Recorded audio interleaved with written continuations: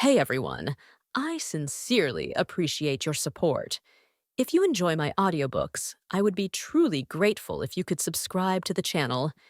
And if you'd like to support even further, you're welcome to become a Patreon member, where you can access audiobooks of novels as long as they are freely available on the internet.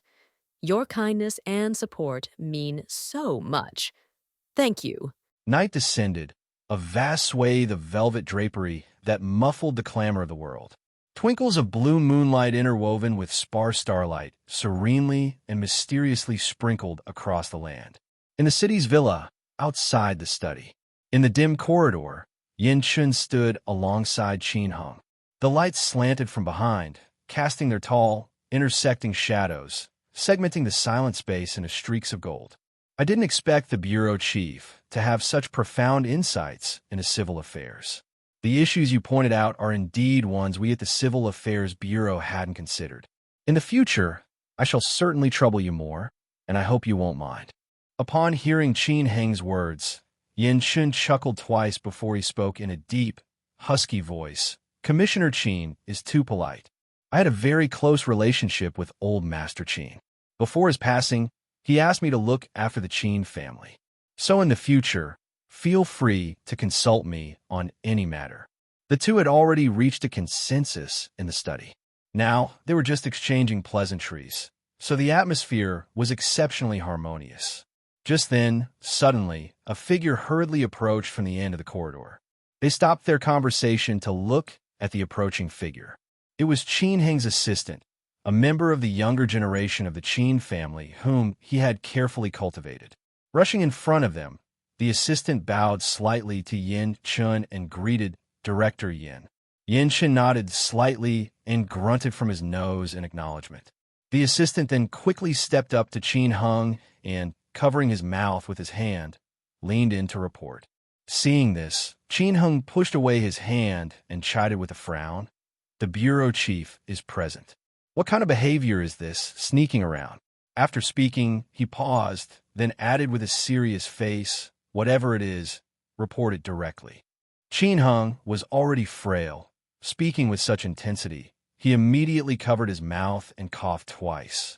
At this time, hearing Qin Heng's words, the assistant had a troubled expression. He glanced at Yin Chun and then back at Qin Hung. Qin Hung understood his assistant's difficulty, but also knew that his family had now completely aligned with Yin Chun.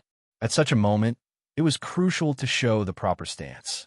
Therefore, he gave the assistant a strict look. Seeing this, the assistant, still with a troubled face, made his report. Master, Qin Hung glared at him again. Address me by my position at work. Assistant, Commissioner, the main house is suspected of being deliberately set on fire. The fire is spreading, and the entire clan is in chaos. Director Qin Jingwang is organizing emergency firefighting while also conducting a headcount and investigation. Since the fire started in a sparsely populated area, although the blaze is fierce, only 2 have suffered minor injuries, with no fatalities. But Fourth Master and his wife and children have all disappeared.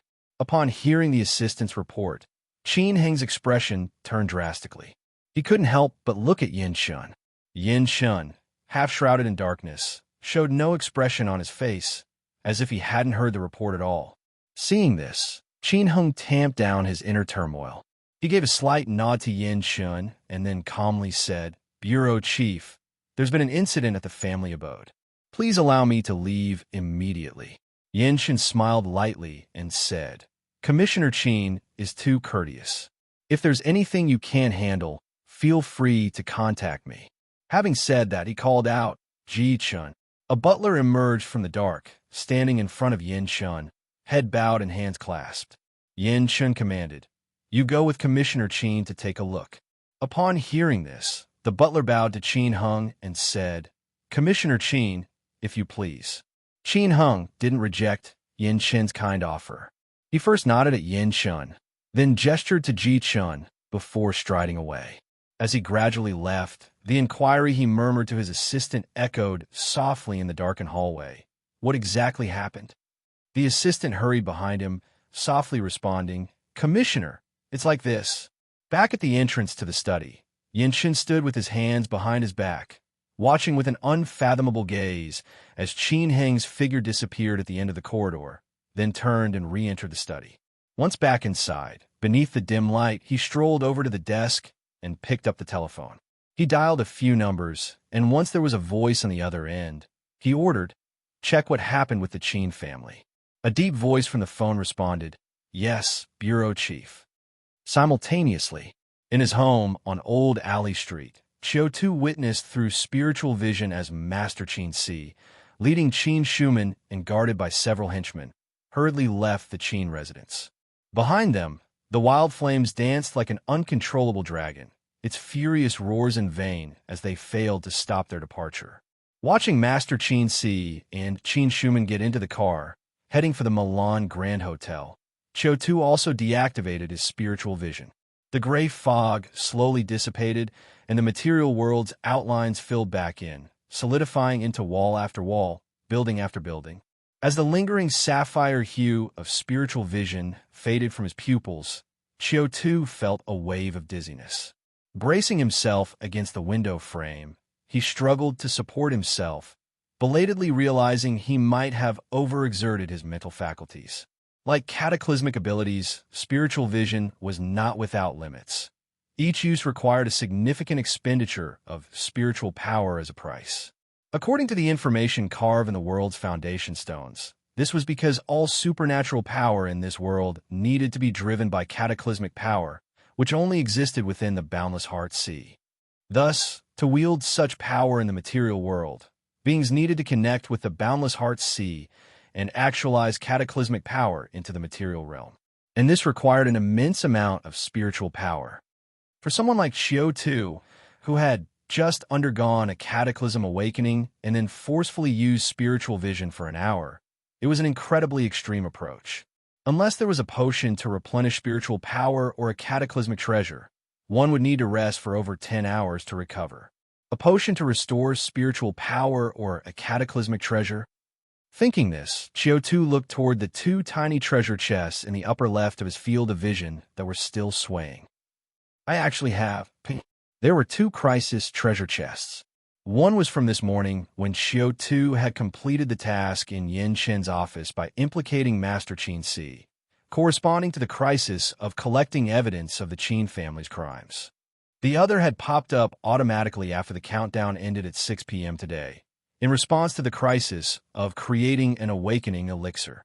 And Qiu Tu had already checked the contents of these two crises. The treasure from collecting evidence of the Qin family's crimes was still a piece of cataclysmic material. Memory clay, a precious cataclysmic material bred from the night demon swamp, capable of recording and reproducing a creature's memory. With certain forging skills, one could craft cataclysmic treasures such as the thinking sculpture, reverberation echo pot, starry beyond letter, and eye of future foresight. A piece of cataclysmic material that seemed very valuable, but Qiu Tu had no way to use it at the moment. As for the treasure chest from creating an awakening elixir, it was different because it actually contained a cataclysmic treasure. Treasure name: Nightmare Crystal Vial. Treasure description: a unique container made primarily from spirit breath crystals. It contains an energy that drives people to madness. Treasure effect: simply leave it under moonlight for one night, and the vial will be filled with spiritual nourishment condensed from the power of the cataclysm and the essence of dreams. Drinking it can instantly replenish depleted spiritual power. Side effects unknown. Note: when you wander the boundless heart sea or confront those terrifying entities trying to devour your mind, the Nightmare Crystal Vial is an indispensable treasure for maintaining mental vigor and resisting mental breakdown. It was because he had obtained this cataclysmic treasure capable of restoring his spiritual power that Qiu Tu dared to use spiritual vision so aggressively. With this thought, Qiu Tu clicked on that treasure chest. In a moment, a colorfully radiant crystal bottle appeared in his hand. The crystal bottle was not large, only the size of a thumb, and looked a bit like some kind of oral liquid Qiu Tu had drunk in his past life.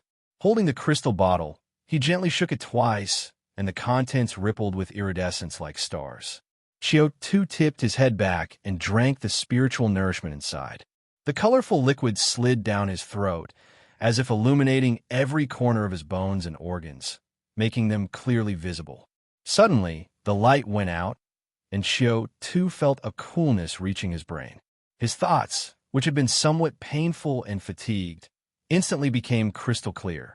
Qiu Tu shook his head, then opened his mouth and exhaled a colorful bubble. Qiu Tu covered his mouth, trying to prevent the bubbles from escaping. But then, he felt the bubbles continuing to move downward. Qiu Tu, alarmed, quickly released his hands, allowing himself to exhale a colorful bubble every now and then. After spitting bubbles for a while, the side effects of the cataclysmic treasure gradually disappeared. Feeling his spiritual power restored, Qiu Tu picked up the nightmare crystal vial and shook it. It was now completely empty. It seemed it could only be used again after being left still overnight. Thinking this, Qiu Tu put the first cataclysmic treasure he had obtained into his pocket and made sure it was secure.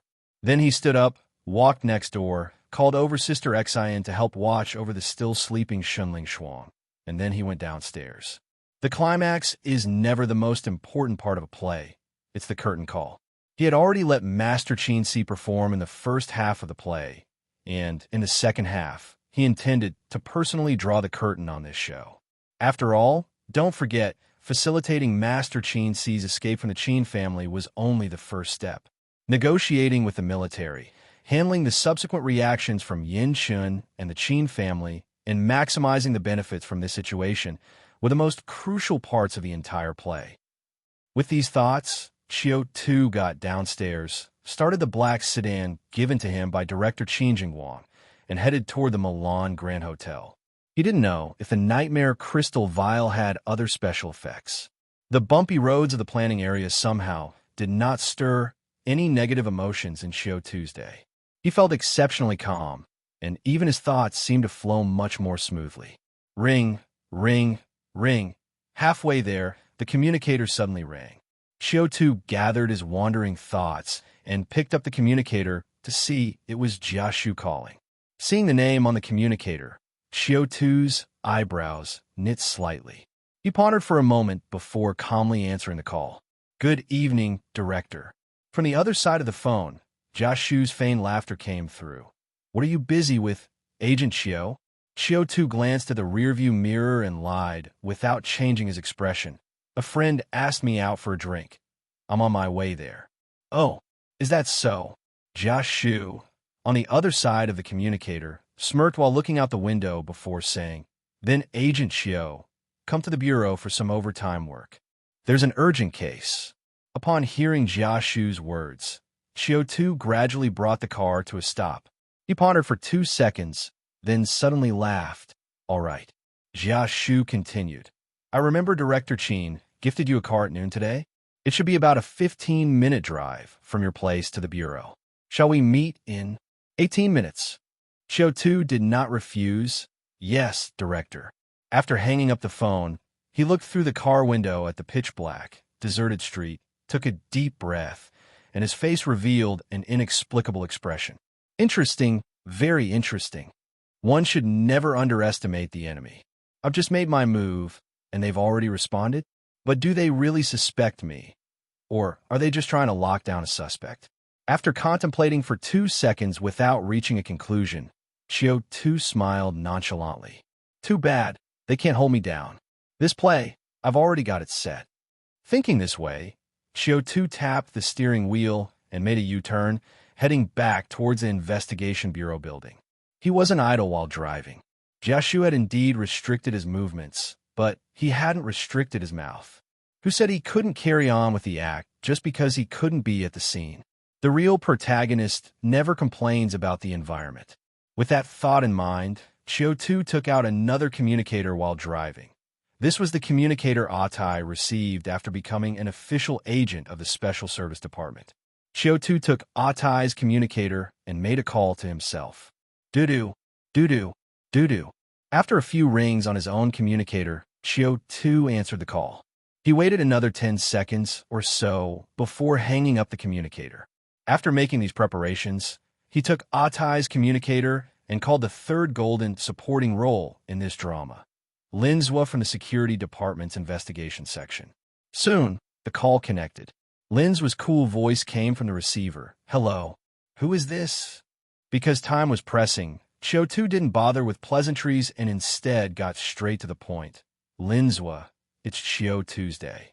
My communicator might be monitored for call records, so I'm using this communicator to call you. Hearing Qiu Tu's words, Linzwa didn't immediately believe him and asked, How do I know you're not a voice changer?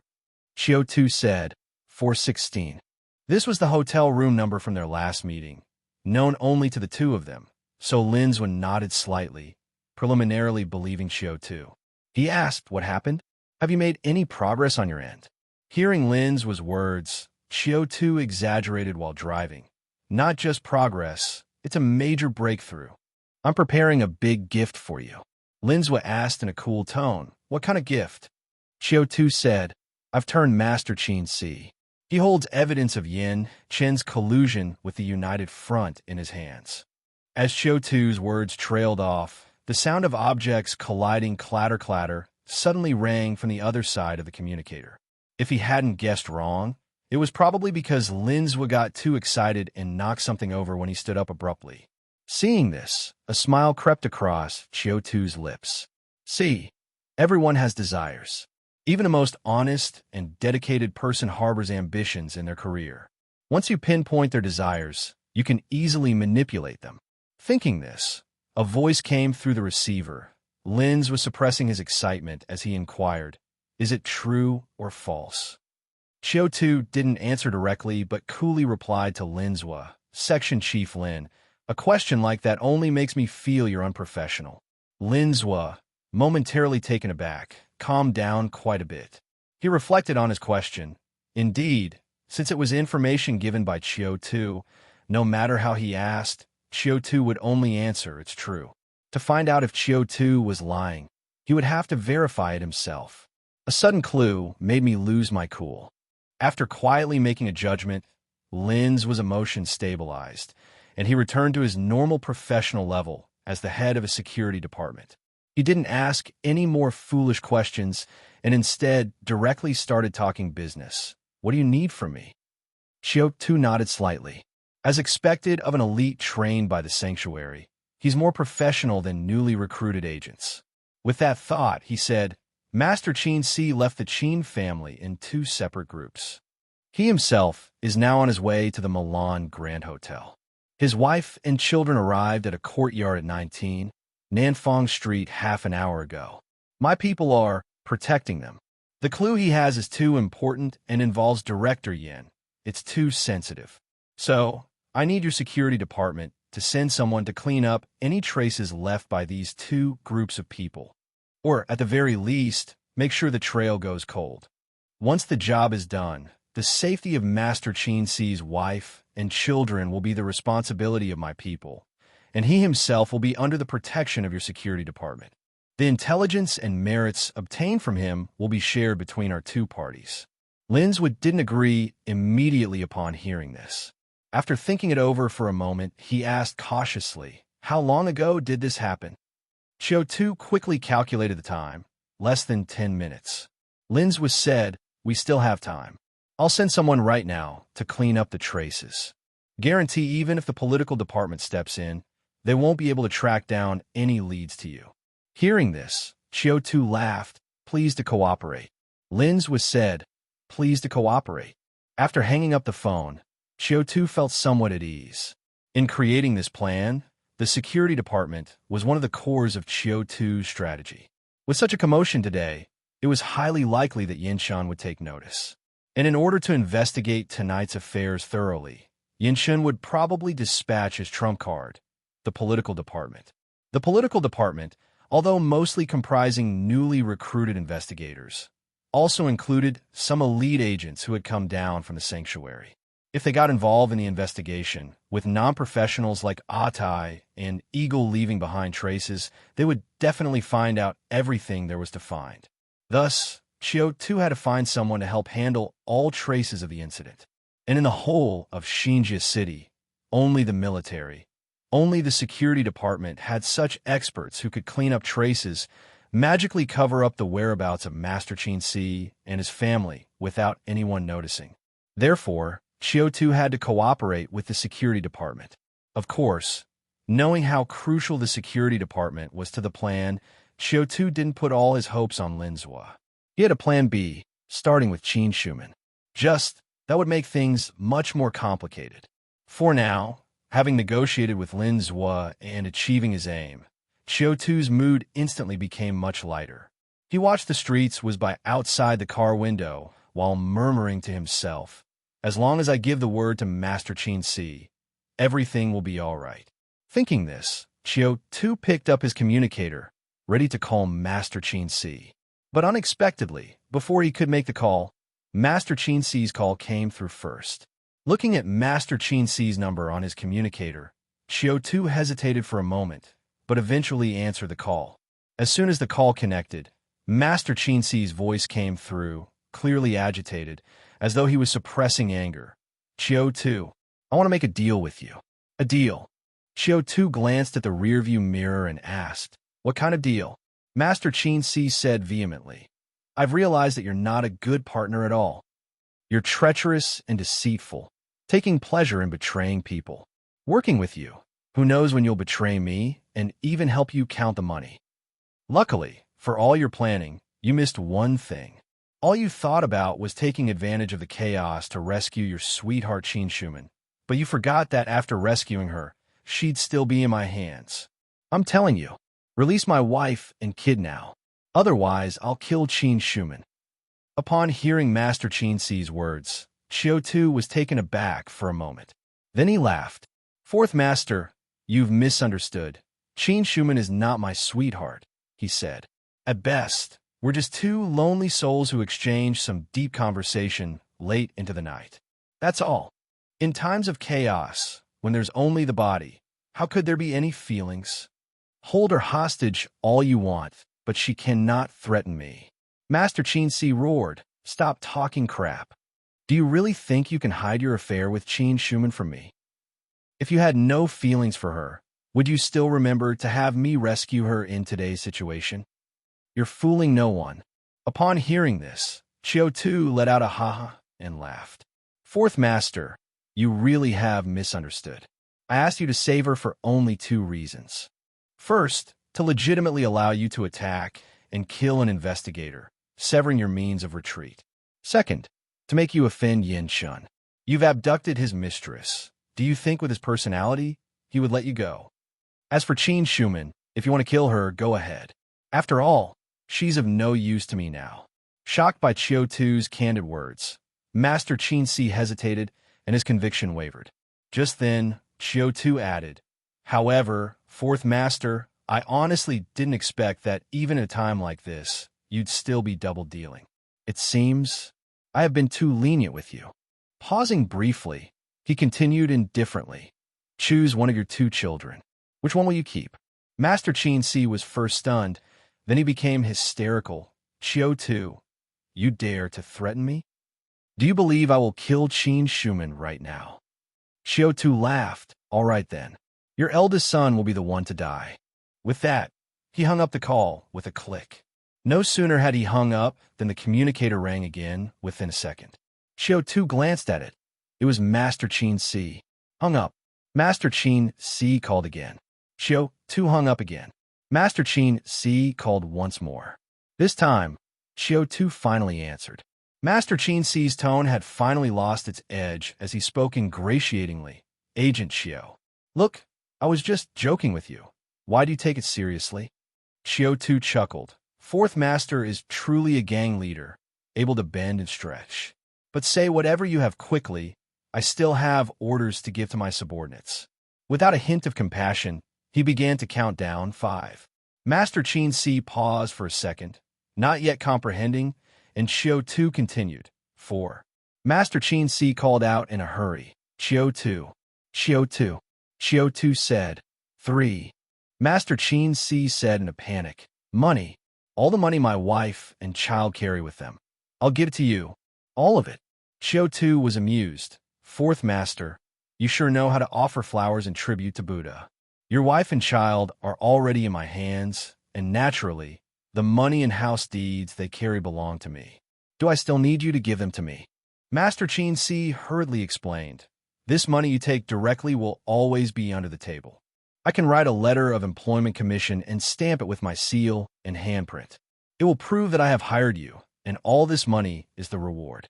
Such a document has legal effect at City Hall as well. Can't the money be laundered then? Upon hearing this, Qiu Tu was clearly tempted. He pondered for 2 seconds before smiling and saying, Fourth Master, it's a pleasure to cooperate. Having said that, he added, however, I have one more condition. Master Qiu Tu, what condition? Qiu Tu said with a smile. Now, take out a knife and stab Qiu Tu. Master Qiu Tu was stunned. What? Qiu Tu repeated loudly. I told you to stab Qiu Tu. He explained, although I don't know why you've misunderstood the relationship between her and me. I don't want to give you or her any illusions. As to where the stab lands, that's up to you. Whether she lives or dies is in your hands. Upon hearing Qiu Tu's words, Master Qiu Tu on the other end of the communicator slowly turned his head, his face full of disbelief as he looked toward Qiu Tu, who was tied up hand and foot, sitting beside him. It seemed Qiu Tu had also heard the conversation between the two. Leaning on the car door, her eyes gazing at the scenery flying by outside the window, she said indifferently, I've always said I'm not important to him, and you still didn't believe it. Qiu Tu's urging voice came through the communicator. Master Qiu Tu's mouth twitched, and he pulled a dagger from his waist, aiming it fiercely at Qiu Tu's shoulder and stabbing. Puchi! The dagger plunged deep into Qiu Tu's shoulder blade. Qiu Tu grunted, her beautiful face contorted with pain. With a grim face, Master Qiu Tu let go of the dagger, then said to Qiu Tu on the other end of the communicator, Qiu Tu, I've completed your task. Praise from Qiu Tu came through on the other side of the communicator. Well done. Next, continue with the plan and head to the Milan Hotel, where someone from the security department will meet you. As for your wife and child, as long as you cooperate well, I will ensure their safety. So, Fourth Master, don't get any more foolish ideas. After speaking, Qiu Tu hung up the phone. Listening to the beep, beep. On the receiver, Master Qiu Tu's expression shifted unpredictably. After a moment, he turned to look at Qiu Tu, who was in pain and as pale as death, and hissed, I've been in the Jianghu for so many years, and I still have a knack for judging people. He truly doesn't care about whether you live or die. Qiu Tu leaned against the car door, her face painfully pale, but she showed no emotion at all. Meanwhile, Qiu Tu, having hung up the communicator, threw it onto the passenger seat, cursing, what a class act, playing games with me. Master Qiu Tu's biggest mistake was seriously underestimating Qiu Tu's place in Qiu Tu's heart. Qiu Tu did indeed have a very close relationship with Qiu Tu and would choose to help her if it was within his power, but only if it didn't stand in Qiu Tu's way. His experience of 2 lifetimes had taught him that in chaotic times, a man could have many women beneath him, but none in his heart, or at least, not apparently so, because that would be the most fatal weakness. After making all his calls, Qiu Tu then focused on driving. 10 minutes later, he arrived at the Investigation Bureau building. As soon as he got out of the car, a political department investigator dressed in a black uniform ran up to him. He opened the door for Qiu Tu and saluted him as Qiu Tu got out. Greetings, officer. The minister asked me to meet you here. Qiu Tu smiled and asked, Oh, where is the minister then? Thanks to Warm Sun Giant for the 100,000 reward. Congratulations to Warm Sun Giant for becoming the Silver Alliance of our book. The boss is generous. I wish the boss good health, a happy family, all the best, and abundant wealth.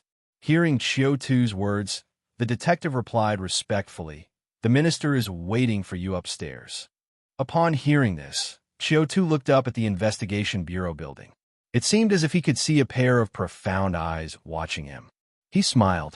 This was not bad news, because since Jia Shu was still in the Investigation Bureau building, it meant that the political department had not yet officially intervened in the matter, and that the security department would have ample time to erase any traces. He and Atai, along with Eagle, would be that much safer. Thinking this way, Qiu Tu calculated the time and formed a rough guess in his mind. Old Alley Street, the Qin family, and City Center Garden roughly formed a triangle. And the Investigation Bureau building was right in the middle of this triangle. Therefore, when Qiu Tu arrived at the Investigation Bureau, Qin Hung should still be on his way back, not yet having reached the Qin family residence. Before fully understanding the beginning and severity of the event, Qin Hung wouldn't ask the Investigation Bureau for help. Hence the situation where he had come to the Investigation Bureau building first, and Jia Shu had not yet left. With this in mind, Qiu Tu couldn't help but make a further speculation. So, did Jia Shu, knowing something had happened to the Qin family, call and lock him down immediately? Qiu Tu's gaze flickered. Haha, look at that, this is the real master. A step in chess, seemingly effortless, yet played a critical role, almost disturbing his own plans. It's known that the outcomes of many plans executed in person and those remotely directed can be worlds apart. If Qiu Tu had not connected with the security department in advance, tricking the security department into covering for him, if Qiu Tu had not taken control of Master Qinxi's wife and children beforehand, stopping Master Qinxi's betrayal with just a phone call, he who needed to handle everything personally would have already been defeated by this move. So, the greatest danger tonight was indeed here. It seems it was time to meet this legendary chief. With that thought, Qiu Tu straightened his clothes and then, with a smile on his face, stepped into the Investigation Bureau building. The Investigation Bureau building at night was pitch black, like a monstrous beast choosing its prey. Taking the elevator to the 9th floor, Qiu Tu followed the guidance of the detective and arrived at Jia Shu's office in the political department. Knock, knock, knock. Come in. Upon Jia Shu's consent, the detective opened the door and led Qiu Tu into the office. Minister, Chief Qiu is here. Qiu Tu's gaze landed on Jia Shu. Jia Shu, dressed in casual clothes, wore a pair of gold-rimmed glasses on his nose, his eyes narrow and smiling behind the lenses. If one hadn't seen his perverse side, they might think he was just an ordinary beast in gentleman's clothing. Good day, Minister. While inwardly sneering, Qiu Tu saluted. Seeing this, Jia Shu returned a forced smile and pressed his hand down. Just as folks here, no need for all the formalities. His smile narrowed his elongated eyes into slits, imparting a falsely cheerful yet insincere aura. Qiu Tu replied seriously, "It's the protocol, sir. I'm afraid I cannot comply." Jia Shu didn't argue further, waving the detective off. Once the detective had left, he then asked with a grin, "Agent Qiu, you got here quickly." He glanced at his watch. "You said 18 minutes, but you only took 15 to get here." Qiu Tu said, "I just left the house, turned around, and drove here. Didn't waste any time on the way." Jia Shu gave a half-smile and nodded. Then, as if out of curiosity, inquired, "Planning a gathering with friends tonight?" Qiu Tu, "Yes." Jia Shu, "Which friend?" Qiu Tu, "Wang Tai. He just passed the Special Service Detective Assessment the day before yesterday. Celebrating for him." Jia Shu, "Where?" Qiu Tu, "At a small restaurant on Nanfang Street, number 29. Jia Shu, "Who else will be there?" Qiu Tu, "Some friends who grew up with me and Atai." Jia Shu swept his gaze over Qiu Tu twice, finding no flaws, then asked again, "Did you receive any calls on the way?" Qiu Tu, "Yes." Jia Shu, "Whose?" Qiu Tu, "The first call was from Atai, asking where I was. I told him I had official business and couldn't make it. The next few calls were from Master Qinxi." Jia Shu uttered an "oh" with an interested look on his face. "Master Qinxi? What did you talk about?" Qiu Tu glanced at Jia Shu and said without any change in expression, "He cursed at me, said that I took his lead, and then turned around to betray him. Said he would never let me off. I hung up on him several times, but he kept calling back. Finally, I answered the call again and cursed a few words back at him. Do you need me to repeat the content of his curses at me and mine at him?" The smile on Jia Shu's face became incredibly brilliant. "No need. We're just making small talk. After all, I've disrupted your plans for the evening, so I care about you." After saying this, he acted as if he was indeed just making casual conversation, reached out to open a drawer, and took out a file to toss to Qiu Tu. This is your mission for tonight. We just caught a female captain from United Front who had infiltrated Xinjia Chamber of Commerce. You're working overtime to interrogate her. See if there are any breakthroughs. Qiu Tu received the file, and while looking down at it, he asked, "What methods can we use?" Leaning back his chair with a half-smile, Jia Shu watched Qiu Tu and teased, "Does Chief Qiu also understand interrogation?" Looking up at him, Qiu Tu replied with a smile, "No, but I understand killing." The playful look in Jia Shu's eyes was almost spilling out as he watched Qiu Tu with interest, his narrow eyes narrowing, no bottom line. The political department isn't lacking in death quotas. Qiu Tu saluted, "Yes." After assigning the task, Jia Shu waved his hand. "All right, go on with your work." Qiu Tu nodded, then turned and left the office. Once Qiu Tu had left the office, silence slowly returned to Jia Shu's office. Jia Shu sat quietly in his chair for a while before reaching out to pick up an upside-down document from the desk. Opening the file, it clearly recorded Qiu Tu's call history from just the past several minutes. Xinjia City was newly established, and the Information Department of the Investigation Bureau was not fully equipped with limited devices, so they could only record and monitor the targeted call history. Thus, he only had reports of incoming and outgoing calls on Qiu Tu's communicator after he had called Qiu Tu. The record clearly showed that the first call was from Atai to Qiu Tu, lasting only over 10 seconds. Then it was Master Qin Si calling Qiu Tu, also a brief talk of a dozen seconds. After that, Master Qin Si made 3 consecutive calls that went unanswered. Finally, Master Qin Si made a 4th call, Qiu Tu answered, and the two talked for some 20 seconds. It all exactly matched what Qiu Tu had just claimed. Interesting, very interesting.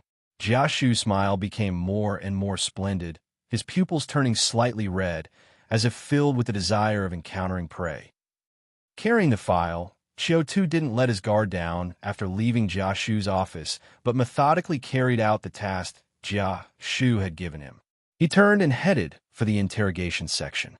Approaching the door of the interrogation section, laughter and chattering from the lit room could be heard. A young girl's curious voice, "Sister Liu, come on, tell us what's going on between you and Section Chief Liu from next door." A mature woman's voice, "Ho ho, there's nothing going on between us. We're just ordinary friends." A young man's voice, "No way, I see you two exchanging glances every day. There's got to be something." The girl, Yeah, I was on duty the other day and even heard Luca feeding you in the meeting room, saying it was too big and you couldn't swallow it. You little wench, you're asking for trouble. Keep blabbing and see what happens." Giggles. Listening outside, Qiu Tu felt as if a certain part of his body had stiffened. Indeed, the office was always brimming with juicy news. With this thought, he coughed and knocked on the door. Hearing the knock, the noisy chatter inside instantly ceased. Seeing this, Qiu Tu pushed open the door and stepped inside. In the afternoon, Jia Shu took Qiu Tu to the interrogation section and had already met everyone. So, as soon as they saw Qiu Tu, the 3 men and 2 women present stood up with varying expressions and called out in a jumble, "Good afternoon, Chief." "Hello, Chief Qiu. Good to see you, sir." "Sir." Meanwhile, in Jia Shu's office, the desk phone suddenly rang. Ring, ring, ring. Jia Shu, sitting in deep thought, snapped back to reality, glanced at the caller ID, and immediately picked up the phone. "Bureau Chief, is there news?" Yin Chen's deep and husky voice came from the receiver. Ji Chun just reported. Old Fourth Qin has run off, and his wife and children were moved away early. Qin Schumann has also disappeared. The detectives who were protecting her and the maid were knocked out and dumped in a warehouse. But because the fire wasn't severe, no one was hurt. The fire has now been extinguished, and after a brief inspection by Ji Chun, it was found that the ignition points were all in the remote courtyards of the Qin family. It seems Old Fourth Qin is leaving room for both the Qin family and us. He might have been compelled. Hearing Yin Chen's analysis, Jiashu's gaze flickered slightly as he pondered quietly. After a moment, he asked, "Bureau Chief, do you have any suspects?" Chen didn't respond directly, but instead asked in a low voice, "Has Qiu returned to the investigation bureau?" Jiashu and then actively reported. After I called him, it took him less than 15 minutes to arrive at the bureau. On the way here, he answered 6 phone calls, 5 of which were from Master Qin Si. Jiashu continued. Chen, discernibly intrigued. "Oh," responded. "How did he explain that?" Jiashu said with a smile. His explanation was perfect. He said Master Qin Si was calling to scold him, accusing him of betraying Master Qin Si. Jiashu explained.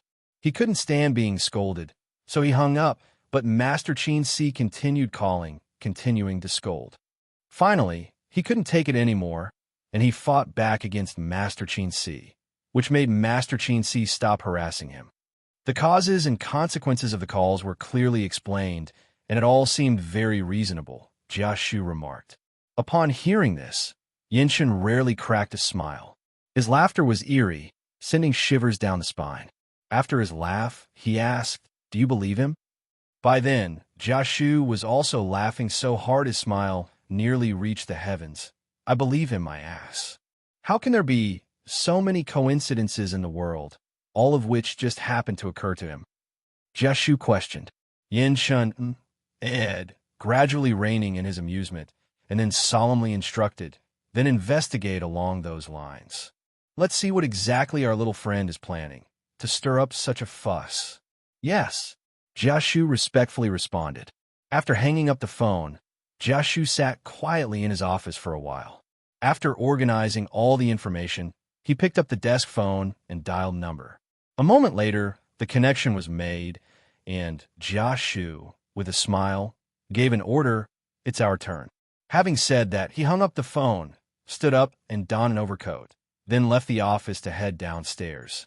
Walking through the dark corridor, Jiashu's mind involuntarily revisited the scene from half an hour ago. At that time, Chen had informed him that the Qin family's place had caught fire and Master Qin Si had fled. His initial thought was to have the political department intervene immediately to investigate the matter. After all, for such a major incident, each minute's delay meant the shadowy figure behind the scenes could potentially destroy more clues and evidence. However, Chen insisted that Qin Hung should first return to the Qin family, and only after proactively requesting support from the investigation bureau would they get involved. He had 3 main reasons for this. First, as Qin Hung had just aligned with him, it was important to save face for Qin Hung and the Qin family. Second, no one cherishes what they get easily. Only what is earned through hard work is truly valued. Third, Xinjia City was newly established, and all the powers that be were rough around the edges. Even if they were given some time to cover their tracks, with the methods of the political department, the truth would still be uncovered. Both of their perspectives were correct, one from the standpoint of solving the case, the other from a political standpoint.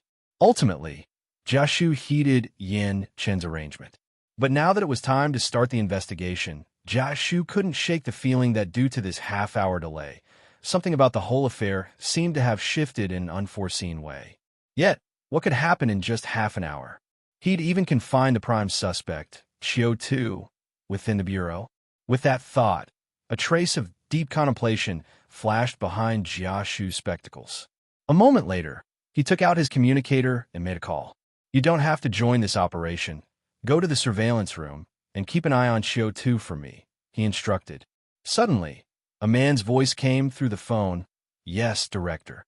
Having finished all this, Jiashu put on his mask of a forced smile and headed downstairs, stepping out of the investigation bureau building. By then, a T-model car had already stopped at the entrance of the investigation bureau building, where a few middle-aged men, evidently experienced, were already waiting.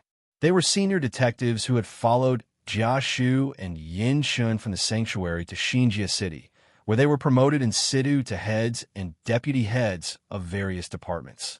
This was the backbone of Chen's confidence in handling this case.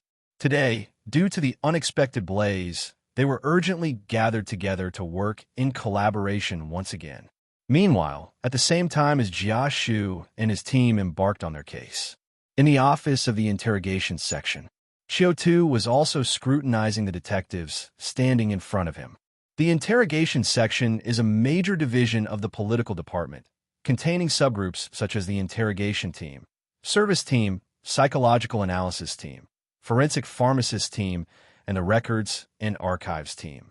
Similar to other departments of the political department, these groups operate independently, but when confronted with a case, members are drawn from each to form a special task force.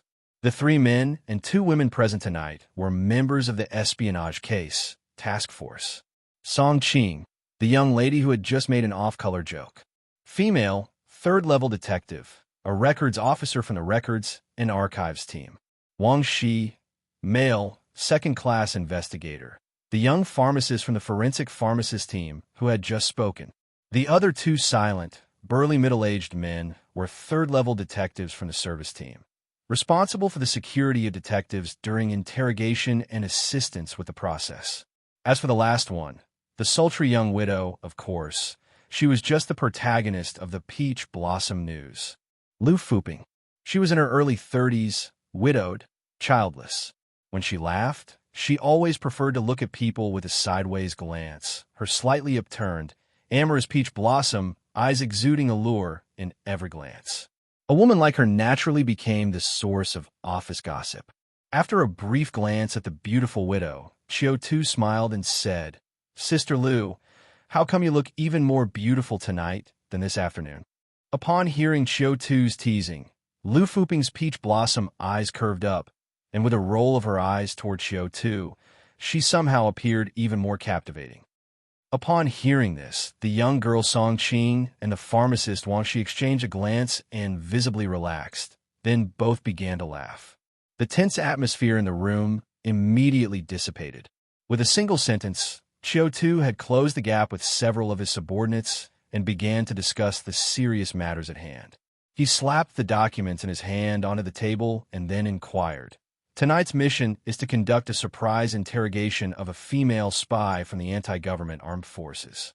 After finishing, Qiu Tu called out to the young girl Song Qing, "Recorder, please introduce this female spy's situation to everyone first."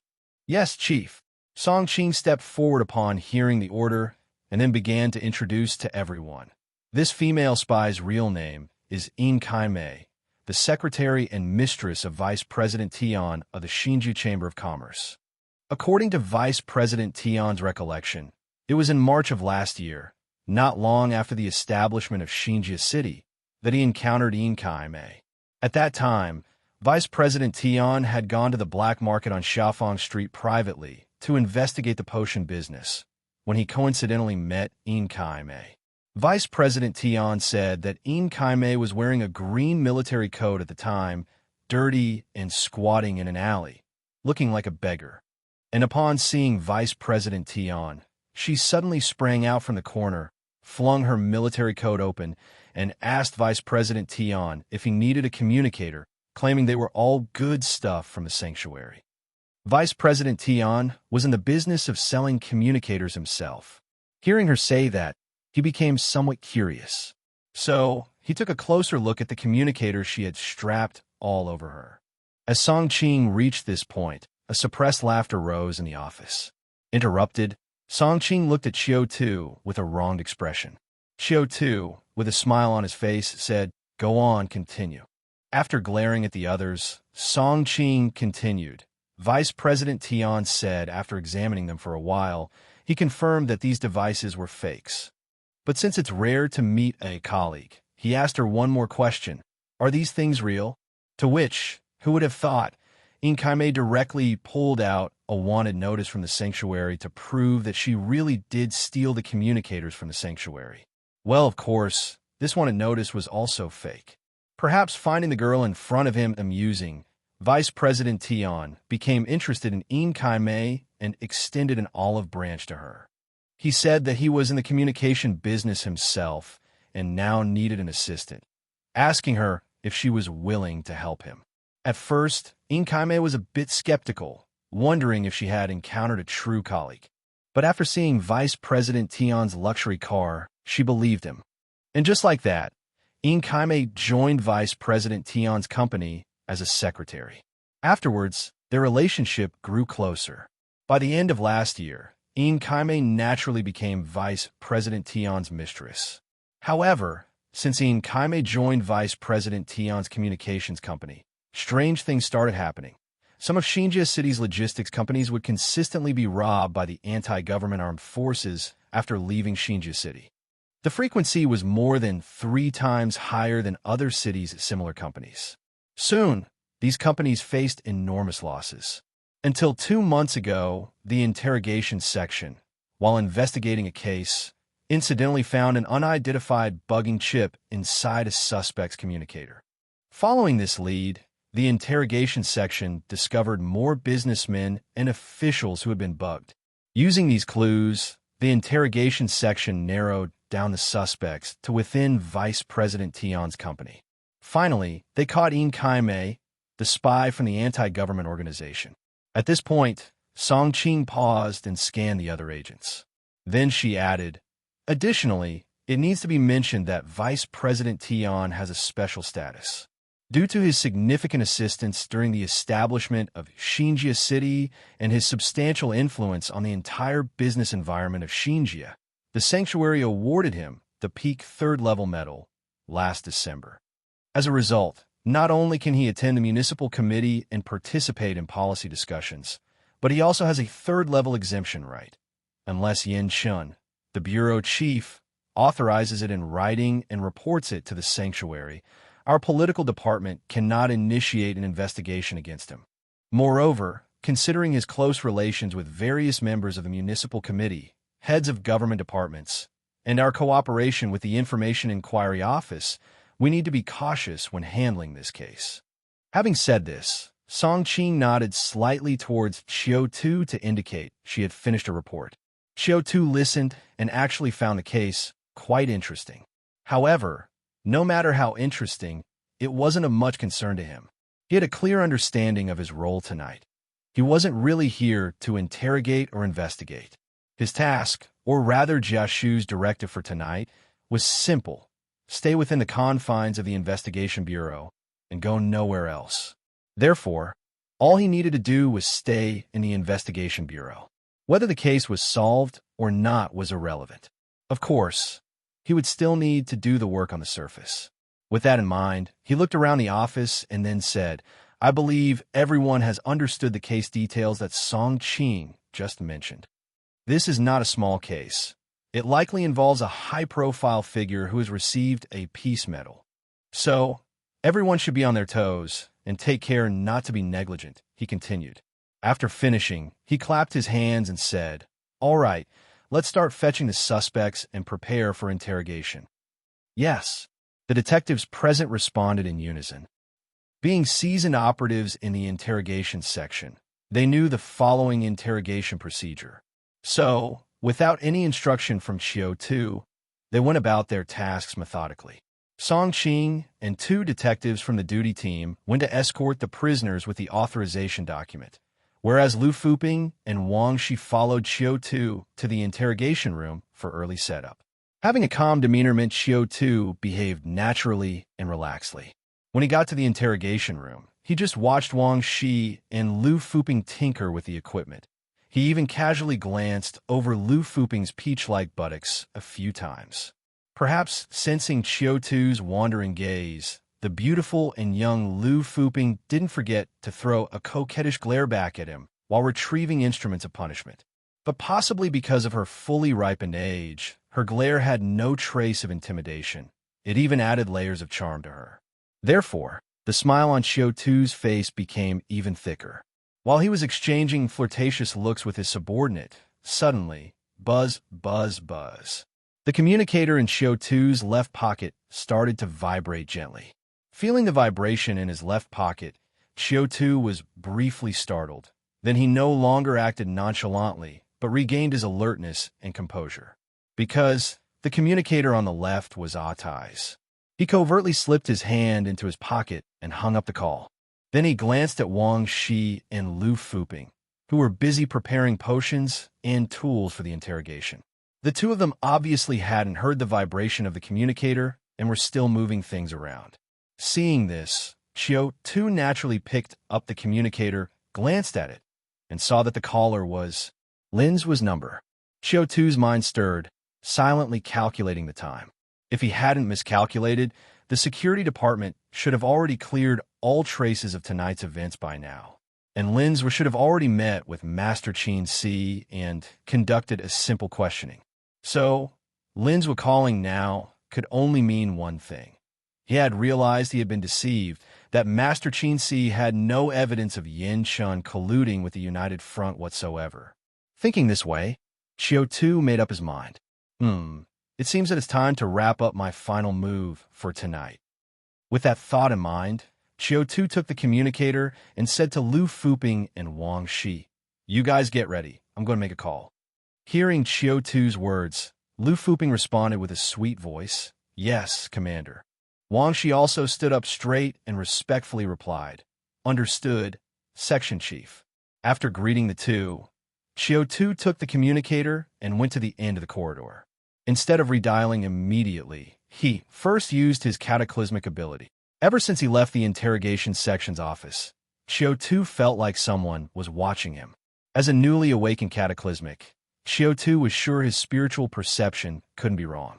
So he surreptitiously checked his surroundings to ensure no one was there. Then, he focused his attention on the surveillance cameras scattered throughout the investigation bureau. As one of the three major institutions of power in Xinjia City, the investigation bureau was equipped with complete security measures and anti-theft systems. This included several surveillance cameras in each floor's corridor. Ordinarily, no one would watch these cameras. They were just for show. But today's unusual feeling led Qiu Tu to speculate. Could someone be observing him through the surveillance? This suspicion peaked while he was exchanging flirtatious glances with Lu Fuping, because he noticed that, at that time, that sense of being watched disappeared for a moment. Qiu Tu guessed that the watcher had become bored and either had a momentary distraction or shifted their gaze away. And now, as he was about to make a phone call, that feeling of scrutiny returned. Clearly, the watcher had also noticed Qiu Tu's situation.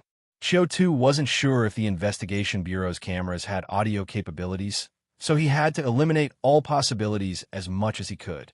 With that in mind, Qiu Tu tried to use his cataclysmic ability for the first time. There was no difficulty, no unfamiliarity. It was as if it was an inborn instinct. As the notion surged in his heart, the cataclysmic ability, reshape order, immediately took effect. In that instant, Qiu Tu's eyes turned deep blue once again. The misty gray fog spread, and the surrounding environment began to fade away. He found himself standing in a narrow space of only 4 square meters. He felt like he could be the omnipotent God in this space, acting at will. Nobody could refuse him, and nobody could resist him. It was the intoxicating feeling of standing at the pinnacle of power, in command of everything. Is this my cataclysmic ability? Qiu Tu silently marveled to himself, then forced himself to calm down and set the rules for this order space for the next 24 hours. When I enter this space, all people, machines, and treasures outside will only see, hear, and record me continuously dialing the phone without getting through. As the rule was established, the gray mist dispersed, the physical world returned, and everything seemed no different from just a moment ago. But it was entirely different. Qiu Tu turned and looked back, and Lu Fuping was also looking his way. Their gazes met, but the beautiful matron, as if she hadn't seen Qiu Tu at all, casually brushed her hair and turned her head away. Seeing this, Qiu Tu knew the rule he had set was in effect. He didn't delay. Rather, he immediately pulled out 2 communicators, first using Atai's communicator to return a call to Linzhua. Then, he used his own communicator to dial Atai's communicator. Of course, since Atai's communicator was in the process of making a call, it couldn't go through. Having done all this, the call from Linzhua came through. He was clearly waiting for Qiu Tu's call, so as soon as it rang, he picked it up. Upon picking up, Linzhua's chilly voice came through. "Qiu Tuesday. You're messing with the security department." Hearing this, Qiu Tu knew Linzhua had indeed inquired with Master Qin Si. But he couldn't admit it, so he laughed and said, "What are you talking about, Section Chief Lin? You're from a security department. If you gave me 8 guts, I still wouldn't dare to toy with you guys." Linzwa chuckled twice and said, "Is that so? Then why does Master Qin Si say he doesn't know anything about Yin Shun colluding with the anti-government armed forces? Furthermore, he said you also deceived him. You told him we were investigating the Qin family's collusion with the anti-government armed forces. How do you explain that?" Feigning surprise, Qiu Tu said, Is that so? Impossible. He personally told me yesterday that he had evidence against Yin Shun." After this, Qiu Tu hesitated for 2 seconds before pretending to come to a realization. Could it be that he got scared and changed his mind?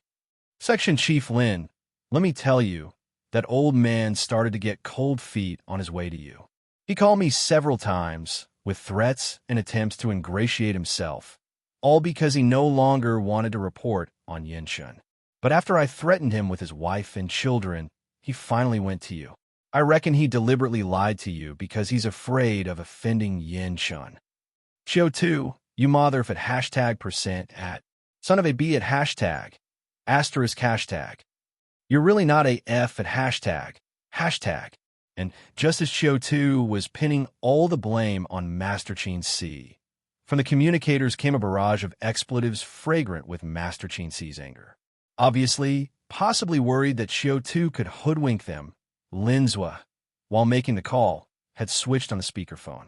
Qiu Tu's attempt to frame Master Qin Si was heard by Master Qin Si himself, word for word. Qiu Tu. Qiu Tu touched his nose, feeling that this was the most embarrassing situation he had encountered since crossing over to this time. It wasn't really his fault. Who would have expected the normally rule-abiding Lin Zhua to breach confidentiality protocols and let an outsider listen to a conversation between 2 secret departments? However, fortunately, he had a plan B.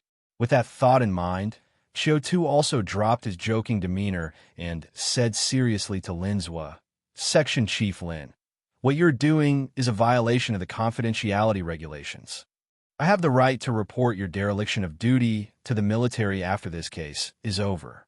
Lin Zhua was not intimidated by Qiu Tu. He said coolly, "That's assuming you get past this current hurdle. Qiu Tu, I'm giving you one last chance to explain. If your explanation still doesn't satisfy me, then I will terminate our cooperation and report your actions to City Hall and the Investigation Bureau. Let them deal with you." Upon hearing this, Qiu Tu laughed, displaying complete indifference as if being sliced to ribbons. "You won't do that. If you report me, City Hall and the Investigation Bureau will find out that you're secretly investigating Yinshun, conducting a private investigation of a high-ranking official without evidence. That's a major scandal. Not to mention your own department, even General Yi might face reprimands from the sanctuary." Linzwa was clearly infuriated by Qiu Tu's defiant attitude. Just as he was about to argue with Qiu Tu said, "All right, Section Chief Lin, I'll stop teasing you. I do have some progress to report. Now, give the phone to Qin Shuman. I need to speak with her directly." Qin Shuman's real identity was Section Chief of the Security Department's Investigation Division, and Linzwa, as her confidant, of course knew her position. Qiu Tu and Qin Shuman had also had in-depth exchanges as comrades in arms. Therefore, he understood her all too well. Among the 4 people on either end of the phone, only Master Qin Si was in the dark about Qin Shuman's identity. So he looked bewilderedly at Qin Shuman, who was slowly standing up, a whole host of question marks above his head. Wait a minute, Qin Shuman taking a call? What does that mean? Isn't she just Yin Chen's mistress, Qiu Tu's fling? Why does Qiu Tu need to speak directly with her? Before he could figure it out, Qin Shuman casually walked over, reaching out for the communicator. Seeing this, Linzwa also proactively handed the communicator to Qin Shuman. Seeing this scene, Master Qin Si was even more confused. Wait a minute, Qin Shuman taking a call, and this security department section Chief Lin has no objections? And why does he seem so respectful towards Qin Shuman? Just what is Qin Shuman's real identity? With these thoughts, Master Qin Si's gaze couldn't help but drift towards Qin Shuman's shoulder wrapped in bandages, still marked with spots of blood. In that instant, only one thought crossed his mind. Oh shit. Has Qiu Tu screwed me over again? Who the hell did I actually stab? Meanwhile, Qin Shuman had also started talking to Qiu Tu while Master Qin Si was still in shock. First, she turned off the loudspeaker. Then with a charming smile and a gentle voice tinged with a sting, she said, Chief Qiu really is ruthless. Huh. Here I am, being so sincere to you. Yet not only do you play our security department for fools, you also let me get stabbed for nothing. Master Qin Si's face went deathly pale. And at that moment, on the other side of the communicator, Qiu Tu, also laughing, said, Shuman, you have to understand me. Everything I've done has been for you. Oh, really? Qin Shuman obviously didn't believe him, and laughed as she asked, can Chief Qiu really just shift the blame to someone else like that? Qiu Tu, keeping a grip on the rhythm of the conversation, timely threw out his bait. I'm not shifting blame. Everything I said is true. I'm currently under Jia Shu surveillance and don't have time to explain in detail. But I hope you can believe me. All of this is to find a cure for your condition. And fortunately, I really did find one. Hearing Qiu Tu's words, Qin Shuman's pupils contracted sharply, and her body trembled slightly. Because Qiu Tu had perfectly seized her vulnerability. As a cataclysmic, Qin Shuman was desperate to resolve her current situation. This was not only because the body she was in now was too special, too sensitive, too dangerous, but also because the operational rules of cataclysmic ability. All cataclysmic abilities were supported by a price. The stronger the ability, the higher the price. Over a short period, the price could still be paid with spiritual power. But once the time was too long, if the spiritual power was not enough to pay, or it could not be paid with spiritual power, unimaginably dreadful things would happen. And now, Qin Shuman had been using the possession ability for 4 days, pushing the limits of her ability. She really could not imagine the horrors that would happen in a few more days. By then, even if she returned to her own body, it might already be too late. That's why she had seduced and given herself to Qiu Tu, why she had risked revealing her identity to him, why, without knowing the plan, she had unhesitatingly followed Qiu Tu's arrangements, leaving the Qin family with Master Qin Si. After all, the mysterious person who had possessed the original Qiu Tu was the only lifeline she could grasp. In fact, Qiu Tu did manage to do just that. Although he had used Master Qin Si and the security department, he did successfully rescue Qin Shuman from a precarious situation. The only thing Qin Shuman didn't expect was that although she thought Qiu Tu was so kind to her because he truly cared, in reality, Qiu Tu was someone just like her, outwardly loving and devoted, but inwardly exceedingly rational. The knife from Master Qin Si was a warning to Master Qin Si, as well as to her. No matter how deeply involved, interests remain separate. In troubled times, there is no room for love-struck foolishness. Thus, when faced with another lure cast by Qiu Tu, Qin Shuman was not immediately overcome with confusion. Knowing that Qiu Tu excelled at manipulating people's hearts, she quickly analyzed the truthfulness of Qiu Tu's lure, the benefits he wanted to exchange, and weighed the pros and cons. After a moment, she had her answer. She waved her hand toward Linzhua. Seeing this, Linzhua nodded, then took Master Qin Si to the next room and closed the door. Once the room was empty, Qin Shuman walked to the window, lowered her voice, and calmly stated her price. Tonight's operation was independently completed by our security department investigation department. It has nothing to do with you. The cause of the matter is that we've been investigating the Qin family's collusion with the anti-government armed forces, so we made contact with Master Qin Si. This time, the Qin family wanted to push Master Qin Si to be the scapegoat. In desperation, he took a wild risk, set fire to the Qin family, and killed Qin Shuman. Afterward, he was taken away by our security department for protection. This will be the official record and archives. No matter who inquires, it will remain as such. Moreover, I assure you that even if the political department sends a letter demanding people, We will not hand over Master Qin Si and his family. Or we won't hand over anyone alive. Hearing Qin Shuman's words, Qiu Tu laughed. He knew that Qin Shuman's asking price was to take the entire blame and perhaps face an internal disciplinary action, all to ensure her safety. But he still shook his head. Not enough. Qin Shuman wasn't surprised. She pondered for 2 seconds, then raised the stakes again. I recall you have several good friends. I've observed them over the past few days and found that they have potential. I can recommend 2 of them to join the military, and I guarantee one of them will be promoted to lieutenant within a year. Upon hearing this, Qiu Tu pondered for a moment. Lieutenant, equivalent to a first-level detective, usually holds the position of a platoon leader in the military department, commanding about 30 soldiers.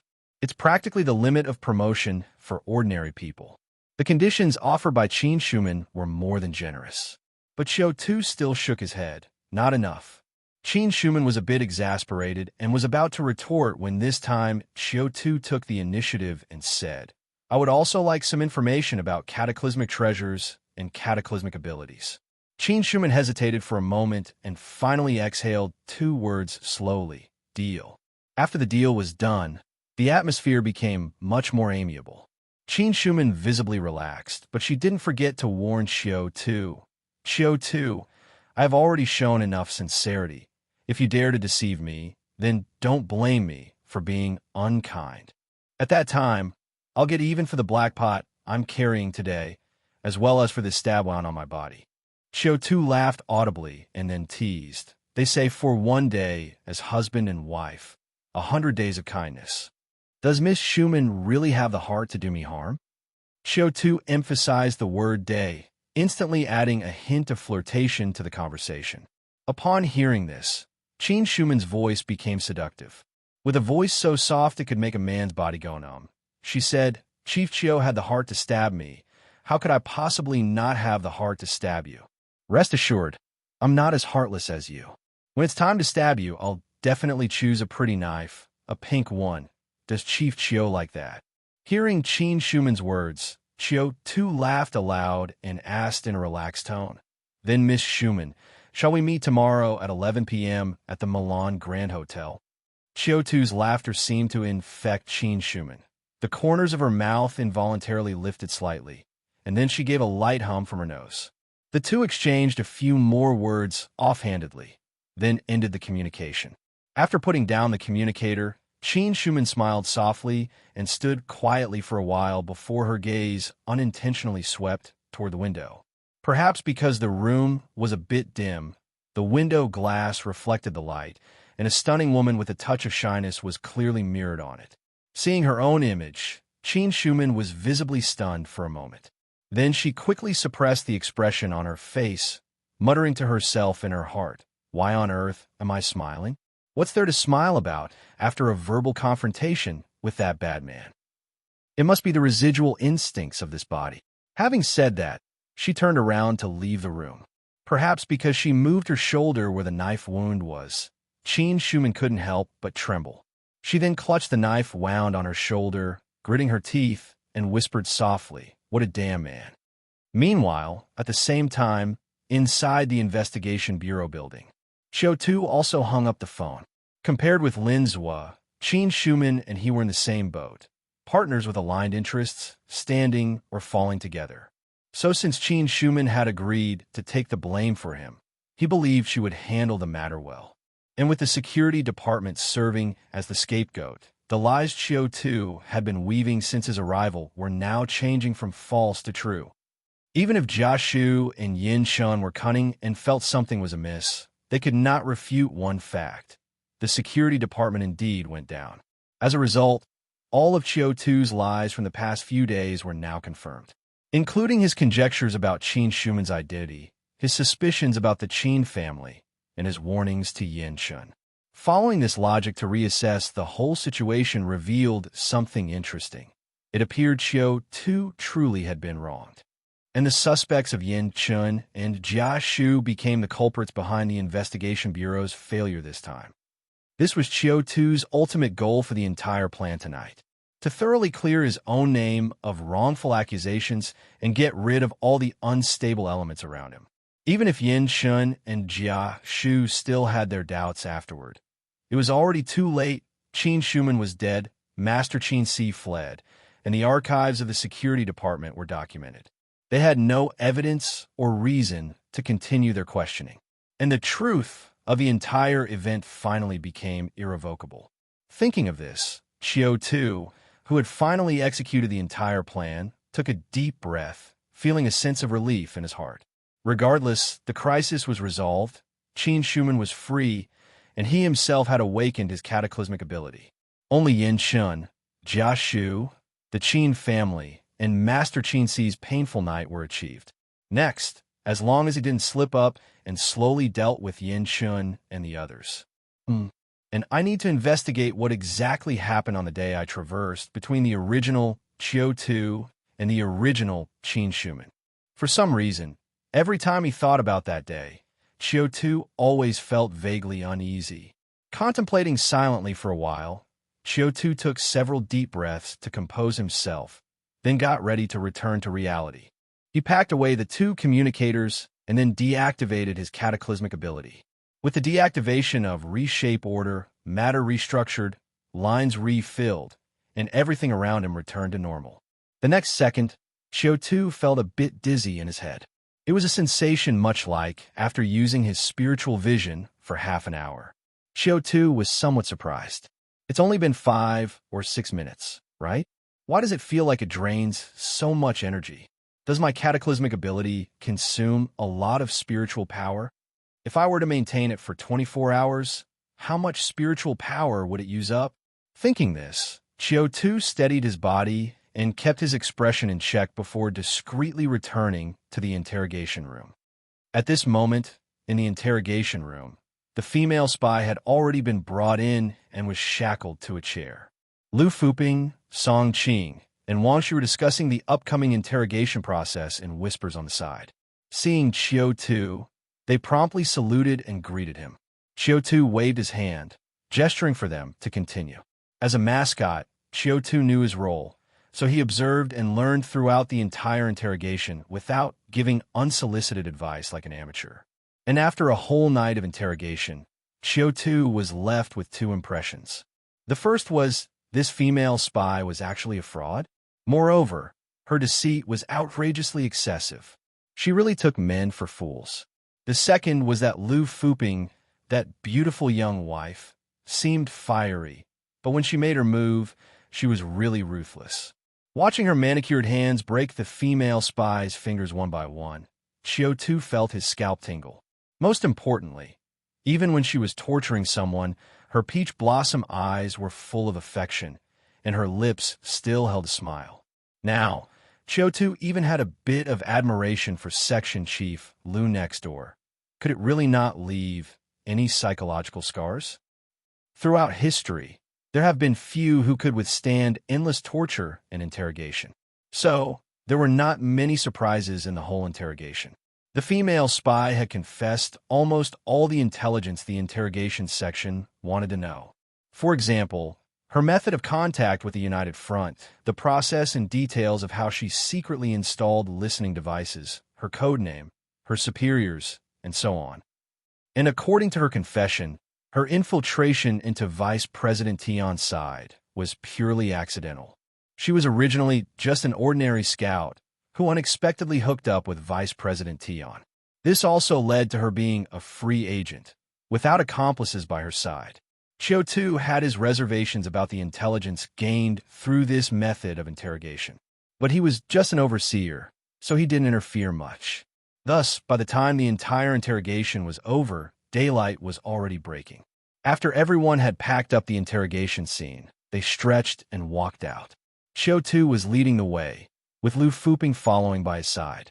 After last night's interrogation, Qiu Tu dared not have any thoughts about the beautiful young wife in front of him, but he might not be interested, yet this beautiful young wife took the initiative to strike up a conversation with him. "Commander, you must be tired after a whole night of interrogation, right?" Qiu Tu yawned. "It's okay. Just a bit sleepy. After all, most of the work was done by Sister Lu." If anyone should be tired, it's you. Hearing Qiu Tu's words, Lu Fuping said lazily, I am indeed a bit tired. I just want to go home, take a bath, and have a good sleep.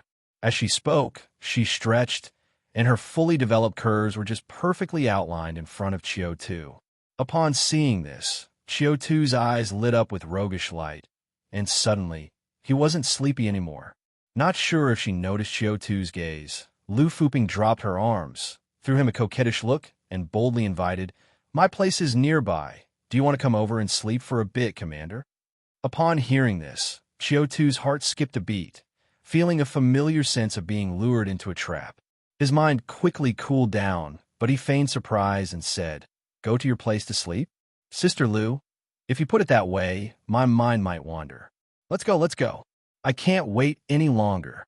Ho ho ho ho. Lu Fuping laughed loudly at Qiu Tu's blatant teasing, playfully hitting him, while her soft waist pressed against Qiu Tu's body. Qiu Tu laughed and enjoyed the flirtation, while his mind grew even more calm. The few agents from the interrogation section behind them glanced at each other. Pharmacist Wang Shi gestured towards the backs of the two with a jerk of his mouth and winked at the young girl Song Qing. Song Qing rolled her eyes and mouthed an appraisal, adulterer and seductress. Meanwhile, at the same time, in the Information Department's surveillance room at the Investigation Bureau, a shadow also received a phone call. After picking up, the voice of Jia Shu came through, asking, How is it? Any abnormalities? Hearing Jia Shu's question, the shadow replied softly, Everything is normal. On the other end of the communicator, Jia Shu, in acknowledgement, but remained silent for a long time, without revealing his signature laughter. Sensing something unusual about Jia Shu, the shadow asked, What's wrong? Did the investigation last night not go smoothly? Jia Shu came back to his senses upon hearing this, and said with a chuckle, It went very smoothly. It's just, the outcome was a bit unexpected. At 10 a.m., in Yin Chen's garden villa in the city center garden, that dimly lit study, the desk lamp cast a dull yellow glow. The whole room was haze-filled, wisps of smoke entwining in the air, constantly rising and spreading over time. Yin Chen was half shrouded in darkness, the other half.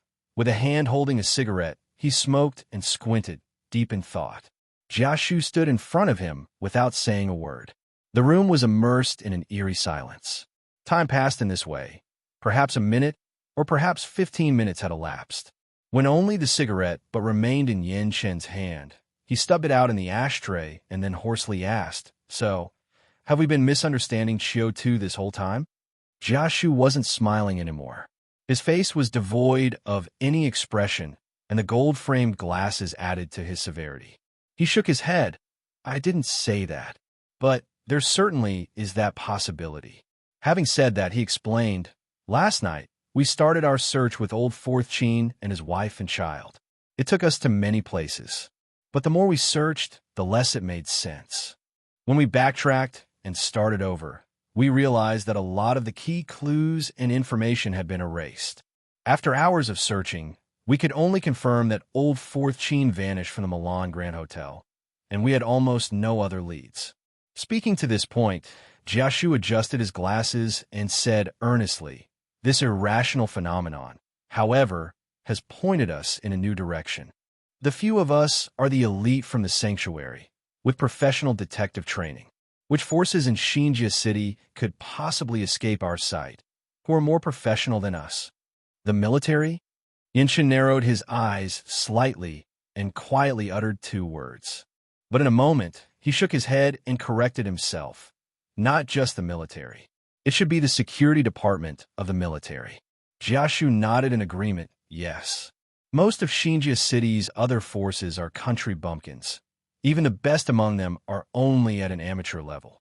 They couldn't possibly erase all traces and sever all clues within a short 30 minutes, leaving us with no leads to follow. This level of professional technique could only be accessed by mid-level management from the sanctuary. That means people from the Investigation Bureau, the military, and City Hall. Although City Hall is the highest authority and has the most middle management, most of them are civil servants and do not possess such professional means. And the people from our investigation bureau were all summoned by me last night. They didn't have time to commit the act. So if it can only be the military, or rather, the security department of the military that has this capability. At this point, Jiashu paused, then continued. We've been rivals with the security department for many years and are familiar with each other's tactics. So once we zeroed in on the target and investigated in this direction, we quickly found some subtle traces. So, it's confirmed that the mastermind behind last night's actions was indeed the security department. Hearing Jiashu's words, Yinchen's expression changed unpredictably. He lit another cigarette and slowly said, "Last night, Master Qin Si set the Qin family estate on fire and took Qin Shuman away. Shortly afterward, the security department stepped in to cover their tracks. That indicates Master Qin Si and Qin Shuman are with the security department. And Qiu Tu initially said he suspected something was off with Qin Shuman, suspecting her of having another identity. So, he didn't lie to me?" By the end, Yinchen's brow was deeply furrowed. Jiashu didn't know what to say either. He fell silent for a moment before adding, "Last night, Old Fourth Qin deliberately held back, refraining from burning the main Qin residence and from killing the agents guarding Qin Shuman, indicating he was being coerced. So he's more likely not the mastermind behind the whole plan, but rather just an executor." So, Yinchen's eyes narrowed further. So, is it likely that the mastermind of this plan is Qin Shuman? Does this further confirm Qin Shuman's identity? At this, Yinchen paused. However, Qiu Tu still got Qin Shuman's identity wrong. She is not with the municipal committee as he had guessed, but with the military. Jiashu nodded slightly and continued. And if Qin Shuman really is from the security department, then it makes even more sense that she could offer something like the Aurora Stone as an awakening material to bribe Qiu Tuesday. Yinchen nodded and replied in a low voice. Indeed, the security department is the one responsible for handling extraordinary affairs. Just as Qiu Tu had analyzed and predicted before, Yinchen and Jiashu had never trusted him, and thus they had never believed that Qin Shuman was a spy either. But when the security department got involved and Qin Shuman's identity as a spy was confirmed, all of the logic the two had previously held was overturned. This shock made them inherently start analyzing the situation from Qiu Tu's perspective. As a result, the more they analyzed, the more they felt Qiu Tu was wronged and that Qin Shuman was the root cause of everything. This would also make them overlook many flaws and details in Qiu Tu's lies, or even if they noticed them, they would find reasons to gloss them over. So, the room once again fell into silence for a time. Now that the situation was clear, the two realized they had reached an impasse. They initially didn't trust Qiu Tu and had not controlled Qin Shuman immediately. Now that Qin Shuman had escaped, they no longer had any pretext to confront the military about it.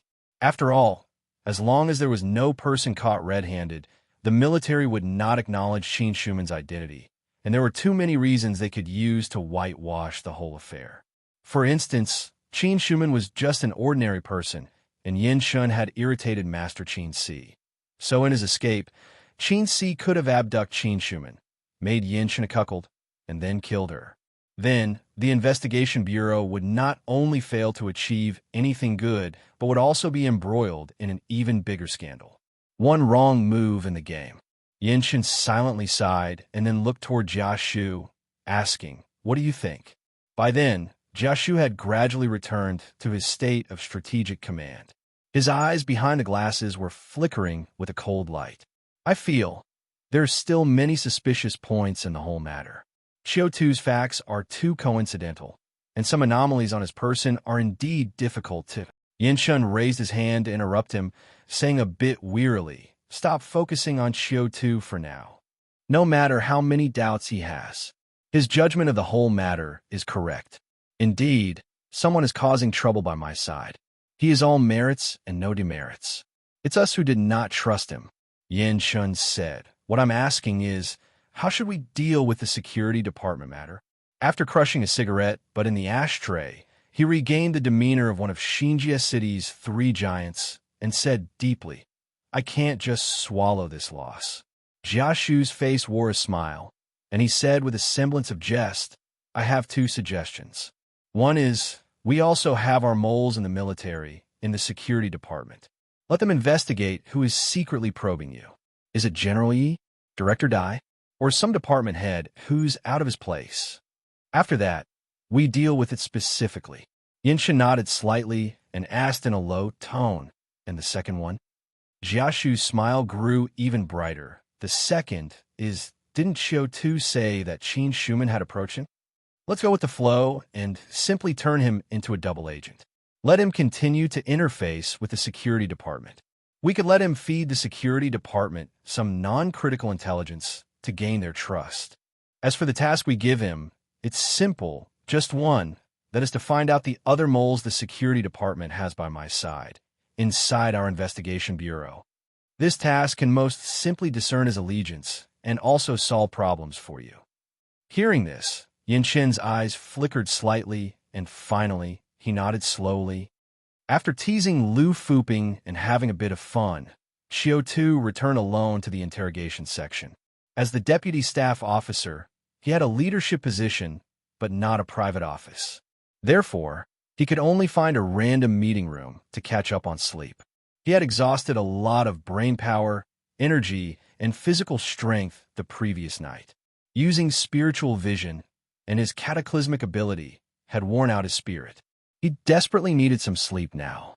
So he went to sleep deeply, and in his dreams, Qiu Tu vaguely sensed someone entering the meeting room. Then they covered him with a coat and left. He felt the person was familiar, but perhaps too tired. He couldn't recall who it was. And like that, he slept until 2 p.m., when Qiu Tu slowly awoke from his sleep. He stretched, feeling revitalized. But just then, suddenly, a few lines of prompts appeared before him. Acquired cataclysmic ability became a cataclysmic. Golden finger position +1. The number of refreshes +1. Current 2 golden finger positions, 1 fixed position, 1 random position. Refreshing frequency once per month. Seeing the prompt before his eyes, Qiu Tu, who had been in a bit of a daze, suddenly tensed and became fully alert. He sat up straight and looked around to make sure no one else was in the conference room before carefully examining the changes to his golden finger. On the first day of his transmigration, Qiu Tu had discovered that his golden finger was different from that of other transmigrators. While others had only one golden finger, his could be refreshed and fixed. However, since the conditions had not been met at the time, he had not known how to trigger these two functions. Now, with the prompt, Qiu Tu also had a moment of realization. It seemed that his golden finger evolved with the enhancement of his supernatural power, didn't it? So, would it mean that he just needed to continue improving his strength to gain more golden finger slots and more refresh opportunities? With that thought, Qiu Tu also tried to check his golden finger's brand new panel.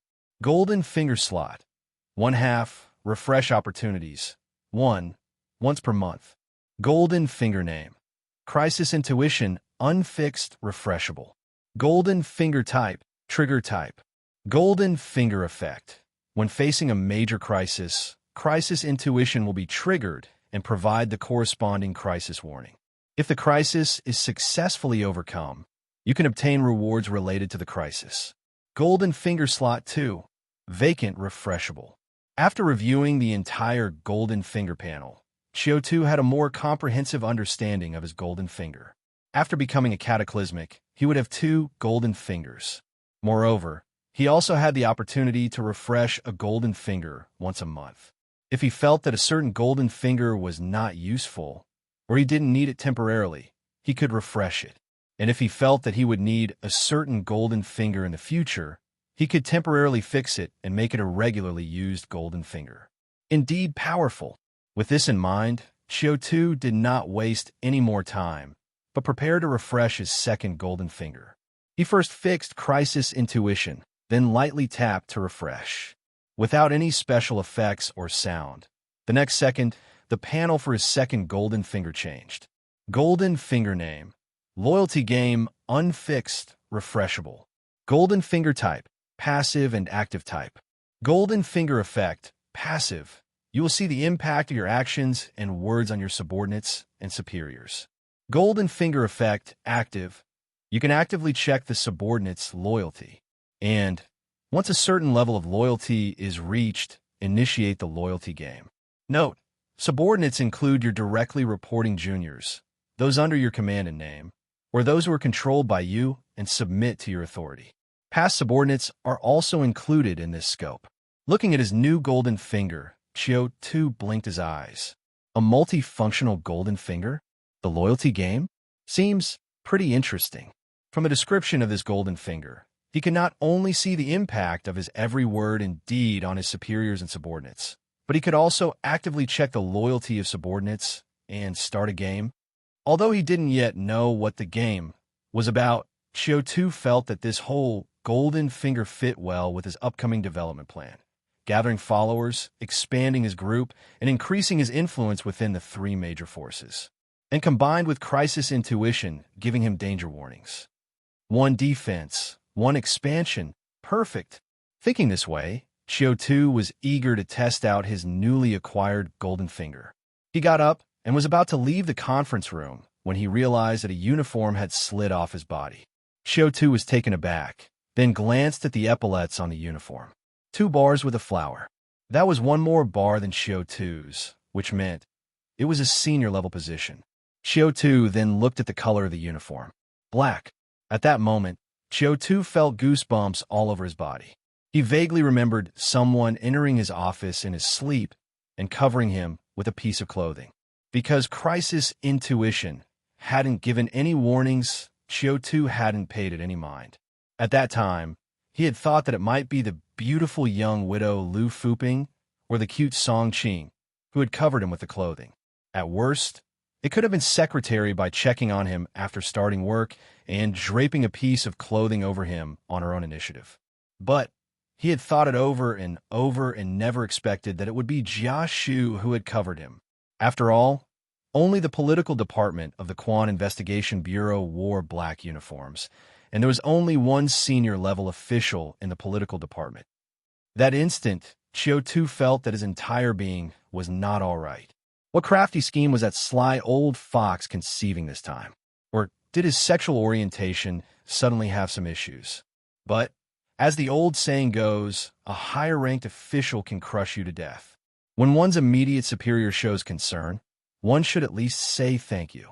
With that thought, Qiu Tu pushed aside his desire to test the new golden finger and decided to meet with Jia Shu first. He folded the uniform neatly, got up, and walked towards Jia Shu's office. Jia Shu's office had 2 locations, one on the 12th floor at the top level and one on the 9th at a midpoint. The former was his private office as a high-level official of the Investigation Bureau, while the latter was where he normally worked. And Qiu Tu was headed to the office on the 9th floor. But just as he got to Jia Shu's office door, before Qiu Tu could knock, the door to the office opened by itself. Lu Fuping, carrying documents and swaying gracefully, came out from inside. With a backward wave, Lu Fuping yawned and then looked up to see Qiu Tu standing there. When she saw Qiu Tu, Lu Fuping paused for a moment, then she lazily lifted her hand and saluted. "Good day, sir." Qiu Tu didn't mind and asked with a smile, "Sister Lu, are you here to report on your work?" Lu Fuping spoke lazily, "Yes. The minister takes last night's case very seriously. Thus, he had me come over to report on the interrogation. Poor me just took a bath and lay down. Hadn't slept long before being called up. My skin's feeling awful now." Upon hearing this, Qiu Tu intentionally leaned closer to Lu Fuping, examining her closely. Lu Fuping touched her face, puzzled. "What's wrong?" Qiu Tu feigned surprise and said, "You said your skin was feeling bad, didn't you? I just took a close look, and if I didn't know your age, Sister Lu, I'd have thought you were a 16 or 17-year-old girl." Ha ha ha. Lu Fuping couldn't straighten her waist from the laughter that Qiu Tu's teasing induced, her chest heaving. She punched Qiu Tu lightly a few times. "Sir, if you keep flirting with me like this, be careful, I might just cling to you." Lu Fuping loyalty +1. Spotting the prompt that floated before his eyes, Qiu Tu's eyes sparkled slightly. He hadn't expected that this could also increase loyalty. He was inclined to tease the beautiful young woman before him a bit more, but just then, a cough from Jia Shu sounded in the office. Ahem. At the almost explicit reminder, both felt a slight chill. Lu Fuping pointed towards the door and then made a "I'm leaving" gesture with her hand, before sneakily fleeing the scene. Qiu Tu too adjusted his emotions, straightened the uniform that had been mussed, and reached out to knock on the door. Knock, knock, knock. Come in. Qiu Tu pushed the door open and entered Jia Shu's office. Jia Shu was looking at him with a smile, teasingly saying, "Chief Qiu adapts quickly to the environment. Just in a day's time, you've already ingratiated yourself with the subordinates." Qiu Tu, never one to be embarrassed, went along and said, "It's all for the sake of getting the job done."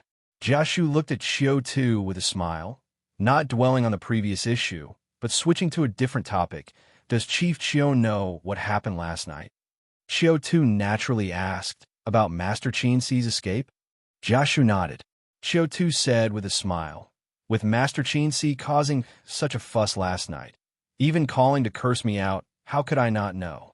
With a grin that was not quite a grin, Jia Shu said, "Then do you know if he ultimately managed to escape?" Qiu Tu, showcasing his acting skills, first froze, then pretended to be surprised and asked, "He escaped? How did he manage that?" As Qiu Tu spoke, Jia Shu's narrow eyes were fixed intently on him, not spotting any flaws. Jia Shu then said with a forced smile, "He was taken away by a secret department of the military, the security department." The security department? Qiu Tu timely showed a hint of confusion. What does this have to do with the security department? Then, pretending to ponder for a second or two, he showed an expression of sudden realization. He then asked tentatively, "Minister, does this have to do with Qin Shuman?" When Jia Shu heard Qiu Tu's words, his face immediately showed satisfaction. "You guessed right," he said with a feigned laugh. "Yesterday, when Master Qin Si left the Qin family, he took only one person with him, and that was Qin Shuman. Plus, you've repeatedly pointed out the issues with Qin Shuman's existence to us. Therefore, we boldly speculate that Qin Shuman is with the security department. She must be a mole planted by the security department by the bureau chief side. All the recent events should have been planned and executed by her." On hearing Jia Shu's words, Qiu Tu feigned surprise and asked, "She's not from City Hall, but the military?" Jia Shu nodded with a grin that was more of a smirk. Qiu Tu acted as if deep in thought, as if piecing together Qin Shuman's identity with all the recent events. After a moment, he asked with a quirky expression, "Then what's her relationship with the United Front?" A satisfied look once again appeared on Jia Shu's face. "That's precisely the issue. This morning, I and the bureau chief thoroughly combed through all the events that happened after Qin Shuman came to him, and we indeed found a lot of doubt points. And when we positioned her as the mole in the security department, most of the doubt points were resolved. Only the United Front point, we just can't figure it out no matter how hard we try." As he said this, Jia Shu stood up and paced back and forth, saying, "You once said she was colluding with the United Front to drum up support for you. But the most important duty of the security department is to combat anti-government armed forces. They should be inherently incompatible." Qiu Tu nodded at the right moment. "Indeed, it doesn't make sense."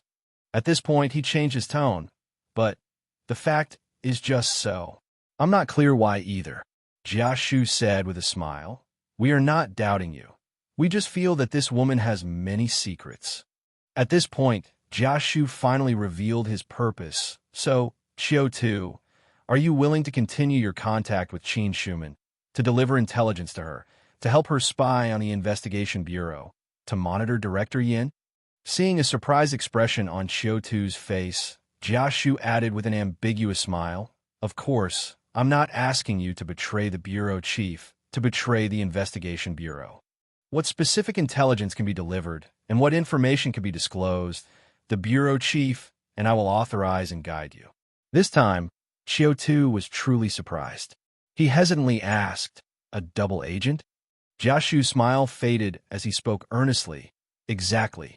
We now suspect that the military or the security department has been infiltrated by the anti-government organizations.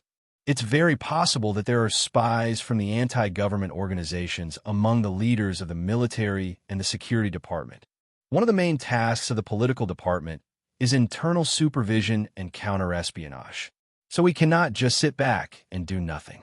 So, I hope you can take on this important task, to be a double agent. Qiu Tu. What could Qiu Tu say? Since Jia Shu had so kindly offered him the chance to contact Qin Shuman, how could he possibly refuse? So after feigning hesitation for a while, he finally nodded and agreed. Seeing Qiu Tu agree, a rare, genuine smile appeared on Jia Shu's face. Then he provided detailed instructions on the work Qiu Tu had to do going forward, like how to reconnect with Qin Shuman, what intelligence could be revealed and what could not, what information Qiu Tu needed to probe from Qin Shuman, and so on. Thus, the two talked in detail for an hour before ending their conversation. After the talk, Jia Shu personally saw Qiu Tu out of the office. At the door of the office, he patted Qiu Tu heavily on the shoulder and said earnestly, "Do a good job. The bureau chief and I have high hopes for you." Qiu Tu quickly showed a flattered expression. "Thank you for the recognition from the bureau chief and the minister. I will certainly do my best." Jia Shu smiled and nodded. He watched Qiu Tu leave, waiting until he reached the end of the corridor, turned the corner, and disappeared from view before Jia Shu's expression gradually turned cold. He looked thoughtfully down the corridor where Qiu Tu had vanished, wondering what he was thinking. Meanwhile, Qiu Tu, having left Jia Shu's line of sight, no longer had the eager look from before. He frowned slightly, pondering whether Jia Shu's sudden move was a test or a true intent to investigate the security department. Could they really trust me? Qiu Tu felt something was off, but also thought he might be overthinking. Just then, a prompt suddenly appeared in front of him. Jia Shu, doubt 0, satisfaction +0. Qiu Tu. Seeing the prompt that suddenly popped up before his eyes, Qiu Tu suddenly remembered that his new golden finger ability allowed him not only to see the loyalty changes of his subordinates, but also to notice how his superiors' attitudes toward him changed. So, after having such an enthusiastic chat with Jia Shu and acting for so long, Jia Shu was completely unmoved. When he saw Jia Shu looking at him with appreciation just now, he almost thought that Jia Shu truly believed in him and intended to cultivate him as a confidant. It turns out that in the drama of life, it's all about acting. You act me, I act you, and no one knows for sure who is sincere. And when he thought about the incident of Jia Shu draping a coat over his shoulders, Qiu Tu felt even more chilled. He suddenly remembered that Jia Shu never wore a uniform. So Jia Shu had put on his uniform just for him? Thinking of this, Qiu Tu's gaze sharpened, and he once again resolved in his heart. He must take out Jia Shu. Having such a venomous snake watching over him meant he could never sleep peacefully. After encountering Jia Shu and inexplicably receiving a task to be a double agent, Qiu Tu returned to his original mission line, to test out his newly acquired golden finger. His first target, of course, was the numerous subordinates in the interrogation section. The interrogation section had one principal staff, 2 deputy staffs, and Qiu Tu was the 3rd deputy staff.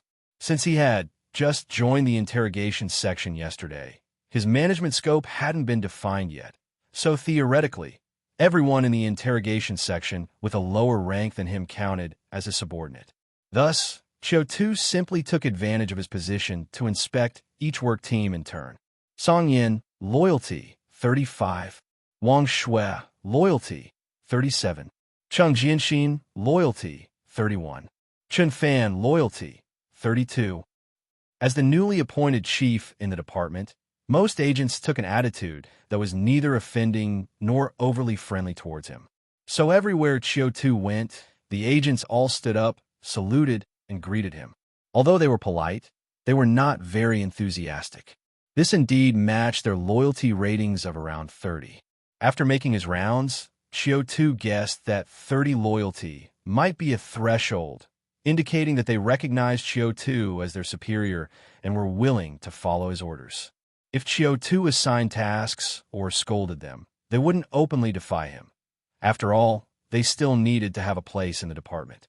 If the loyalty rating was below 30, It could mean that Qiu Tu couldn't even maintain his authority as a chief in front of them, and they might covertly resist his orders. If the loyalty rating was above 30, for example, 40, 60, 80, they would become increasingly convinced by Qiu Tu and follow his instructions. Even at a certain high level of loyalty, if Qiu Tu asked them to defy the orders of the Investigation Bureau or betray the Bureau, they would comply. With this thought, Qiu Tu gained some general understanding of what the loyalty rating numbers meant. With this understanding, he went specifically to check on the 5 agents of the female spy special task force he had led personally last night to see if they would differ from the others. After checking, Qiu Tu discovered that 2 agents from the service team had loyalty ratings not much different from the rest, 39 and 40. But the pharmacist, Wang Shi, and the record keeper, Song Qing, were more interesting. Wang Shi had the highest loyalty rating he had come across on his way, 45. Contrastingly, Song Qing was at the opposite end, with only 28, the lowest in the entire department. This left Qiu Tu puzzled. He had no idea how he had offended this girl. Hadn't he not done anything yesterday? Are women truly this unreasonable? And throughout the whole process of testing the golden finger, the only disappointment for Qiu Tu was that he hadn't run into Lu Fuping. It seemed like the beautiful young wife had taken the day off again to catch up on sleep at home. Honestly, Qiu Tu was very curious to know how much loyalty this beautiful young wife had toward him, whether it was higher or lower than an ordinary agent. This would determine how Qiu Tu would perceive her. In no time, a day passed. At 5 o'clock in the afternoon, Qiu Tu finished work on time. After slacking off the entire day, he felt energetic and was ready to go home and get ready to meet up with Qin Shuman. However, just as he left the department, he bumped into his superior, the chief of the interrogation section, Zheng Tao. Zheng Tao was a man in his early 30s and a confidant who had come down from the sanctuary along with Yin Chun and Jia Shu. Being able to serve as the chief of the Ace section of the Ace Department of the Investigation Bureau, he was deeply trusted by Yin Chun and Jia Shu and was cultivated as a key figure by both. He did not disappoint Yin Chun and Jia Shu's trust, working in a steady and meticulous manner, with the ability to unearth and cultivate talent. This could be seen from the orderly completion of the interrogation by several agents of the female spy special task force last night. It should be noted, these agents were merely ordinary people recruited from Xinjia City just last year. To be able to train them to the point where they could independently complete complex interrogations in less than a year is proof of his capability. Comparing this to the agents in the Special Service Department who hadn't even mastered how to handle a gun, the difference was instantly clear. Thinking this, Qiu Tu didn't act arrogant, but saluted respectfully, "Good day, Chief." Zheng Tao seemed preoccupied, nodded expressionlessly, and brushed past Qiu Tu, ready to leave. Qiu Tu, who offered a warm face only to receive a cold shoulder, didn't mind. He shrugged and prepared to continue on his way home. But just after he took a couple of steps, Zheng Tao behind him seemed to snap out of it and suddenly turned around, asking, "Chief Qiu, are you leaving work now?" Qiu Tu let out a bewildered, "Huh?" He stopped in his tracks and turned around, baffled. "Yes, it's time to get off work." Zheng Tao glanced at his watch and frowned slightly. "You leave as soon as it's time? Do you see anyone else leaving?" Qiu Tu was full of question marks. He had worked overtime all of last night, and he was scheduled to work overtime again tonight as a double agent. Not to mention, he was simply leaving at the regular quitting time. What was wrong with that? Was Zheng Tao taking out frustrations on him that he faced elsewhere? Or was his management technique to pua his subordinates into working overtime? With these thoughts, Qiu Tu didn't indulge him. He pretended to look around, then feigned realization. Indeed, no one's leaving. "Chief Zheng, I get it. Don't worry, I'll call everyone to leave together right now." With that, Qiu Tu made as if to rally the investigative teams to leave work together. Upon seeing this, Zheng Tao got anxious. He quickly grabbed Qiu Tu and lowered his voice. "Chief Qiu, what are you doing? What do you mean by leaving work? As agents of the political department, we should be working overtime and dedicating every second to the department, to the bureau. to relieve the minister and the bureau chief of their worries. Hearing Zheng Tao's words, Qiu Tu was full of question marks again. You say serving the people, that's understandable, but working overtime to relieve the worries of the minister and bureau chief? Could the person in front of him be a brown-noser? However, those were thoughts he could only afford to keep to himself, so Qiu Tu said with a puzzled look, but we can't just work without rest either. The value of work is not measured by time. Only with proper rest can we have the energy to throw ourselves into our work. Saying this, Qiu Tu paused, then smiled and waved his hand. Anyway, I'm off. Goodbye, sir. After speaking, Qiu Tu turned around and left the interrogation section with a flourish. Working overtime was out of the question. He had lived through the 997 grind in his past life, and if he had to go through that again in this life, it would make his reincarnation pointless. He was in this world to enjoy life, not to suffer. If Zheng Tao wanted to work late, that was his choice, but Qiu Tu was not going to oblige. And seeing Qiu Tu just walk away from the interrogation section like that, Zheng Tao's face turned blue with anger. He pointed at Qiu Tu's retreating figure, sputtering for quite some time, eventually letting it go, frustrated. Meanwhile, an array of prompts popped up in front of Qiu Tu. Zheng Tao satisfaction -5.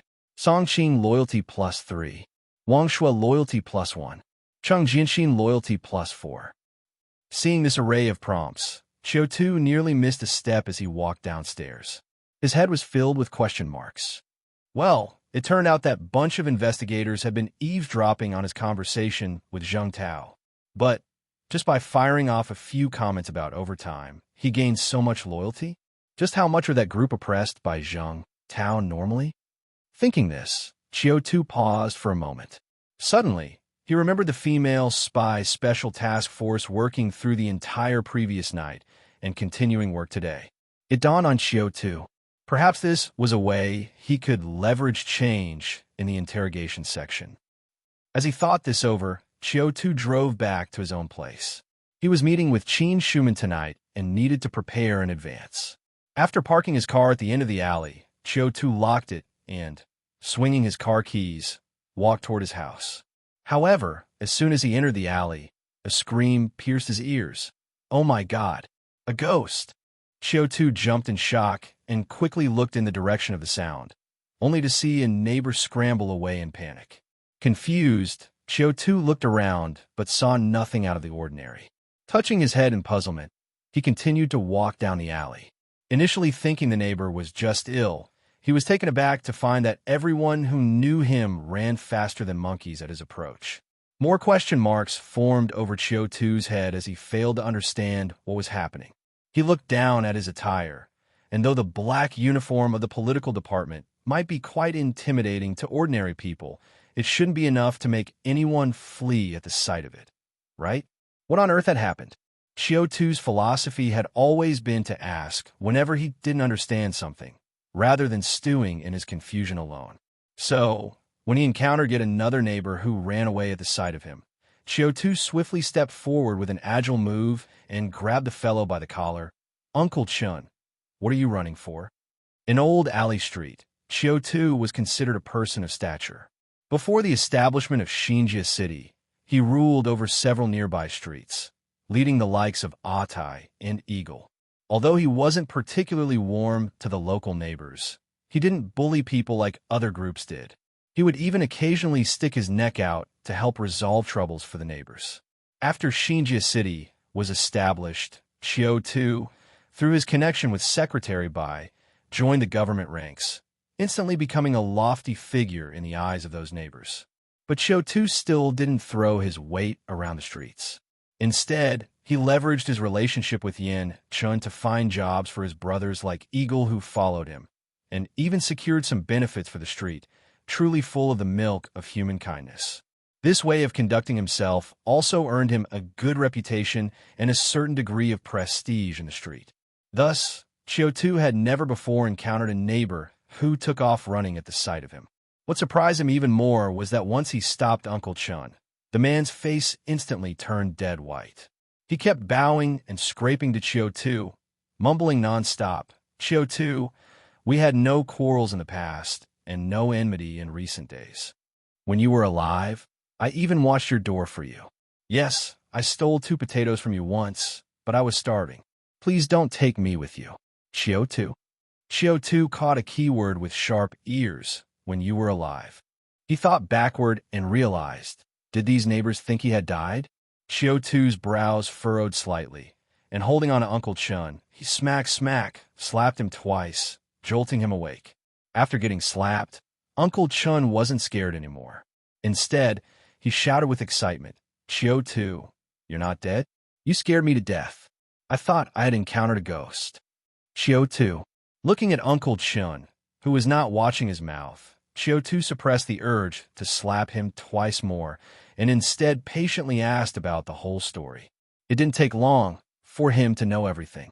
He walked home with a dark face.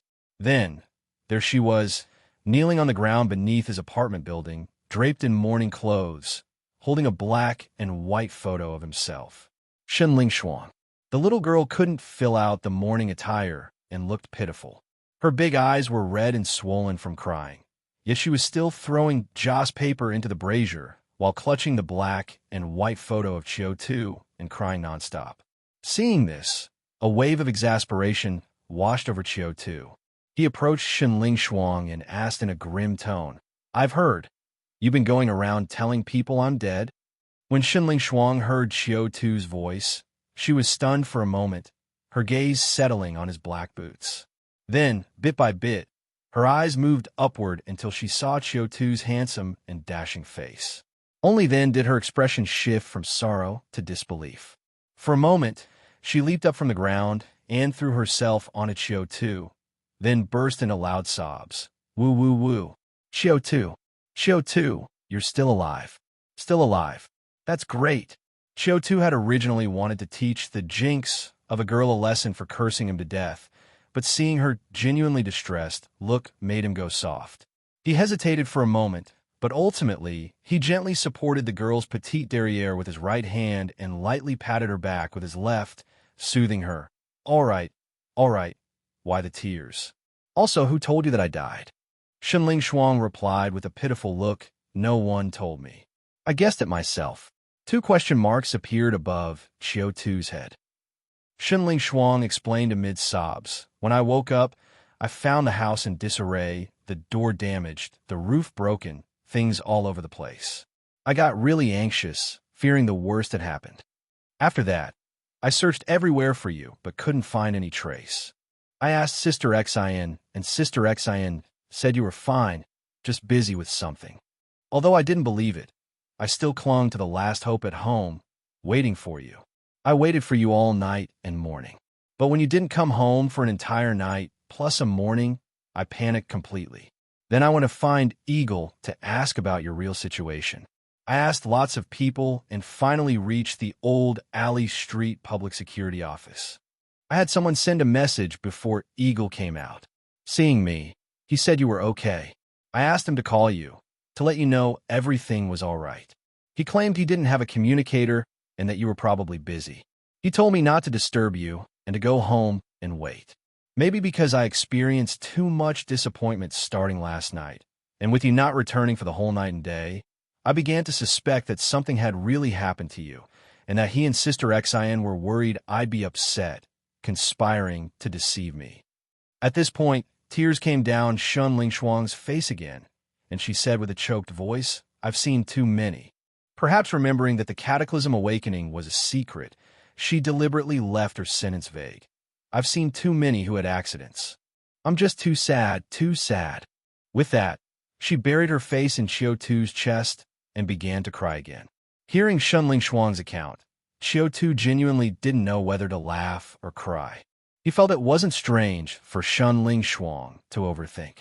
The Cataclysm Awakening was an exceedingly rare event, and right after awakening, he had gone out and not returned the entire night or day. If he were Shenling Shuang, he probably would have had irrational thoughts as well. He couldn't help but feel a tinge of self-blame. He had slacked off all day. How had he forgotten to come back to ease her worries? Thinking this way, his heart softened. He held Shenling Shuang gently and patted her, then felt a bit conflicted inside. Originally, when he knew that Shunling Shuang was downstairs mourning for him and burning joss paper, he thought she was just messing around or cursing him. After all, it's quite normal for a young lady to suddenly become petulant. But unexpectedly, Shunling Shuang was genuinely worried about him. Silly girl. We've known each other for only a few days, and yet she is so upset over me. Whistle. And as Qiu Tu was thinking this, a whistling sound suddenly came from upstairs. Qiu Tu looked up. He saw Tai, Eagle, and Akuin, a few guys, laughing and looking down from the window of the upstairs corridor, clearly enjoying the spectacle. Qiu Tu pointed at them with a helpless expression on his face, feeling like he had really encountered a bunch of bad friends. Perhaps because she had tired herself out from crying, Shunling Shuang cried for a while, then fell asleep in Qiu Tu's arms like a koala. The girl was only 15 or 16 years old, slender, and Qiu Tu, being a cataclysmic, had undergone a significant boost in strength, so he barely felt her weight.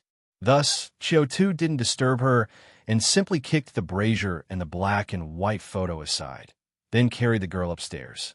Reaching the upstairs, several brothers were waiting, looking at the two with teasing faces and mischievous smiles. Qiu Tu glared at them, carried Shunling Shuang back to his room, and gently placed her on his bed. Eagle was quite reliable. The door that Qiu Tu had broken was now replaced with a new one, and it was an iron door at that. After closing the iron door and coming to the corridor, Eagle and the others leaned against the window. Seeing Qiu Tu coming out, Eagle passed him a cigarette and softly said, "She's a good girl. This afternoon, she mourned for you as a wife, with sackcloth and burning paper." Qiu Tu held the cigarette in his mouth, paused for a moment while striking a match, then struck it again. CHK. The flame ignited, and Qiu Tu lit the cigarette in his mouth, then said indifferently, "Don't think too much. She feels that if something happened to me, it would be her fault, and she should take responsibility. Plus, she has emotional trauma. That's why she's so sensitive about this matter." Hearing their conversation, Tai, the big fellow, popped his head from behind and interjected, "What kind of reason is that? Brother Tu, I'd bet my non-existent father's life that girl likes you 100%. Qiu Tu said nothing, just quietly continued smoking. Eagle looked up at Qiu Tu and smiled. If even Tai of simple mind could see it, it was obvious Qiu Tu could too. He was just being stubborn. However, Qiu Tu was after all the eldest among them, and if he didn't want to express his stance, it meant he had his own reasons, so Eagle tactfully changed the subject. "Brother Ted, how's it going for you in the Special Service Department these past 2 days?" Hearing Eagle's question, Tai immediately got excited. He waved his thick arms around and boasted, "Do I even need to mention it? Where am I not number one? Eagle, let me tell you, none of those agents in the training team can match me. I reckon in a few days I'll get promoted. Then I can do more for Brother Tuesday." Qiu Tu looked at Tai, feeling that it sounded a bit far-fetched. He exchanged looks with Eagle and Akuin, finding the same answer. But knowing Tai's personality, none of them confronted him about it. After all, Tai was someone who loved face. They remembered a time when Tai, while drinking, bragged that he caught a chicken with his bare hands in an alley. Eagle, also drunk at the time, questioned his boast. Xinjia City was so poor that even a bird that fell could be eaten. How could there be living chickens? As a result, for the next few days, every time Tai saw Eagle, he insisted on taking him to that alley. How things ended up, Qiu Tu didn't inquire, only knowing that the two seemed to be a bit off during that time. So, after listening to Tai's words, everyone hurriedly agreed, yes. My Brother Ted is the best in the world. Yeah, there's no way Brother Ted's opponents could be those small fries from the Special Service Department. Tai is really good indeed." Seeing the three of them praising him, Tai immediately broke into a grin. After updating each other on Tai's recent situation, Qiu Tu turned to look at Eagle and Akuin and asked, "Don't just talk about Tai. Eagle, Akuin, how are you guys doing? Have you passed the selection from the political department?"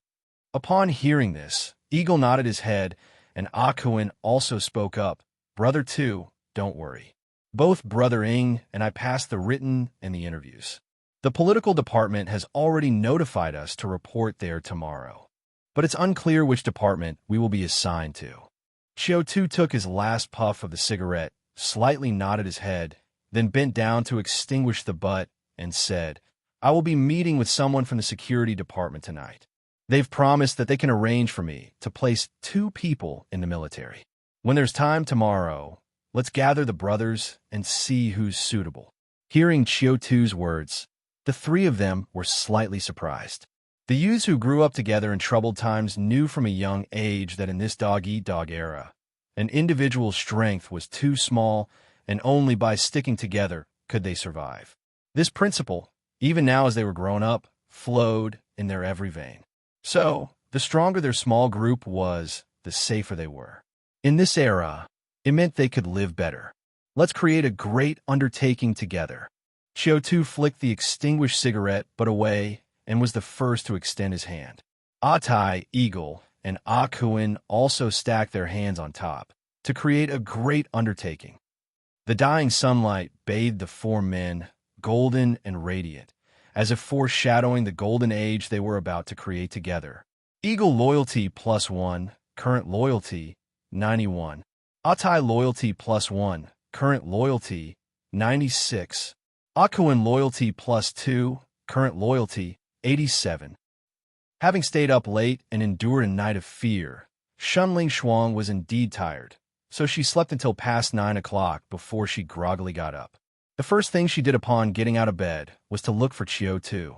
By now, Qiu Tu had already sent Atai, Eagle, and Akuin away.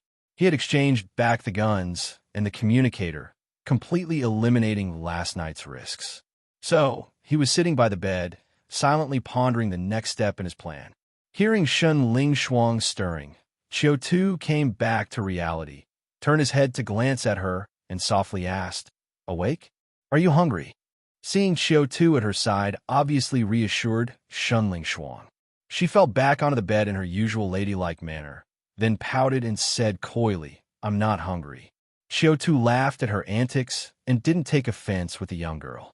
He went to the living room to bring back some food they had ordered. The dishes were, of course, cold, but in these chaotic times, no one cared much about such things. Shunling Shuang was stubborn, but she wasn't foolish. Seeing Qiu Tu bring the food, she immediately said, giggling, This is you begging me to eat. Then she sat up from the bed and began to devour her meal with her chopsticks. Seeing her cute ways, Qiu Tu smiled and sat quietly by, watching her eat. The young girl must have suffered quite a bit recently, so she gobbled down her food, her cheeks puffing out like a hamster's. Qiu Tu went to get her a cup of water in the middle of the meal and coaxed her to eat more slowly. It wasn't until she was almost full and slowed down that Qiu Tu spoke softly. Ling Shuang, when I initially sought you out to create the cataclysmic potion, we made a verbal agreement. You help me refine the potion, I'll give you freedom. Now that you've helped me refine the potion, I should also give you your freedom. At this point, Qiu Tu paused. You are a suspect proposed by Yin Shun with his pardon power for other uses, and your record has already been erased from the Investigation Bureau. Yesterday afternoon, during the handover with the other agents, I crossed your record off the handover sheet. Plus, with the fire that Master Qin Si started last night, your traces have now been completely cleared. So you're free. As he said this, Qiu Tu placed 2 little goldfish and 100 silver yuan on the table, admonishing her. This is the fare for your trip home. Sew it into your clothes in a bit, and make sure no one discovers it. On your way back, be careful and don't act like a spoilt young lady. Compromise where you can. Others won't indulge you like I do. Having said that, Qiu Tu stood up and left the room. But when he reached the doorway, Qiu Tu stopped as if he remembered something. With his back to Shunling Shuang, he said, Oh, and remember to close the door when you leave. After saying this, he left home without looking back. As a pharmacist capable of creating awakening elixirs, Shunling Shuang was well aware of her value. And having interacted with Qiu Tu and his people in the past couple of days, Shunling Shuang also knew how much assets Qiu Tu had. So, she really never imagined that after his successful cataclysm awakening, Qiu Tu would let her go and even leave his entire fortune for her as travel expenses. In that moment, Qiu Tu reached a new height in her heart.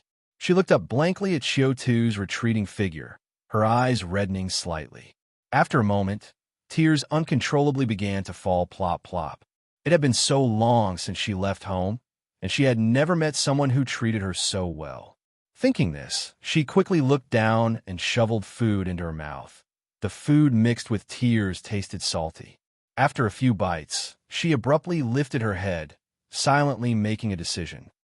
Shenling Shuang loyalty plus 12, current loyalty 83. Driving towards the Milan Grand Hotel, Qiu Tu saw the alert that popped up but didn't feel particularly happy. Guided by the emotion manual, he knew all too well how to manipulate a naive girl like Shenling Shuang. 108 ways to enhance affection, number 82. Give real emotion while appearing empty-handed. Women are emotional creatures, and once the relationship progresses to a certain point, a big gesture can touch her heart far more than small ones. And because the gesture is so grand, she's likely to refuse to accept it. Thus, a decisive departure and leaving all his money to Shenling Shuang was actually a tactic he used to encourage her to stay of her own accord. The reasons were simple. Besides his worry that Shenling Shuang might encounter danger on her way home, he also desperately needed an experienced pharmacist for his recently established enterprise. But for some reason, after all that, Qiu Tu felt a twinge of regret. Was it because of the jokes Eagle and Atai made that afternoon?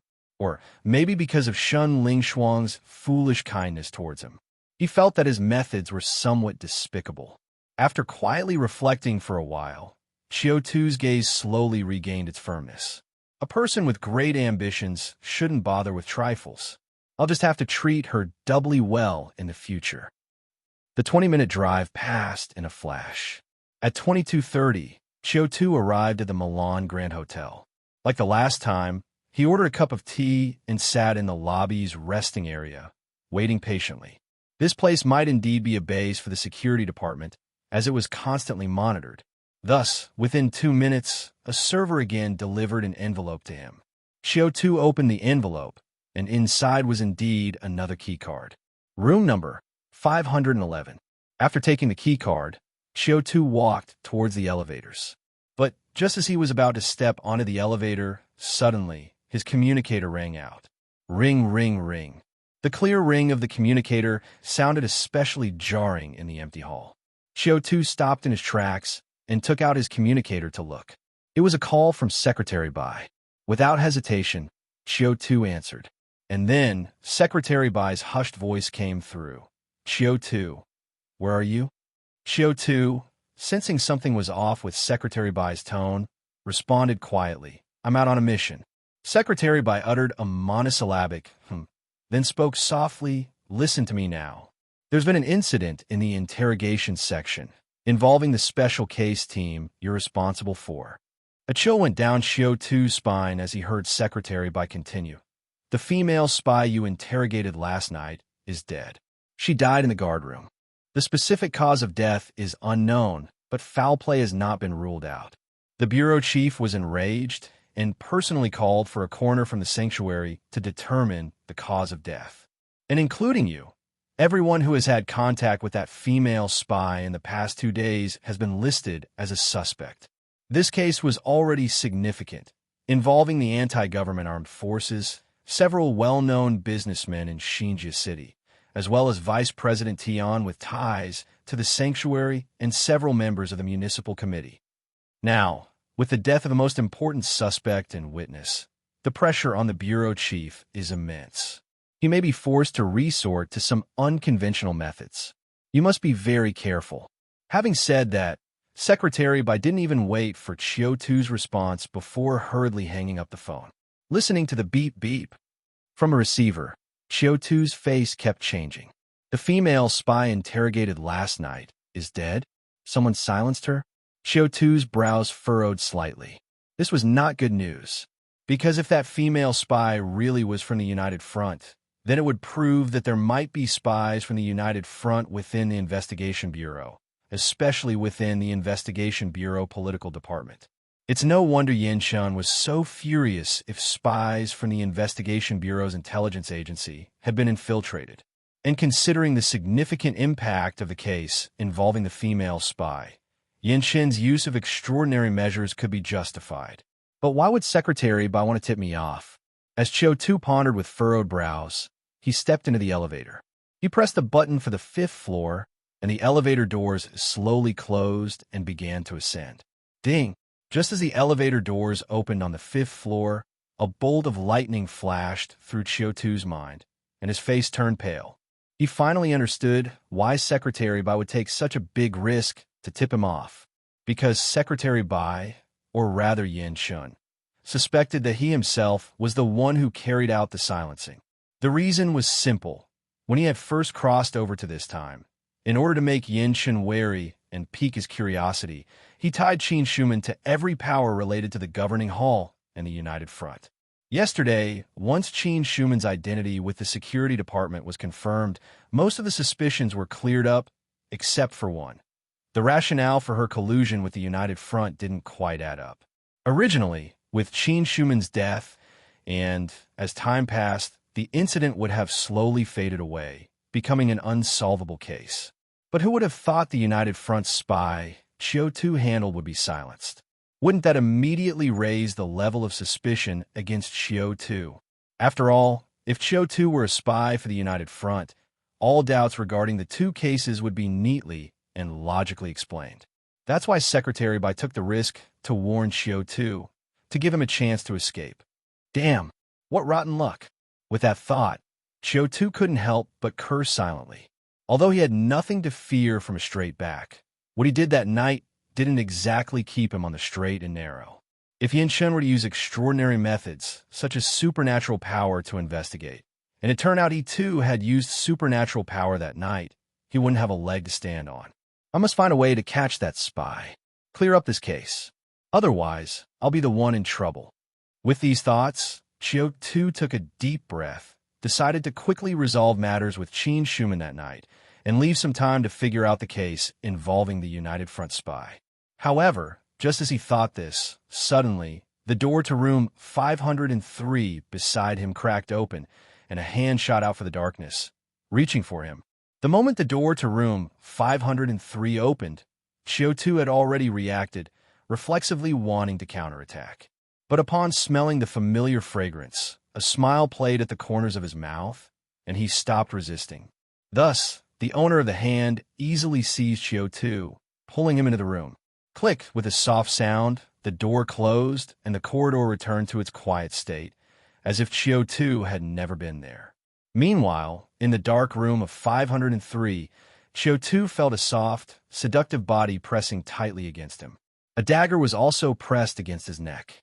The softness of the body and the coldness of the dagger created a shocking contrast, adding a sense of allure and thrill to the atmosphere. Chief Qiu seems a bit off tonight. You're not as vigilant as usual, came Qin Shuman's sultry, intoxicating voice from the darkness. In a secret department, losing vigilance is tantamount to death. I hope Chief Qiu remembers my words when you're down below. After speaking, the dagger glittering with a cold light slashed towards Qiu Tu's neck. Facing Qin Shuman's attack, Qiu Tu was unfazed. If Qin Shuman really had the intention to kill him, his crisis intuition would have warned him long ago. And now, since crisis intuition hadn't issued a warning, it proved that all of this was merely this woman's amusement. Thinking thus, Qiu Tu didn't dodge, but even purposely leaned his neck closer, intending to see if Qin Shuman truly wanted to kill him. As expected, at the critical moment, the gleaming cold light from the dagger halted at Qiu Tu's throat. Qin Shuman asked in a sultry voice, "Chief Qiu, you're not dodging? Do you think I still need you to help me recover my body, so you dare not kill me?" Hearing Qin Shuman's words, Qiu Tu reached out and wrapped his arm around her slender waist, pressing her hot body tightly against his own muscular one. Then he whispered into Qin Shuman's ear, "No, it's that I would be willing to die by your hand." Hearing Qiu Tu's cheesy sweet nothings, Qin Shuman's face turned slightly red, and the next second, she angrily thrust the dagger into Qiu Tu's shoulder. Unfortunately, The dagger in her hand was pliable, merely a piece of silver glittering paper, and couldn't hurt anyone at all. Seeing this, Qiu Tu played along and cried out, "Ouch, ouch, ouch. Miss Schumann, you have to take responsibility." Qin Schumann was amused by Qiu Tu's shameless manner.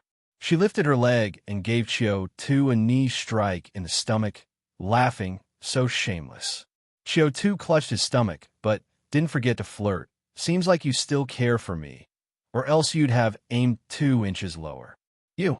Qin Schumann was so annoyed, she itched to really give Qiu Tu a blow there. But regrettably, after teasing, Qiu Tu immediately protected himself thoroughly, giving her no chance at all. Seeing this, she glared at Qiu Tu in frustration, but she didn't continue the tussle and instead turned around, switched on the light, and strode into the room, motioning with her hand, "Come on, let's talk." It had to be said, Qin Schumann indeed was quite the enchantress. She could be enticing when she wanted and absolutely serious when she needed to be. Just a few steps she took exuded the air of a female officer's bold and resolute bearing. Witnessing this, Qiu Tu also put away his playful demeanor and followed her into the room. They entered a hotel bedroom with twin beds. On one of the beds lay a woman wearing a dark green military uniform. The woman appeared younger than Qin Schumann, but equally stunning. Contrasted with Qin Schumann's fully bloomed, myriad charms, she conveyed a more steely presence and less coquettish allure. Qiu Tu scrutinized her closely, vaguely seeing some of Qin Schumann's features in her. He couldn't help but look up at Qin Schumann and asked, "Is this your own body?" At that moment, Qin Schumann was also looking at her own body. Hearing Qiu Tu's words, she nodded slightly with complex emotions in her eyes. However, the next second, she snapped back to reality, then glanced at Qiu Tu skeptically, feeling a bit disappointed. Qiu Tu looked at her in confusion. "Disappointed?" His tone changed. "I'm even more excited, okay." Qin Schumann choked, throwing him a coquettish glare. "You're utterly incorrigible." Qiu Tu laughed, knowing what Qin Schumann wanted to ask, and sincerely complimented, "Actually, both are comparable." Qin Schumann's lips curled up into a slight smile, which quickly faded. She strode to a chair and began discussing serious matters. "You said you could help me recover my body?" Qiu Tu nodded and then took out the nightmare crystal vial from his pocket. He explained, "This is a cataclysmic treasure named Purification Holy Vial. Its effect is to cleanse all catastrophe power from the body just by drinking the liquid inside." Hearing Qiu Tu's words, Qin Schumann eyed the nightmare crystal vial skeptically. Then she looked at Qiu Tu with a cynical smile. "Chief Qiu wouldn't be playing tricks on me, would you? Is there really such a cataclysmic treasure in this world?" Qiu Tu unblinkingly and unflinchingly nodded. "If you don't believe it, you can try it." Saying this, Qiu Tu handed the nightmare crystal vial to Qin Schumann. Seeing Qiu Tu's confidence, Qin Schumann uncertainly took the crystal bottle. Pulling out the stopper, she brought it to her nose and fanned lightly with her hand. A strong scent of alcohol assailed her senses. She looked toward Qiu Tu with some suspicion. Qiu Tu confidently gestured with his hand. After a moment's hesitation, Qin Schumann tipped her head back and drank it all. As the liquid from the crystal bottle went down her throat, Qin Schumann furrowed her brows. The liquid smelled like alcohol, and upon swallowing, it felt like alcohol too. Burning, acrid, and it was 56-degree liquor. Qin Schumann frowned, swallowing the alcohol, then looked up at Qiu Tu with fiery eyes. Could this bad man actually be deceiving her? At this time, seeing Qin Schumann drink the liquor, Qiu Tu standing in front of her also timely used his own ability, Reshape Order. The next second, the gray mist reappeared, and matter was extracted. Remove the cataclysmic ability from this woman's body, and let her soul return. As Qiu Tu set the rules, a mysterious power suddenly descended upon Qin Schumann with force. The second before, Qin Schumann was questioning Qiu Tu's day. The next second, she felt darkness before her eyes and lost consciousness. Watching Qin Schumann slowly collapse onto the bed, Qiu Tu immediately knew the ability had taken effect. He tried to lift his ability. The next second, dizziness followed. Qiu Tu hurriedly sat beside the bed, silently recovering. About 5 or 6 minutes passed before Qiu Tu felt much better. He looked over at the still unconscious Qin Shuman, his tongue clicking in disbelief. This time, he had only used his power for a mere 10 seconds. Yet the exhaustion was almost the same as when he had used it for several minutes the night before. It seemed the price you had to pay for rules related to cataclysmic abilities was much greater than that for ordinary rules. Fortunately, he had learned his lesson the night before, knowing that his power was not a wish that could come true whenever he wanted. Otherwise, if he had delayed a few more minutes tonight, he might have been completely drained. With such thoughts, Qiu Tu couldn't help but silently caution himself in his heart that unless absolutely necessary, he must not overuse his cataclysmic ability. Otherwise, no one knew what terrible consequences might ensue. Thinking this way, Qiu Tu half reclined next to the two women, silently recuperating his spirit, while casually comparing their sizes, then waiting for Qin Shuman to awaken. Rain Butterfly felt like she had had a very long dream. In the dream, she seemed to have become Qin Shuman and was entangled with a man. The man was handsome, but seemed to have many worries. There was always an indelible sadness between his brows and a perpetual vigilance in his heart. Even though they had shared intimacy many times, even though she was candid with him, he was always on guard against her. Like how he clearly reported to Yin Chun and the others that he was a mole from the city hall. But then he turned around and told her he was a mole from the military. Like how he had already secretly planned an escape and told her she could cooperate with him. But he didn't reveal a thing. Maybe because she, like him, was a victim of the same incident. Two lonely souls dwelling in others' bodies. She always felt he was special. Thus, for such a special person, her interest and curiosity grew more and more. And so the dream went on, without knowing for how long. When Qin Shuman slowly woke up from her sleep, she found herself lying side by side with another Qin Shuman, with one hand moving back and forth over their bodies. At that moment, Qin Shuman was stunned. She shook her slightly muddled head, and her thoughts gradually returned. She touched her face with a bit of surprise, then her body, and swiftly slapped away Qiu Tu's mischievous hand before heading straight to the bathroom. Qiu Tu, whose hand had been slapped away, didn't mind. He withdrew his hands, crossed them behind his head, and leaned back against the headboard with a smile, watching Qin Shuman get excited. Moments later, Qin Shuman ran out of the bathroom, her face excited as she looked at Qiu Tu. Qiu Tu, I'm back. I'm really back. Qiu Tu nodded and teasingly said, Congratulations, Miss Shuman. No, that's not right. Should I now call you Chief Rain Butterfly? At these words, Qin Shuman also remembered her identity. She knew that Qiu Tu was reminding her, so her expression gradually became reserved, not so openly expressive. But even so, when her beautiful eyes looked at Qiu Tu, they still held deep affection. After all, only she knew how desperate she felt when her soul was stranded in someone else's body in previous days, and how much she yearned to return her own body. Therefore, in the face of Qiu Tu's teasing, she spoke in a seductive tone. Chief Qiu names are just codes after all. Whatever you like to call it, just call it that. Between us, it doesn't matter. Besides, Rain Butterfly isn't even my real name. After speaking, she sent Qiu Tu a coquettish glance, then returned to the bathroom to check her body again. After a full 10 minutes or so, Qin Shuman had adjusted her mood and slowly walked out of the bathroom. Qiu Tu scrutinized her carefully. Compared to before, Qin Shuman, having returned to her original body, had lost some of the sensuality and frailty, gaining a hint of valiance and pride, her brows expressing strong confidence. No wonder she could hold the position of head of the security department at such a young age. With these thoughts, Qiu Tu stretched languidly before reaching into his pocket for a cigarette, intending to take a drag to refresh himself.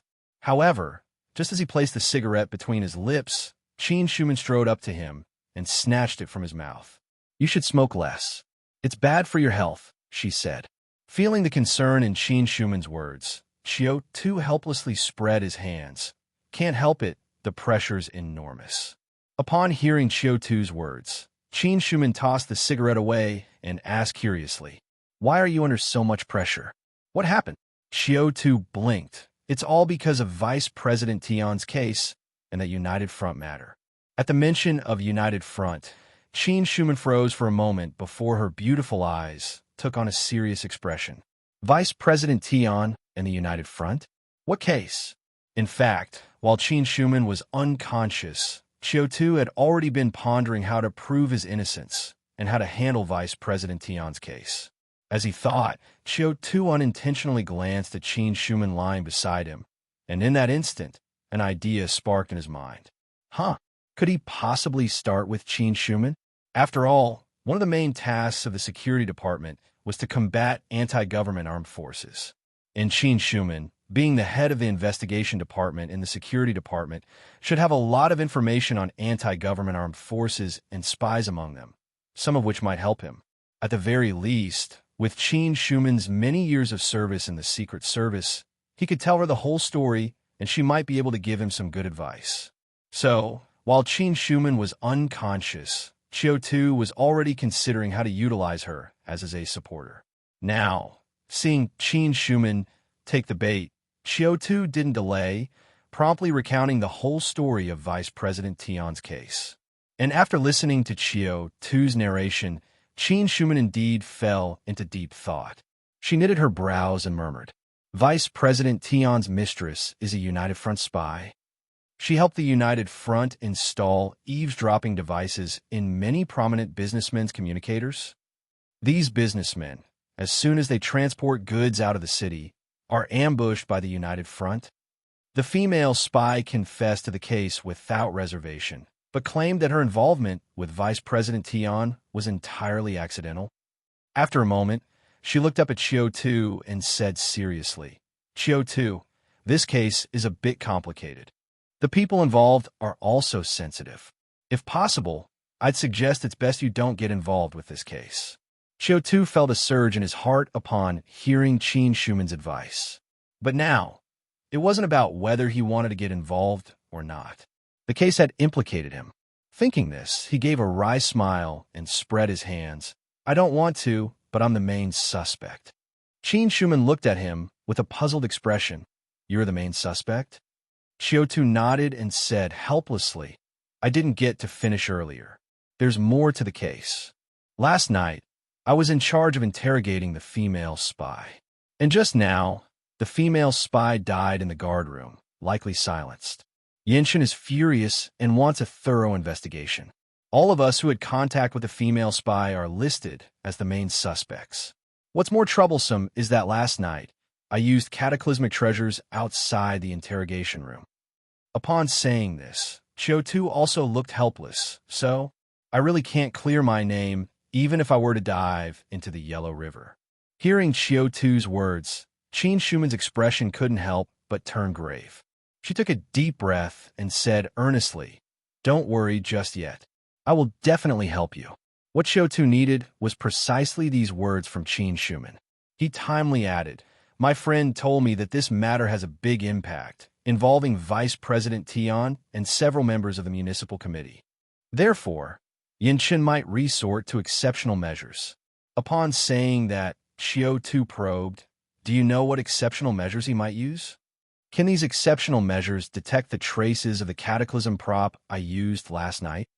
After listening to Qiu Tu's words, Qin Schumann pondered quietly for a while before slowly saying, "The procedure of the Investigation Bureau in investigating cases is generally fixed. If I'm not guessing wrong, now that the female spy is dead, the first thing they will do is to have an experienced forensic doctor to examine and dissect the body to determine the cause of death. And if the cause of death is identified by dissecting and examining the body, then they will determine the range of suspects according to the cause of death. If the cause of death is not found through dissection and examination of the body, then the Investigation Bureau will proceed with the next step of mystic arts inspection to see if there are any traces of catastrophe power on the female spy. If they indeed find traces of catastrophe power on her, they're very likely to check everyone who has had contact with the deceased to see if these individuals exhibit traces of having used cataclysmic abilities or cataclysmic treasures. Of course, in addition to this, they might also report to their superiors or request assistance from our security department for investigation, or even directly transfer the case to our security department, and so on. These are all fairly typical procedures, and it really depends on what the political department decides. But if, as your friend says, Yin Shun is preparing to use exceptional measures, then it's very likely that he is planning to use brutal methods for a forceful investigation. Inside the investigation bureau, there is a type of banned drug called cursed reproduction agent. It is a cataclysmic potion of a not very high class, but with powerful effects. It can muddle people's thinking and spirit, causing them to relive what they have done in recent days, and can be particularly used to reenact specific segments.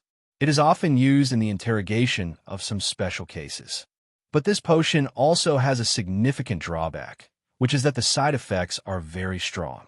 At the lightest, the user can suffer memory confusion, paralysis of half the body, and at the worst, direct death.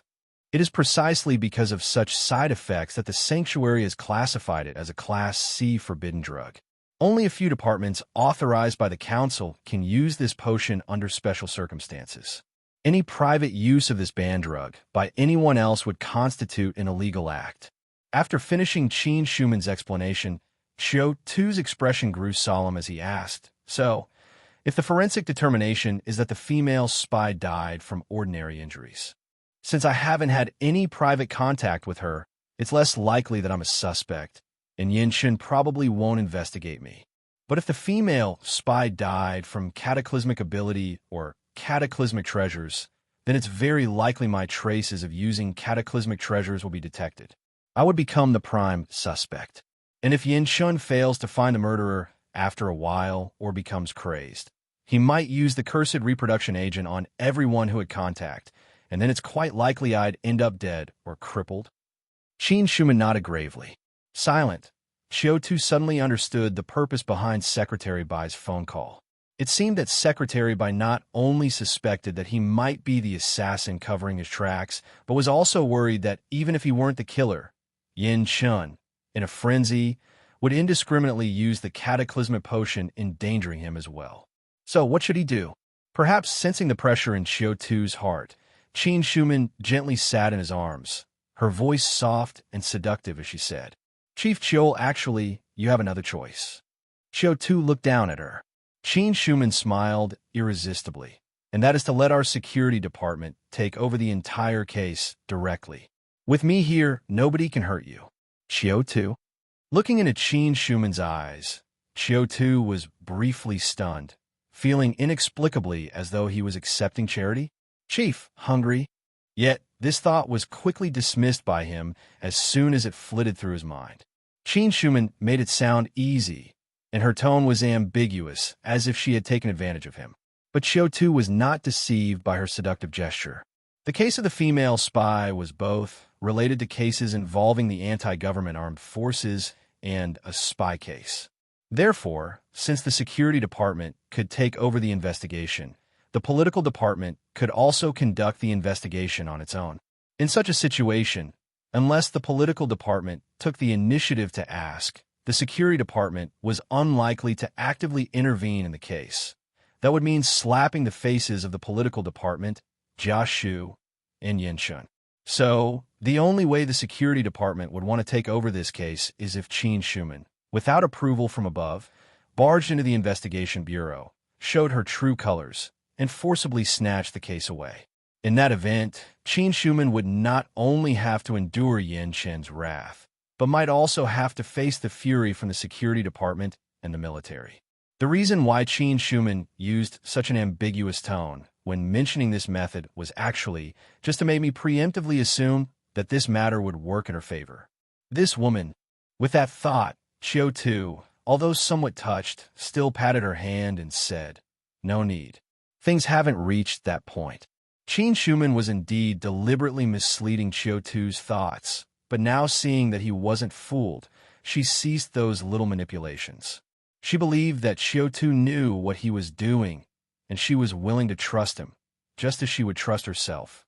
And so, she quietly lay in Qiu Tu's embrace, enjoying the rare moment of warmth.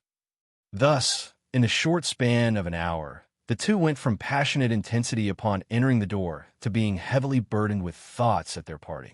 In these chaotic times, everyone is struggling to survive, with romantic sentiments pressed deep into their hearts, yet evident in their eyes. As he was leaving, Qiu Tu told Qin Shuman about Yan Chen's plan for him to become a double agent.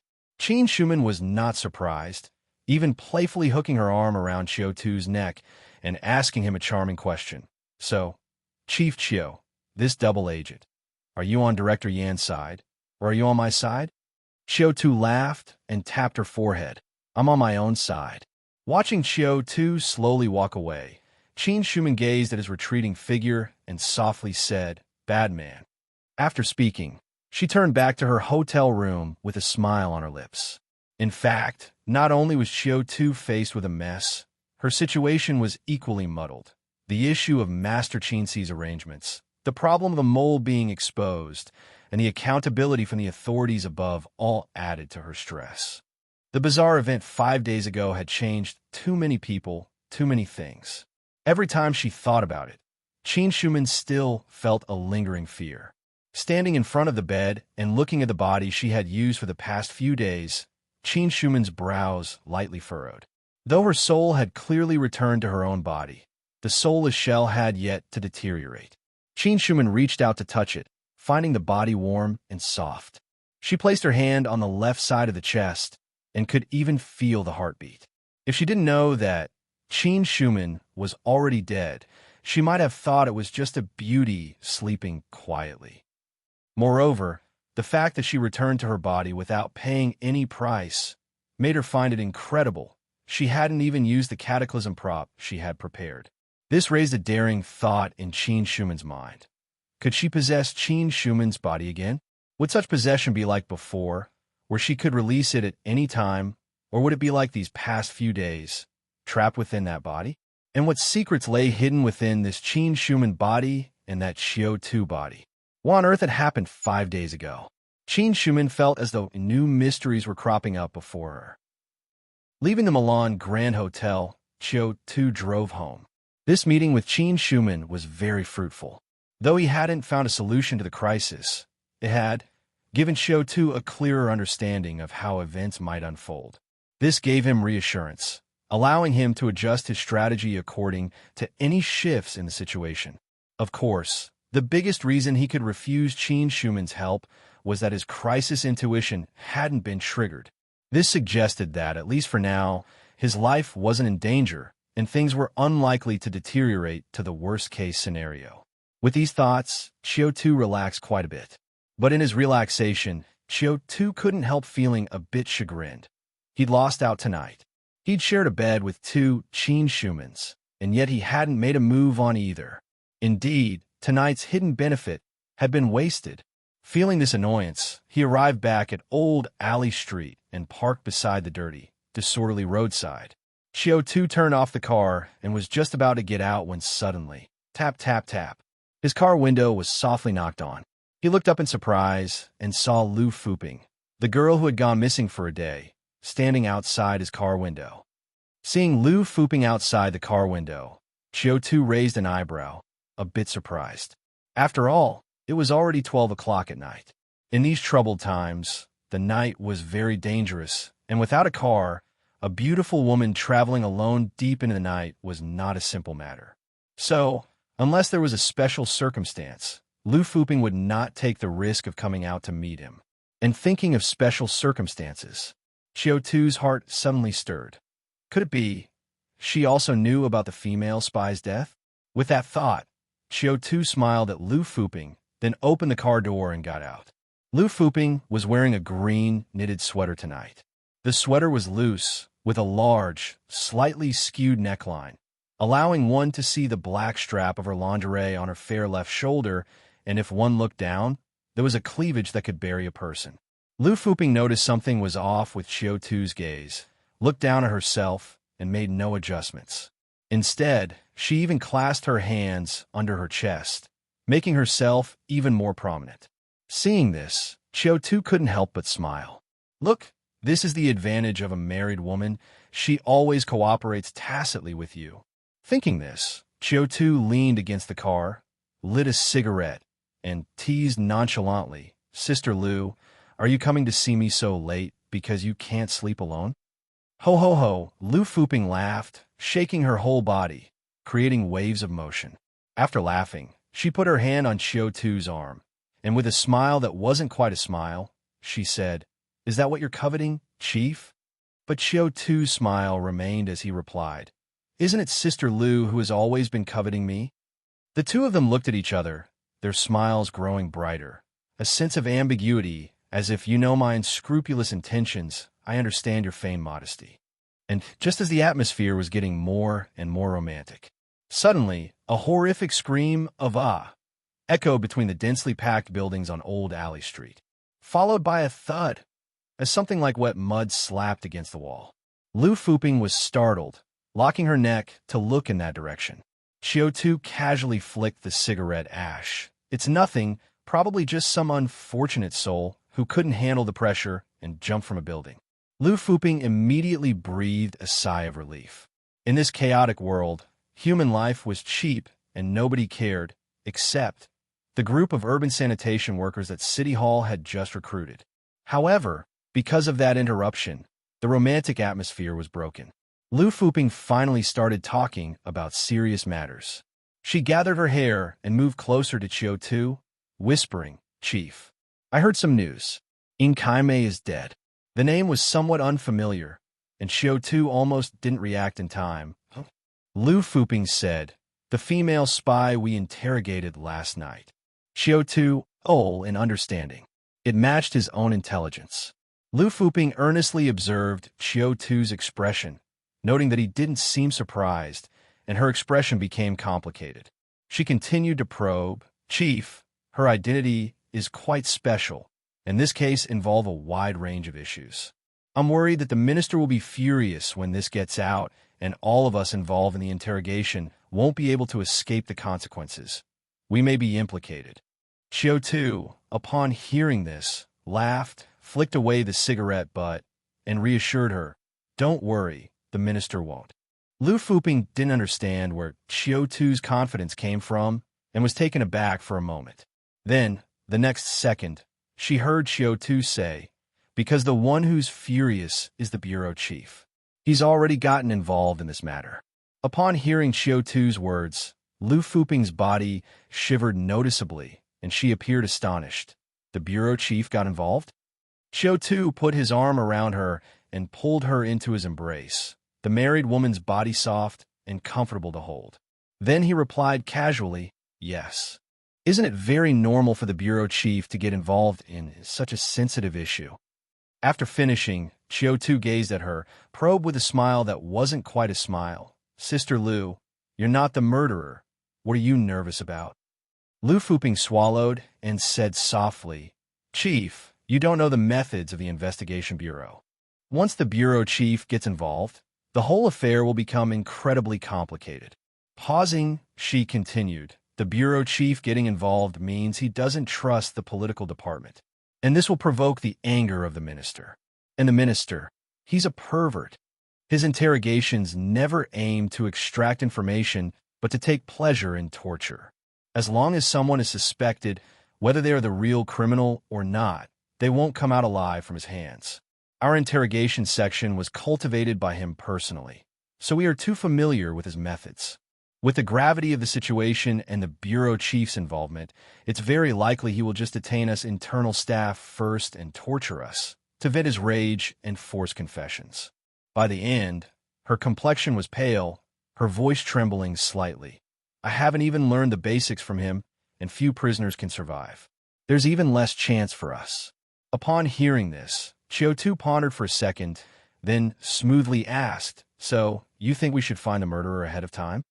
Seeing that Qiu Tu finally got to the content she was most interested in, Lu Fuping nodded eagerly. She spoke softly, "We must find the murderer in advance, to clear ourselves of suspicion. Only by doing so can we avoid being implicated."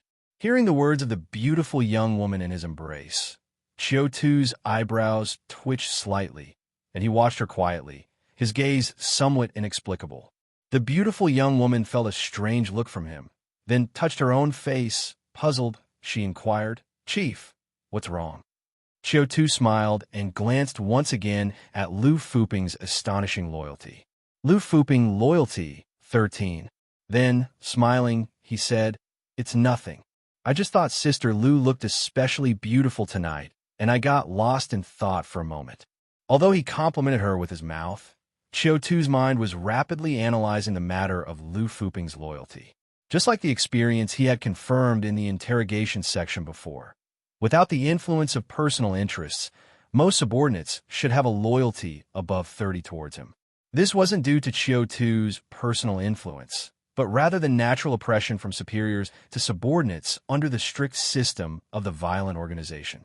After all, if Qiu Tu hadn't made any mistakes, opposing him would be tantamount to opposing the entire violent organization. And yet, Lu Fuping had a loyalty towards Qiu Tu that didn't even reach the basic 30 points. This could only mean 3 possibilities. 1. Qiu Tu's teasing in the past 2 days made her dislike him, reducing her loyalty. 2. She was part of a faction within the investigation bureau, and that faction was hostile or disliked Qiu Tu. 3. She was a spy. All 3 scenarios could lead to her loyalty dropping below 30, the minimum threshold, causing her to disobey Qiu Tu's orders overtly and covertly. Especially the 3rd possibility. If she were really a spy, then the likelihood of her being the murderer also greatly increased. But what Qiu Tu couldn't understand was, if she really was the murderer, why would she come to see him? Was she planning to frame him? Was it a case of a thief crying, "Stop thief"? Or did she intend to deflect the blame elsewhere? Things are getting interesting. Thinking this, Qiu Tu also probed, "Sister Lu, who do you think the murderer is?" Lu Fuping hesitated for a moment before whispering, "I think it might be Wang Shi." Qiu Tu went, "Oh," and asked with interest why. Lu Fuping replied, "He's a pharmacist, responsible for dispensing interrogation potions. So he could easily add some lethal drugs to the normal interrogation potion without anyone noticing." Qiu Tu went, "Oh," as if in deep thought. After a moment, as if something suddenly occurred to him, he looked sharply at Lu Fuping, then feigned surprise and said, "In that case, Sister Lu, you're also quite suspicious. After all, you were the interrogator for that female spy. During the interrogation, you two could have poisoned her without anyone noticing. For example, hiding poison in the crevice of her nails, then applying it to her wounds during execution." Lu Fuping wasn't frightened by Qiu Tu. Her face fell as she admitted, "It's precisely because I know I'm one of the most suspected that I'm so anxious. If I were like you, Chief, having never made contact with that prisoner, I would be sleeping without worries." Qiu Tu looked earnestly at Lu Fuping's expression, finding no faults. So he continued to probe. "Then, Sister Lu, what brings you to me tonight? I should be one of the most suspected as well, right?" Lu Fuping's response to Qiu Tu's relentless questions showed some discomfort as she said, I'm just a little panicked inside. So I wanted to consult with you, Chief, to see if we could find other clues that's a lie." Qiu Tu sensed something off. Lu Fuping's gaze clearly shifted towards the bottom right as she spoke. But interestingly enough, Lu Fuping's gaze snapped back immediately after shifting to the right. A hint of amusement flashed in Qiu Tu's eyes. Interesting. If the gaze had just darted to the bottom right, it would have indicated Lu Fuping was lying, but nothing more could be proven. However, this retraction indicated that she was likely trained professionally, aware of the micro-expressions when lying, and was trying to control them. Perhaps it was lack of skill, or a fluctuation in emotion, that led to the slip.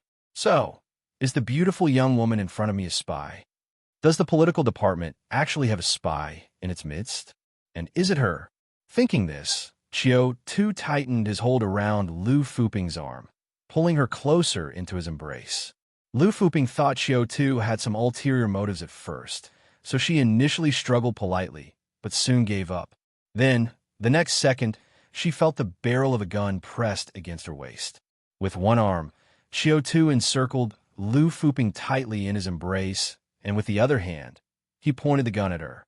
Then he laid his head on Lu Fuping's shoulder and asked in a whisper close to her ear, "Sister Lu, have you ever considered that you might be the person I suspect the most?" Hearing Qiu Tu's words, Lu Fuping froze completely. Seeing this, Qiu Tu became even more certain in his heart.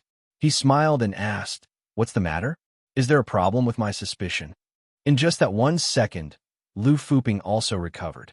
She obviously wanted to continue pretending, so she twisted in Qiu Tu's arms and gently pounded his shoulder, coquettishly saying, "Commander, stop teasing. I'm discussing serious matters with you." Hearing her words, Qiu Tu laughed twice, then slid his hand holding the gun up from her slender waist, over the profound hollow, her fair neck, all the way to her chin. With the muzzle of the gun, he lifted Lu Fuping's chin and looked in her beautiful eyes, speaking softly. "Sister Lu, I'm not messing around either.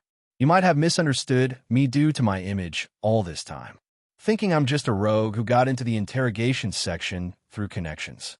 But actually, I do have some skills of my own. Not many, unfortunately, but your flaw was too big." After he finished speaking, Qiu Tu turned off the safety with one hand and asked the final question. "Tell me, Sister Lu, who are you working for? Why did you come to see me tonight?" Seeing Qiu Tu was not joking, but actually intending to take action against her, Lu Fuping immediately struggled to free herself from Qiu Tu's restraint. The result was that she didn't realize until she struggled that Qiu Tu's body was as solid as steel, locking her firmly in place, unable to move at all. Her face didn't show it, but her body secretly exerted more strength. But what was more frightening was that no matter how much strength she used, Qiu Tu seemed to feel nothing and bore it all. Lu Fuping was stunned. Although she was not skilled in strength, she was not someone who could be easily restrained by an ordinary man. Now, it felt not like she was being held in a man's arms, but was bitten by a great beast. The power was so strong it made her despair. At this moment, feeling her struggle, Qiu Tu laughed as well. Sister Lu not pretending anymore. Lu Fuping, seeing that she couldn't get away from Qiu Tu, could only give up struggling. But even so, her professionalism still made her force a smile and said defiantly, "Commander, I really don't know what you're talking about. Please let me go." Originally, Lu Fuping had no hope when she said this. After all, Qiu Tu's sudden turnaround tonight had proven her misjudgment about Qiu Tu. The person in front of her was not an ignorant rogue at all, but a hunter lurking in the shadows. Who knew? Just when she was in despair, Qiu Tu actually let her go. This move threw Lu Fuping off. She stood there, her beautiful eyes dazed as she looked at Qiu Tu. Seeing this, Qiu Tu, while putting away the gun, asked with a smile, "What's the matter? Sister Lu, do you miss my embrace?" Lu Fuping realized her own lapse. She reached up to adjust her hair, giving Qiu Tu a complex look, and couldn't help but ask why. Qiu Tu responded casually while leaning on the car. "If I've seen through your identity, does it matter whether you admit it or not?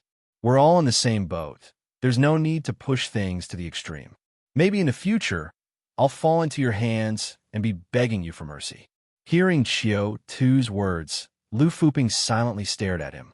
After a long moment, she said softly, "I'm not the murderer. I came to you to actually see if you were the murderer. When I told you about the female spy's death, you didn't show any surprise. I thought you might really be the murderer. Later, I realized your calmness probably meant you already knew the news. And since you weren't flustered by my probing, it's highly likely you're not the killer. So, for the time being, I've excluded you from the list of suspects." When she finished, she stepped backward out of Qiu Tu's attack range. Seeing that Qiu Tu really didn't intend to harm her, she slowly turned around, ready to leave. But as she took her first step, she immediately drew it back. With her back to Qiu Tu, she said softly, "I can't let my identity be exposed, so I must find the murderer in advance to avoid this matter affecting me. Sorry about tonight." After that, she didn't linger, striding away from Old Alley Street. Watching the beautiful young woman leaving, the smile on Qiu Tu's face grew wider.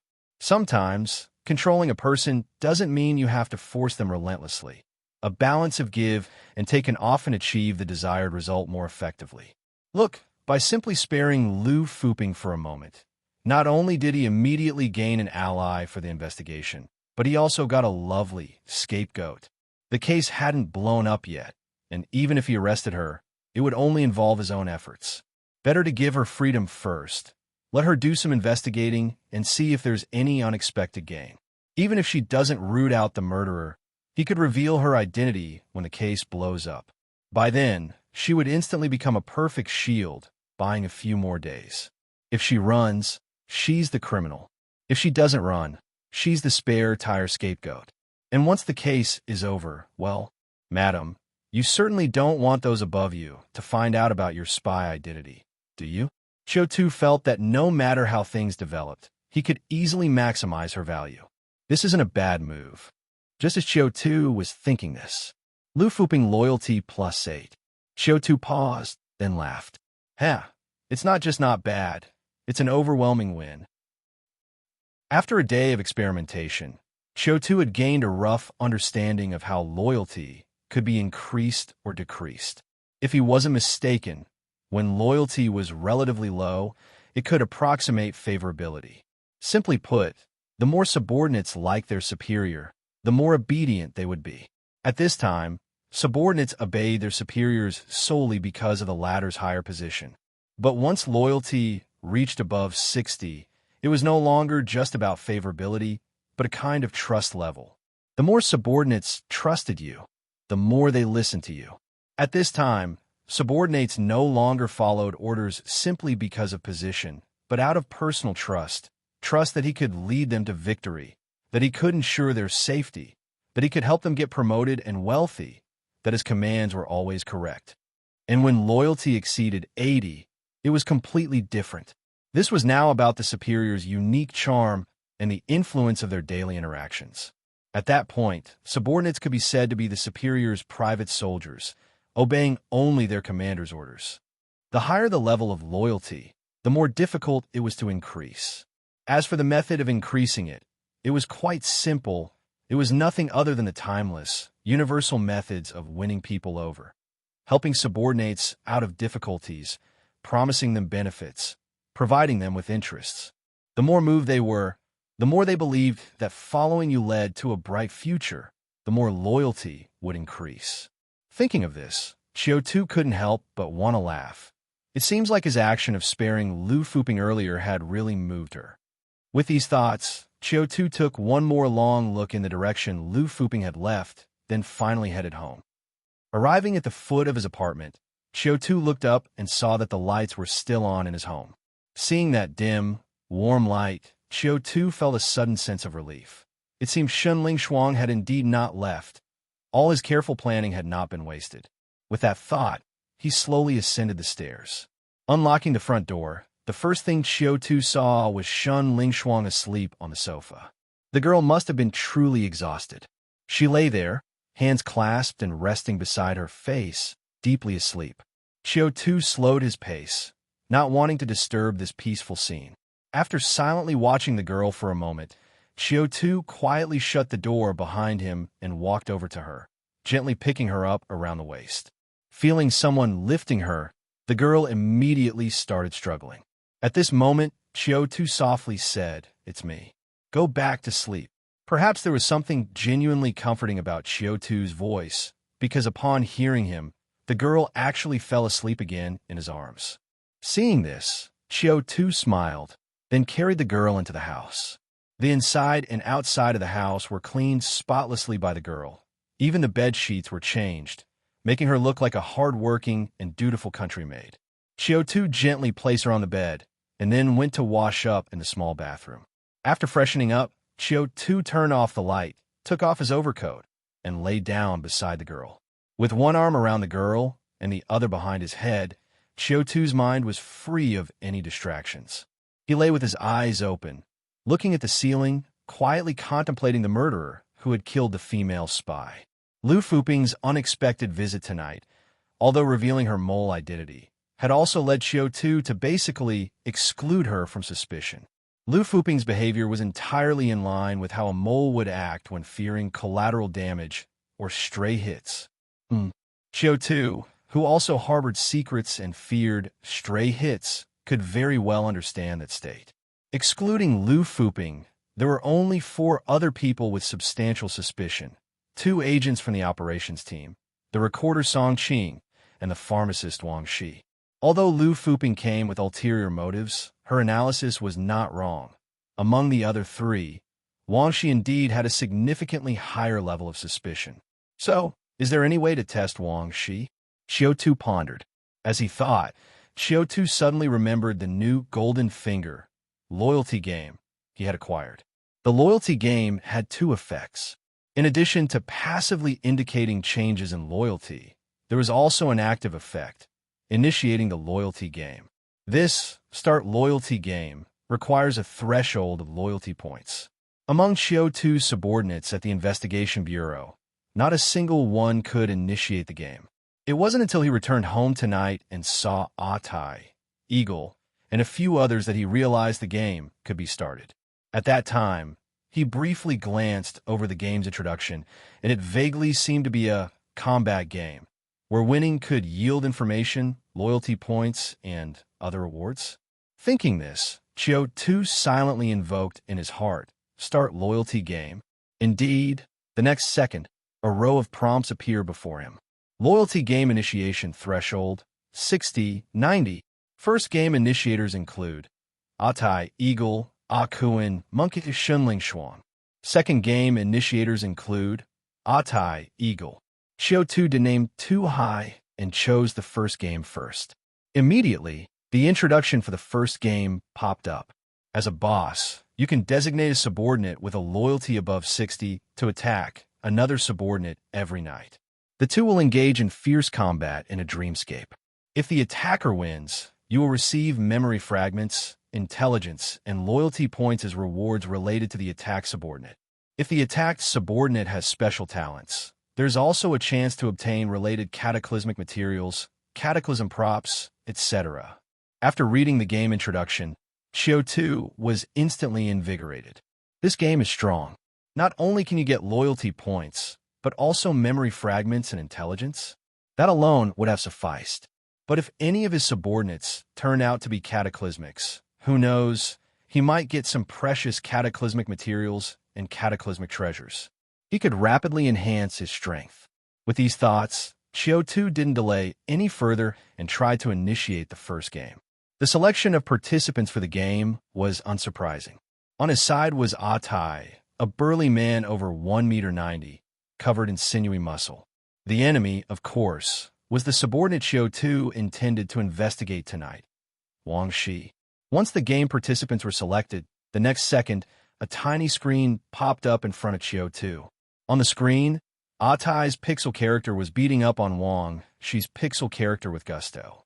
As for why it was possible to tell them apart, well, aside from the pixel characters bearing an uncanny resemblance to their respective appearance features, it was also because Atai held a tiny hammer in his hand, while Wang Shi was embracing a medical injector nearly his own height.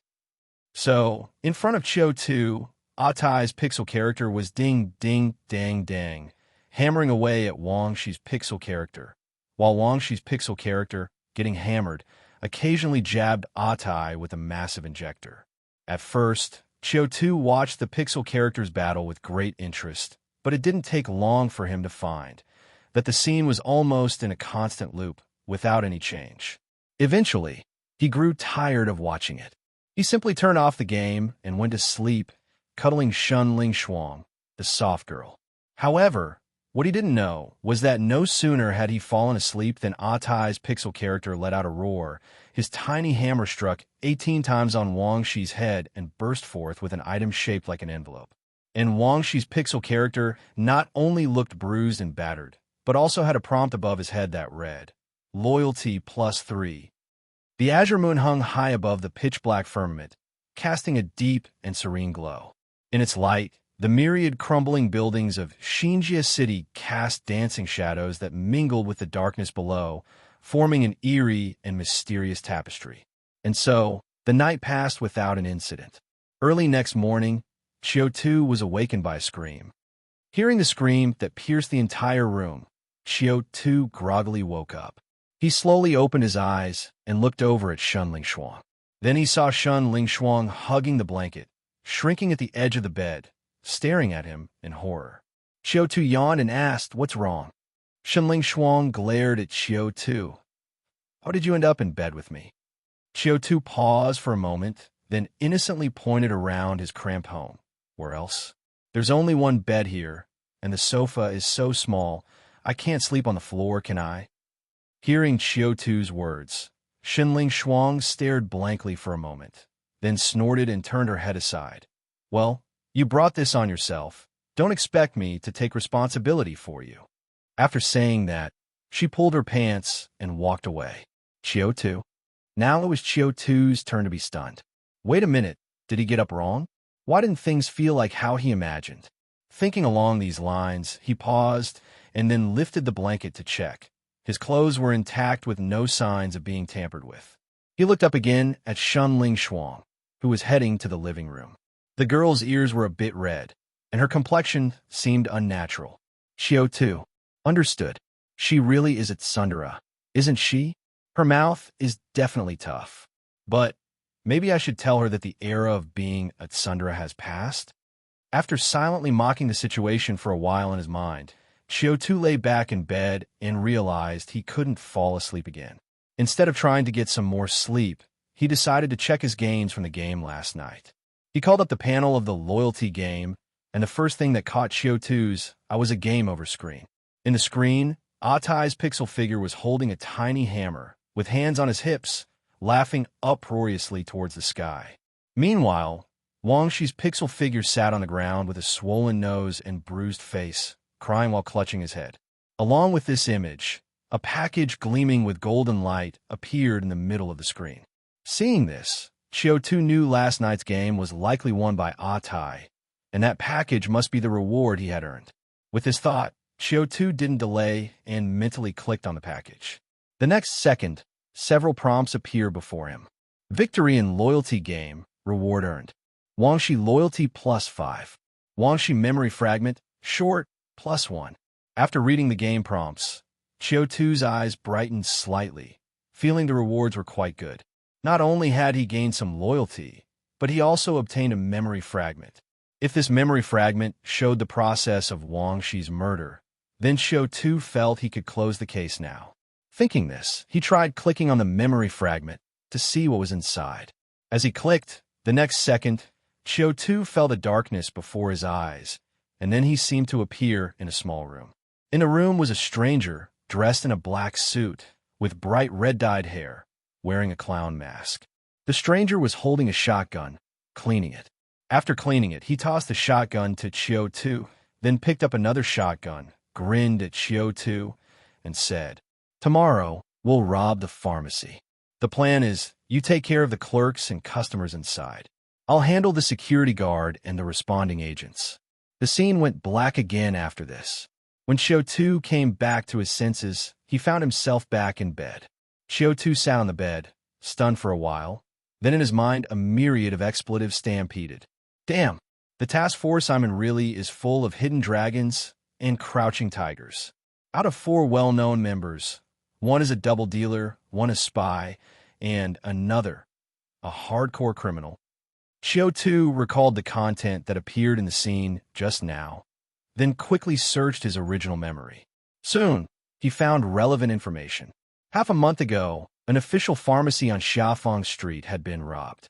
The robbers not only stole hundreds of silver yuan worth of medicines and herbs, but also brutally killed 2 security guards, 3 clerks, 3 customers, as well as 6 temporary agents and 2 formal agents from the Investigation Bureau, totaling 16 people.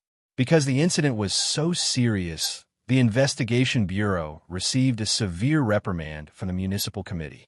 The Public Security Bureau, where Qin Jingguang worked, also faced serious disciplinary action within the Investigation Bureau and was demanded to solve the case within a limited time. But in an era without surveillance cameras and DNA testing technology, cracking the case wasn't so easy.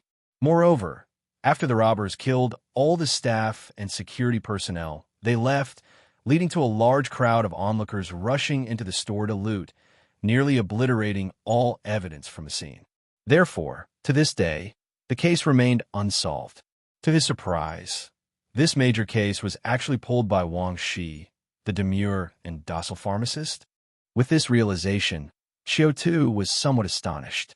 Indeed, you never know what your colleagues will do after work. After silently mocking the situation for a while in his mind, Qiu Tu also quickly analyzed the information revealed by the memory fragment.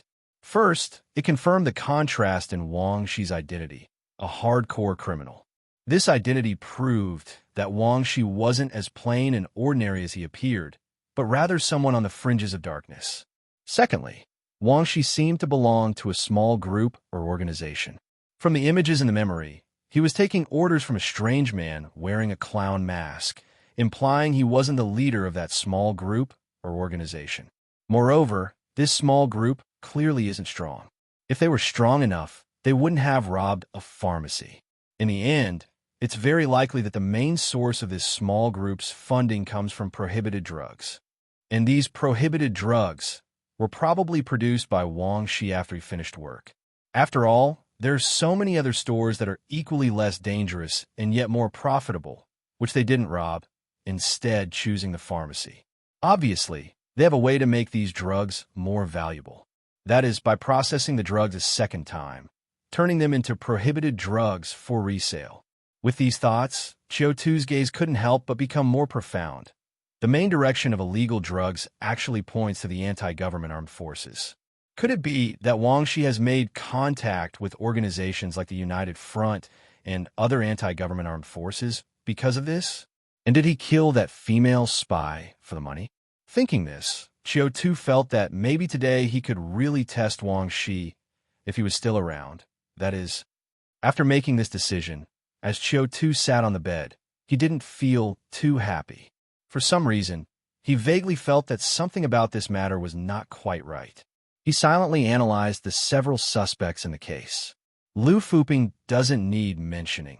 He met them last night and has basically ruled out the suspicion. Next was Song Qing.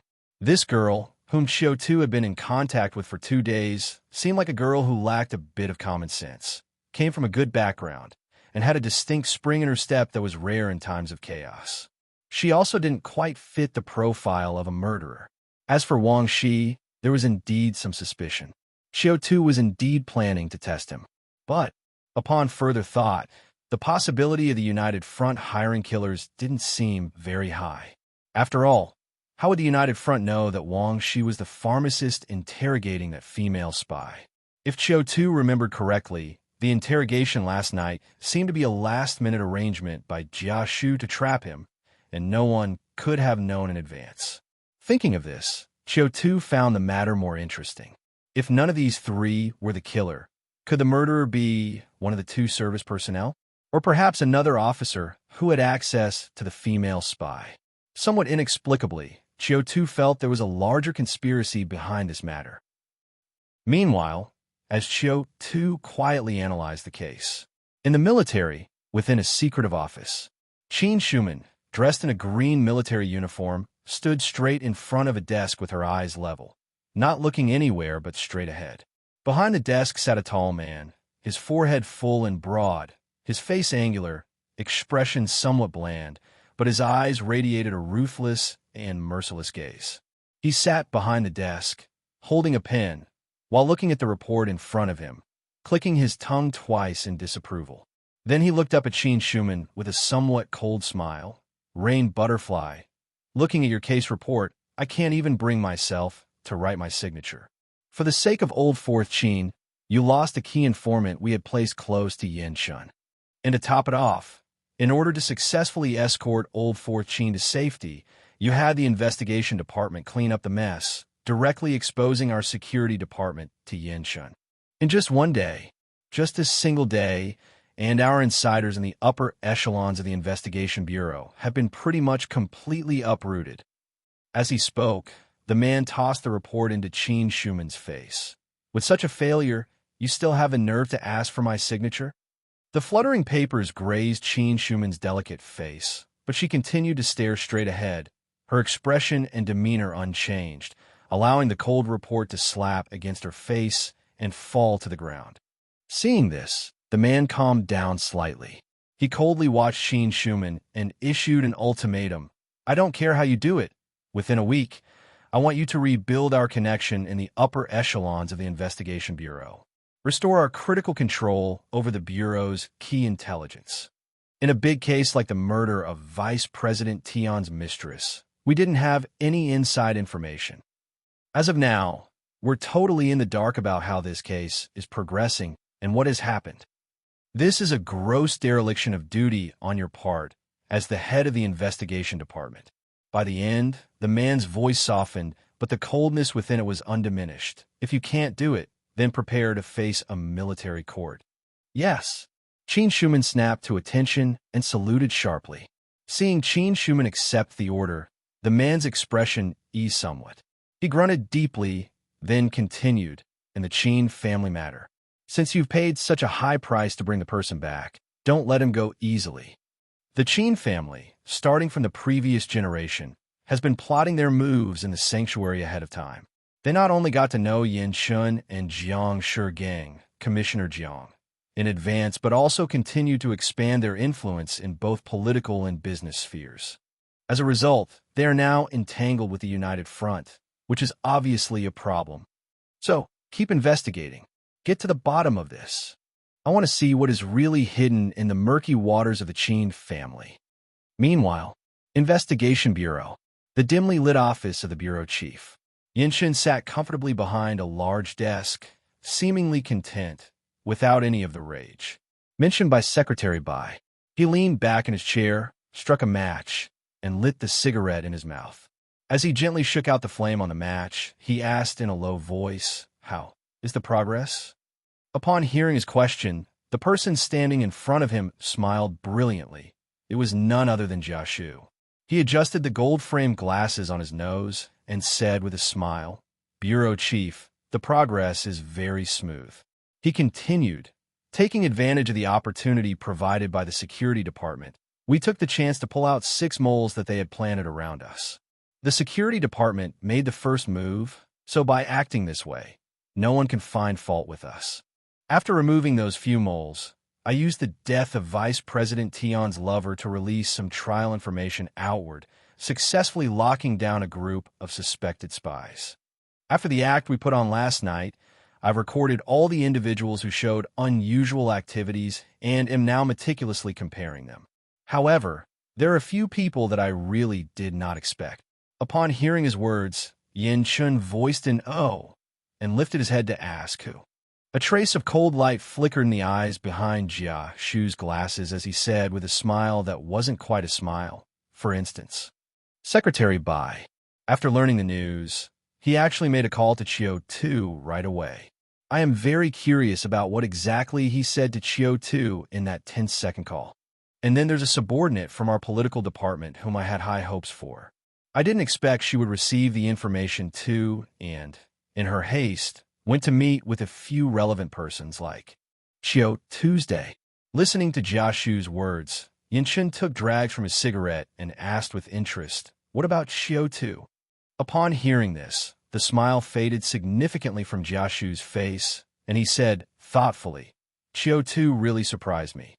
Last night, he went to the Milan Grand Hotel. He must have gone to meet with the security department, as we arranged. During the meet, he received a call from Secretary Bai. Afterward, there were no abnormal actions. Then, on his way home, he encountered that subordinate of mine, and the two of them talked briefly, tangled for a moment, and then the matter ended. Overall, he seemed very normal." Yinshin nodded slightly upon hearing this. Then he gently tapped his fingers on the armrests of his chair and said softly, "In order to quickly and comprehensively take control of Xinjia City's order, in just 1 year, our bureau expanded from a few dozen core personnel to over 10,000. During this process, our control over personnel wasn't so strict. We've been infiltrated by too many informants and moles from various forces. Now that Xinjia City's order is initially established, we finally have the time to screen the personnel within the bureau. Who is truly loyal to us and usable, who is problematic and needs to be removed. We must distinguish carefully. This is a rare opportunity. We must grasp it well." Jiashu nodded slightly, yes. After discussing this matter, Yin Chen added, "Regarding the death of Vice President Tian's lover, what is your take on it?" Today, I was organizing the outline for the latter part of the story, so I only updated one chapter of 4,000 words for now. It should return to 7,000 words tomorrow. Don't forget to keep up with the reading." Hearing Yin Chen's inquiry, Jiashu obviously hesitated for a moment. He adjusted the gold-rimmed glasses on the bridge of his nose, then said somewhat ambiguously, "Bureau Chief, I think how that woman died isn't important. What matters is what her death will bring us." As he said this, he paused before adding, "For example, her death could put many people at ease." Despite the municipal committee's harsh criticism of our investigation bureau, who knows how many members had a good night's sleep last night?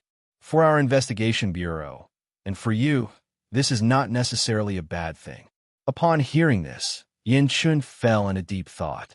After quietly pondering for a while, Yin Chun looked up at Jia Shu, his expression half smiling. "It seems you have quite a few other thoughts about this case." Jia Shu smiled and replied, "Bureau Chief, recent cases have shown me how important a good information surveillance system and a citywide monitoring network are. And that is something only Vice President Tian's side can accomplish." Yinshin once again fell into silence, then tapped his fingers lightly on the armrest of his chair before softly saying, "You make the decision on this matter, but we need to close the case. Don't let it become an unsolved mystery." Jiashu hurriedly bowed slightly with a radiant smile. "Rest assured, Bureau Chief, I'll handle it." After finishing this topic, Jiashu thought today's conversation was over. He straightened his back, ready to take his leave. But just then, Yinshin suddenly spoke again. He slowly asked, "By the way, the team of political department investigators who were sent to the Qin family the other day, are they still being held?" Possibly not expecting Yinshin to bring this up suddenly, Jiashu was taken aback. Then he nodded, "Yes.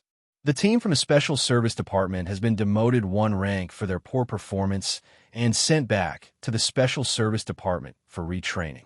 As for the team from the political department, I thought it'd be good for them to learn a lesson, so they've been kept locked up in the detention room awaiting punishment." At this, Yin Chun hummed an acknowledgement before saying, "I think that since Qiu Tu is no longer a suspect, we should still cultivate his talents. He was in charge of that operation and is now the deputy head of the interrogation section.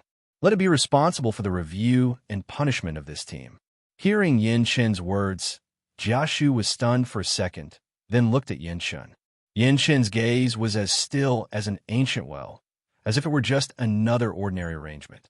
Seeing this, Jiashu's face also immediately displayed a brilliant smile. "Understood, Bureau Chief." A slight smile appeared on Yin Chen's face as he then picked up the teacup from the table and took a sip.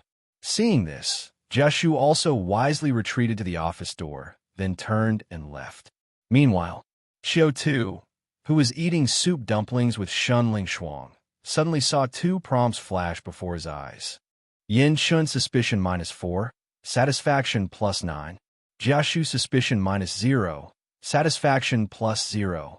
Qiu Tu, who was biting into a dumpling, briefly froze in his actions, and a question mark slowly appeared over his head.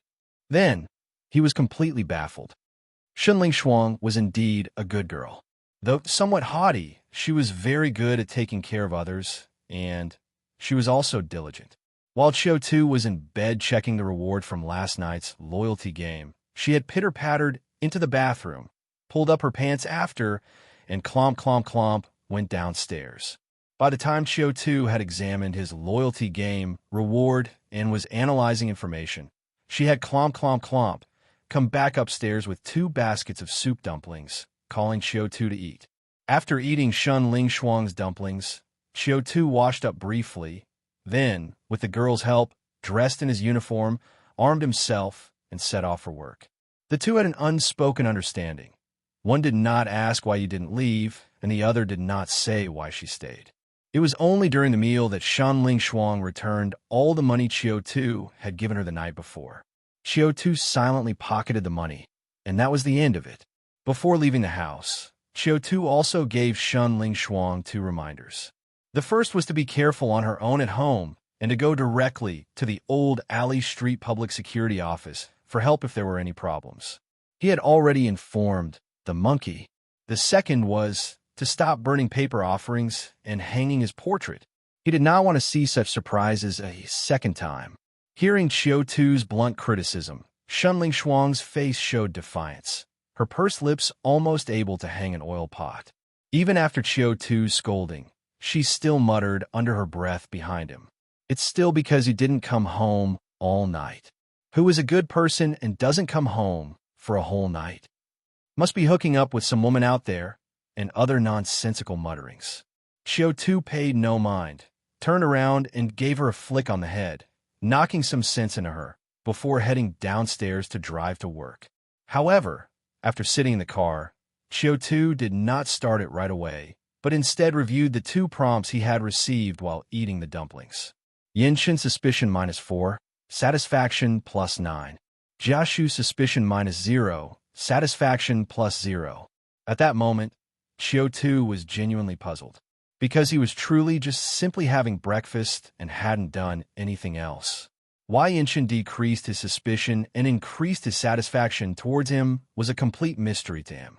So, at that time, he said nothing and just quietly finished the meal with Shunling Shuang.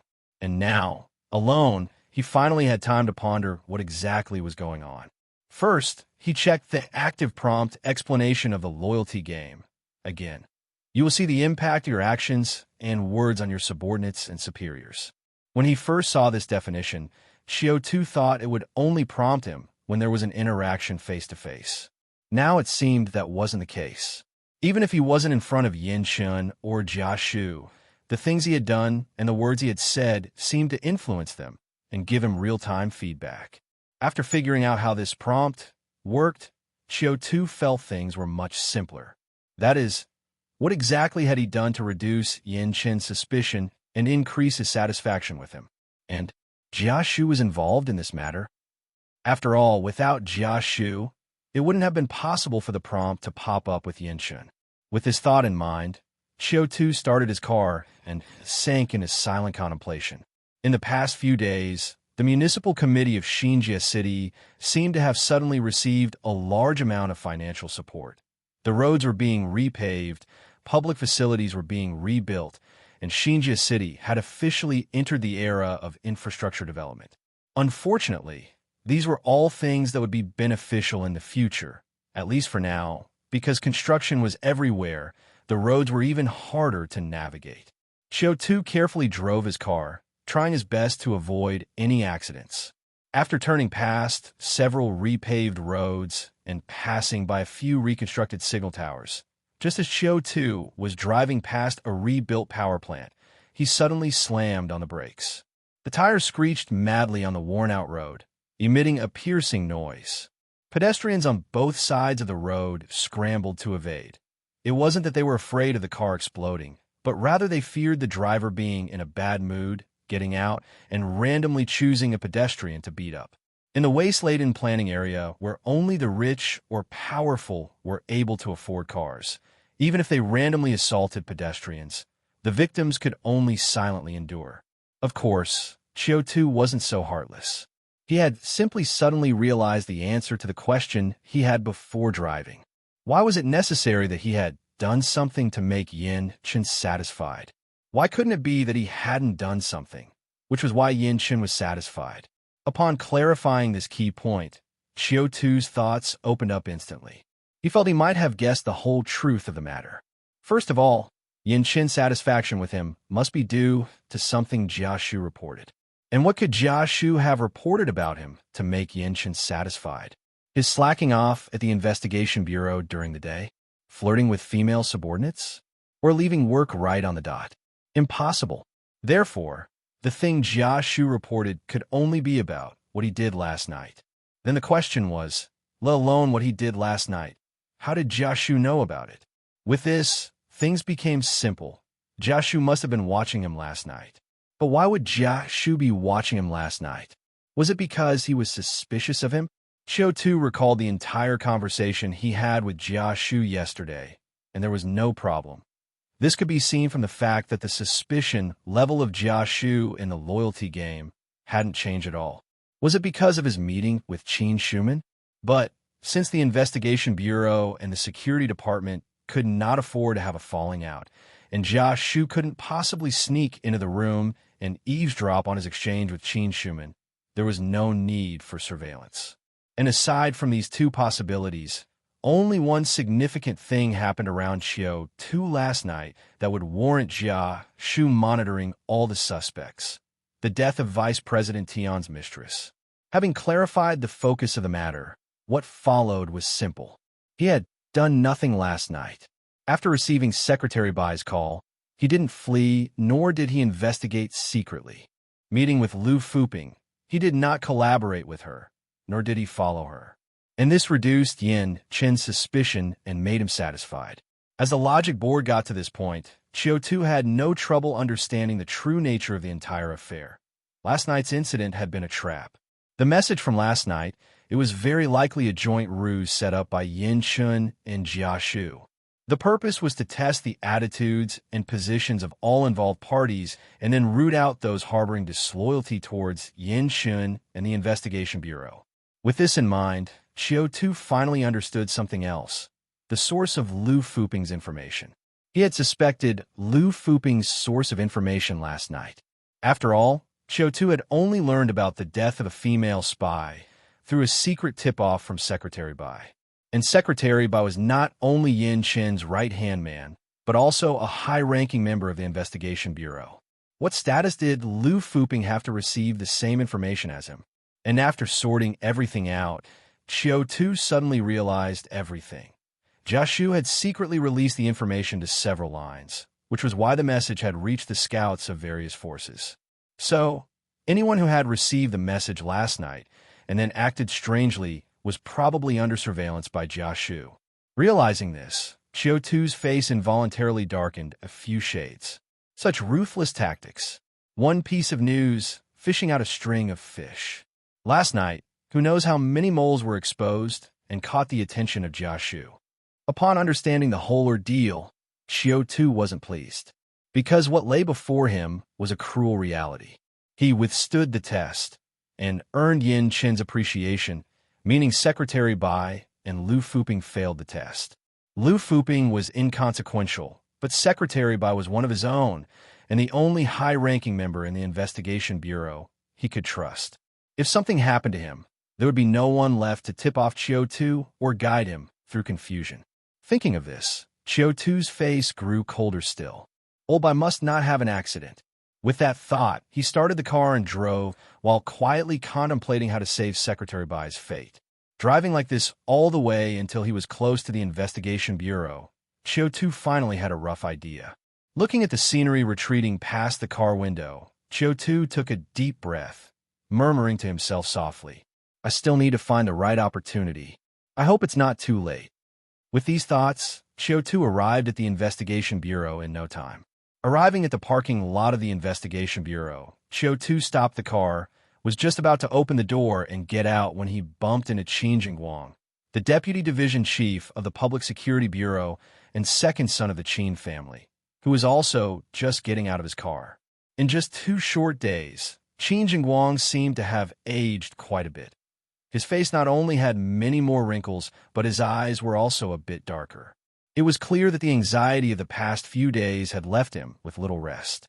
And upon seeing Qiu Tu, his gaze became somewhat complicated. After all, Qiu Tu was both his savior and the enemy of the entire Qin family. Without Qiu Tu initiating the investigation, the Qin brothers wouldn't have turned on each other, the main house wouldn't have burned down, and the Qin family wouldn't have been forced to rely on Yin Chun. So, upon seeing Qiu Tu, he first spaced out for a moment, then smiled and said, "Agent Qiu? Oh, I'm sorry, I mean Chief Qiu. Have you gotten used to the interrogation section yet?" Upon seeing Qin Jingguang, Qiu Tu was also taken aback. He didn't have mixed feelings towards Qin Jingguang. Seeing him reminded Qiu Tu of Master Qin Si's wife and children. Even though Master Qin Si's wife and children were in custody at the security department, their wealth had fallen into the hands of his own brothers. Tonight might be a good opportunity to take inventory, to see just how much money that old codger had made over the years. As he thought this, Qiu Tu also came to his senses and replied with a smile, "Thank you for your concern, Director Qin. I'm still getting accustomed to the public service. As for whether I'm used to it or not, well, I can only say that I am a member of the Investigation Bureau, so no matter what tasks my superiors assign to me, I will get used to them.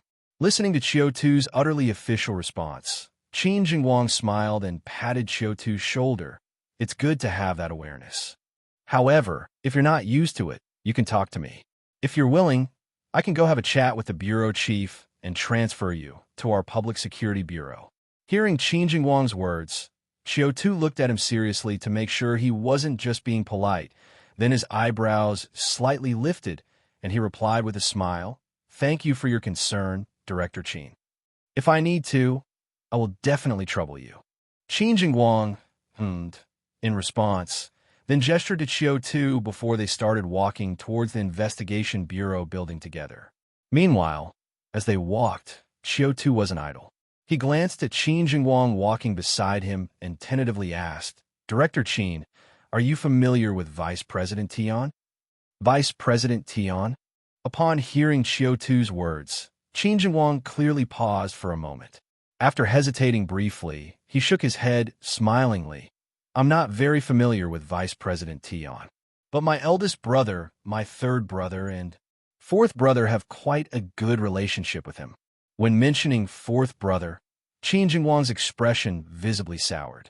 On hearing this, Qiu Tu's eyebrows slightly furrowed. "Commissioner Qin, third brother Qin, old fourth Qin all have good relations with Vice President Tian." It was normal for a city hall commissioner and a major businessman to be acquainted with Vice President Tian, but why would old fourth Qin, a tough guy, have dealings with him? At this moment, seeing Qiu Tu ask such a question, Qin Jingwang curiously countered, "Chief Qiu, why do you ask this? Has something happened to Vice President Tian?"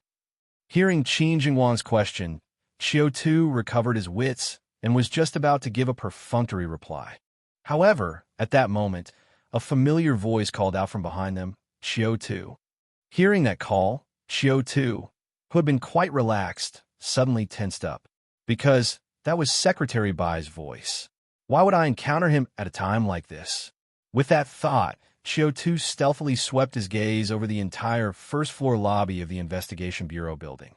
Perhaps because it was during work hours, there were a lot of investigators coming and going in the lobby. Seeing this, Qiu Tu felt slightly stirred. Although it wasn't the most ideal scene, could it be an opportunity to save old Bai? At this time, hearing the voice behind him, Qin Jingwang also looked back. Seeing that it was Secretary Bai, he turned around, smiling as he patted Qiu Tu's arm, then prepared to leave swiftly. But the moment his right foot stepped forward, Qiu Tu suddenly reached out and grabbed him. This action left Qin Jingwang bewildered. He stopped walking, surprised, and looked at Qiu Tu, not understanding what Qiu Tu was up to. At this moment, Qiu Tu, while holding on to Qin Jingwang, turned around and saluted the approaching Secretary Bai with a standard gesture, saying in a distant, formal tone, "Good day, sir." Seeing Qiu Tu's action, Secretary Bai was slightly taken aback as well, and his pace involuntarily slowed down, his gaze flickering. At that moment, Qin Jingwang, standing next to Qiu Tu, was already completely dumbfounded. In the Investigation Bureau with so many senior staff, who didn't know that Qiu Tu was brought up by Secretary Bai's own hand. It was because of Secretary Bai's recommendation that Qiu Tu managed to catch Yan Chen's eye, be put to good use, and step-by-step reach his current position. Therefore, Secretary Bai could be said to have been the benefactor who recognized Qiu Tu's potential. And the label of being part of Secretary Bai's loyalists had long been stamped upon him. Yet now, Qiu Tu was being so cold to Secretary Bai. There must be something fishy going on. At this moment, Qin Jingwang felt as if he had wandered into a melon field, looking back and forth between Qiu Tu and Secretary Bai, his heart filled with curiosity. But at that time, Qiu Tu did not give Qin Jingwang the chance to continue watching the show. After asking and receiving a response, his expression cooled. Then he nodded slightly to Secretary Bai, turned around pulling Qin Jingwang, and walked away. Qin Jingwang was reluctant to leave, but he had to. So he smiled at Secretary Bai, and then was pulled by Qiu Tu into the elevator. The two men stood inside the elevator, while Secretary Bai stood outside. Qiu Tu and Secretary Bai looked at each other across the space. Taking advantage of the moment when Qin Jingwang was not paying attention, Qiu Tu's head moved slightly left and right. Because he was in the elevator, the outside investigators couldn't see him. Only Secretary Bai, who was directly in front of him, saw the movement. Secretary Bai's brow furrowed slightly, as if he had thought of something. The elevator doors slowly closed. And just as they were about to close, Secretary Bai's expression subtly changed. He cast a resentful glance at Qiu Tu and then spat on the ground, muttering under his breath, "What a thing. Ungrateful. Doesn't know when he's well off." Accompanying that mutter, the elevator doors sealed shut, as if severing the inside world from the outside. And faintly hearing Secretary Bai's response, Qiu Tu also completely relaxed. He still had an understanding with old Bai. As the elevator ascended slowly, Qin Jingwang scanned Qiu Tu multiple times throughout the ride and finally couldn't help himself. "Chief Qiu and Secretary Bai?" Hearing Qin Jingwang's words, Qiu Tu pretended to just snap back to reality. Then he oh-ed, smiling hastily as he said, "There's nothing between us. All normal." Director Qin misunderstood. At that moment, the elevator doors opened, reaching the 5th floor, which was the office level of the Public Security Bureau. Qin Jingwang's face revealed an "I've seen through it all" expression, smiling as he patted Qiu Tu and teased, "I haven't even said anything yet. How do you know I'm misunderstood?" After saying that, he laughed twice, with the smile of a victor, and stepped out of the elevator. And behind him, an expression of chagrin involuntarily appeared on Qiu Tu's face, as if Qin Jingwang really had seen through him. Only when Qin Jingwang's figure had completely vanished did his expression slowly return to normal, and his eyes started to playfully twinkle. Every good show needs an audience, and Qin Jingwang was clearly a qualified one. With his preconceived notions, the incident of his conflict with Secretary Bai would likely spread throughout the investigation bureau quickly. Moreover, with so many investigators coming and going in the lobby just before, there would certainly be some who noticed the abnormality between himself and Secretary Bai. They would add fuel to the fire as the topic spread. So, he believed it wouldn't take long for this matter to reach the ears of Jia Shu and Yin Shun. He and Secretary Bai had a very good relationship just yesterday, and now they're suddenly at odds this morning. Under these circumstances, they would easily suspect that the conflict with Secretary Bai might have something to do with the phone call last night. If Secretary Bai had been tipping him off, there would be no reason for them to fall out. Therefore, the call from Secretary Bai last night was most likely about something else. With this preconception in place, handling the rest with Secretary Bai would be easy. He just needed to come up with some lie about their conflict when it was appropriate, such as when Yinshin asked, and he could use that opportunity to clear a lot of suspicions. And even if there weren't a good opportunity to explain, as long as the fake news reached Yin Shun and Jia Shu's ears, it would influence their judgment regarding Secretary Bai's potential betrayal. Even if, retreating 10,000 steps, Qiu Tu had guessed everything about the true nature of the incident wrong, and last night wasn't a scheme. It was beneficial for Qiu Tu, enmeshed in a great vortex, to keep his distance from Secretary Bai for Secretary Bai's own good as well. With these thoughts, Qiu Tu felt that he had truly invested a lot of care for both himself and Secretary Bai. "Old Bai, I've done all I could. The rest is up to you." Thinking thus, the elevator doors closed slowly, and then it continued its ascent. Soon, he arrived at the 9th floor. Qiu Tu got off the elevator and headed towards the office area of the interrogation section. On his way, Qiu Tu was not idle. He kept a discreet watch on the political department investigators coming and going. Just as he had surmised, the whole political department was not busier than usual because of the female spy's death. Everything was as orderly as in the days before. This showed that the information was indeed being contained, only leaking out quietly through a few hidden channels. This was indeed very consistent with the theory of a trap. While thinking this, Qiu Tu also reached the interrogation section. But as soon as he arrived, his subordinate Song Qing found him. Saluting Qiu Tu, Song Qing reported respectfully, "Chief, the commissioner wants to see you." Qiu Tu glanced at Song Qing's loyalty. After yesterday's strike declaration, Song Qing's loyalty finally exceeded 30, reaching 31 points. This indicated that she now saw him as a normal superior, without the inclination to resist orders or speak ill behind his back. Thinking this, Qiu Tu also probed with a question. What does the commissioner want to discuss with me? Indeed, the loyal Song Qing hesitated briefly, but still whispered a piece of news to Qiu Tu. It seems he wants to talk to you about Qiao Dabiao and his issues. We've started a new reader group for our book, Reader group number for 86883284, 5 groups of regular book friends. You can also join the group directly by clicking on the link in the author's message. Those interested can consider joining. Upon hearing Song Qing's words, Qiu Tu was stunned for a moment. Qiao Dabiao, the first-level detective from the political department who was tricked by me to take the fall for the Qin family? Qiu Tu was taken aback. So, is it about the issue with the political department team stationed at the Qin family?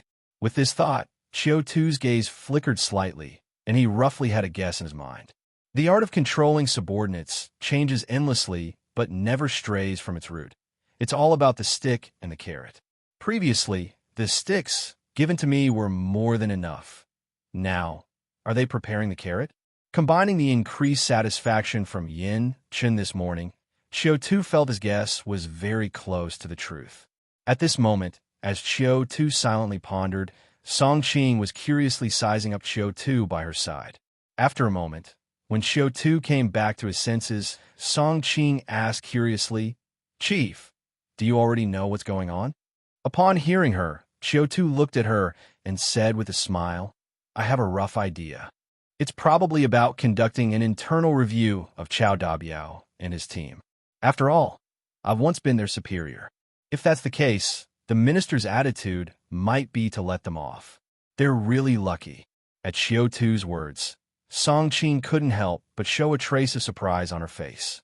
She found it quite magical. The young chief before her seemed to have many facets. There was the image of the profligate son who teased his subordinates, the image of the warrior who dared to challenge his superiors, and the clever image of a strategist who planned with cleverness.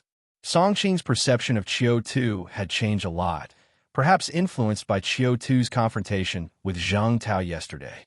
Qiu Tu, with his keen awareness, noticed the change in Song Qing's attitude toward him, so on the way to see Jia Shu, he kept busy. He recalled the reason for Song Qing's increase in loyalty yesterday, and then chose a similar entry point. Is our interrogation section always this busy? Qiu Tu might have really found Song Qing's switch. Upon hearing Qiu Tu's question, Song Qing immediately opened up and started a torrent of complaints. Qiu Tu listened quietly by the side, occasionally joining in the complaint, providing some emotional value. So, in just a short 2-minute walk, Song Qing's look at Qiu Tu had already completely changed, almost considering Qiu Tu a confidant. And Qiu Tu also received the feedback he wanted. Song Qing's loyalty plus 11. Current loyalty, 42. Seeing how rapidly he was closing the distance with Song Qing, Qiu Tu's lips curled into a slight smile. Sure enough, young girls are easy to deceive. 108 ways to boost affection, number 41. Women are emotional creatures. Being a listener at the right time and joining their complaints can quickly close the distance between two people. So, a bad man must learn how to bring out a girl's topics and listen. If he can turn on her switch, then the other switches will be much easier to turn on as well. Having conversed all the way, Song Qing seemed a bit reluctant to end the conversation, but they had reached the place where Jia Shu was waiting to meet with Qiu Tu, so she had to stop there. Her eyes twinkling, she looked at Qiu Tu and said, "Chief, I didn't expect us to have so much in common. I hope we can talk more in the future." Qiu Tu, smiling, replied, "You can come to me anytime you have any issues. Let's communicate more." Song Qing gave a cute MHM and then pointed to the sky garden not far off, saying, "Chief, the minister is waiting for you at the sky garden." Upon hearing her, Qiu Tu nodded slightly, said a polite, "Thank you," and then stepped towards the sky garden. Walking onto the rooftop, Jia Shu indeed stood at the edge of the sky garden, hand behind his back, gazing at the scene of Xinjia City where much needed to be done. Maybe having heard Qiu Tu's footsteps, he did not turn around but continued looking at the scenery while saying with a laugh, "If you find that you get along with a stranger no matter what you talk about, you must be careful. Because more likely than not, they aren't truly compatible with you, but have knowledge, experience, emotional intelligence, and IQ far above yours." With that, he turned around, his expression mockingly smiling, and looked at Qiu Tu. "Don't you agree, Chief Qiu?" Knowing that Jia Shu was hinting at his overpowering treatment of Song Qing, Qiu Tu merely smiled noncommittally. "Communicating more with subordinates and listening to their opinions about the department is my responsibility as a chief." Jia Shu watched Qiu Tu, and Qiu Tu also just quietly looked back at him. After a moment, the smile on Jia Shu's face became incredibly radiant. He turned back to continue gazing at the distant scenery and then inquired, "Do you still remember where this place is, Chief Qiu?" Qiu Tu paused, his gaze sweeping over the sky garden. Jia Shu continued, "Don't remember?" Qiu Tu quickly searched through the memories of his predecessor, but came up empty. So he could only respond with an evasive laugh. "I really don't seem to have any impression." Upon hearing that, Jia Shu chuckled lightly. "That's right. You should have no memory because this is your first time here." Qiu Tu was filled with question marks. "What's wrong with you? It's my first time here, and you make all this fuss, scaring me. I thought my time-traveling secret was going to be exposed." Jia Shu, oblivious to Qiu Tu's internal monologue, continued gazing at Xinjia City with his back to Qiu Tu and kept speaking. "This is the Sky Garden, where only chiefs and above middle-level officers are allowed. Here, you can enjoy tea and desserts while looking down at the whole Xinjia City. You can also have a waiter clean your uniform, prepare dinner, or even buy you anything you want." With that, Jia Shu turned around and motioned with a wave of his hand. Immediately, a young and beautiful female server approached to hand him a cup of coffee. Jia Shu leaned on the railing at the edge of the rooftop, sipped his coffee lightly, and then continued. "And once you become the director, you'll have an independent restroom on the 12th floor, a personal secretary, a personal driver, a villa in the city center provided by City Hall, all the resources related to your life provided by the Investigation Bureau. As for becoming the bureau chief..." At this point, Jia Shu looked at Qiu Tu with a smile that was not quite a smile. "As one of the three most powerful people in the entire Xinjia City, your command will be the will of everyone in Xinjia City.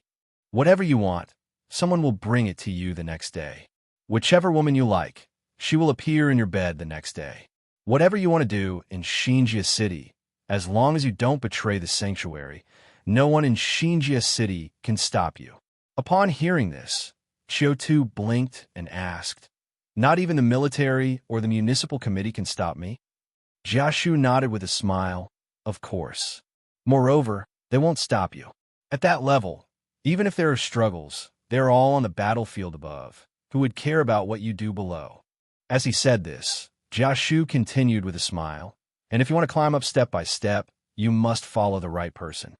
Only by following the right person can you climb to the peak step by step." Hearing Jia Shu's words, Qiu Tu immediately understood his implication and immediately professed his loyalty. He straightened his spine and said resolutely, "Director, rest assured, I will definitely follow closely behind you, closely behind the bureau chief's footsteps. Loyalty doesn't cost a thing." Qiu Tu would give Jia Shu his loyalty, even at wholesale if necessary. Jia Shu obviously wasn't fooled. He smiled noncommittally and said, "No matter how nice the words are, it all depends on concrete actions." Having said that, Jia Shu finally revealed the reason he had called Qiu Tu over. "Next, I have 2 tasks for you." 2 tasks. Qiu Tu was stunned for a moment. This was quite different from what Song Qing had told him. Jia Shu nodded and then said, "The first task is, in the next few days you will conduct an internal interrogation of Qiao Dabiao's group of agents."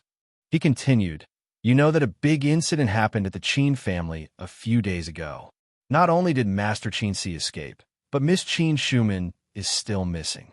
Qiao Dabiao's group, as part of Miss Shuman's security team and the Qin family's secret investigation group, failed in their duties and have all been detained.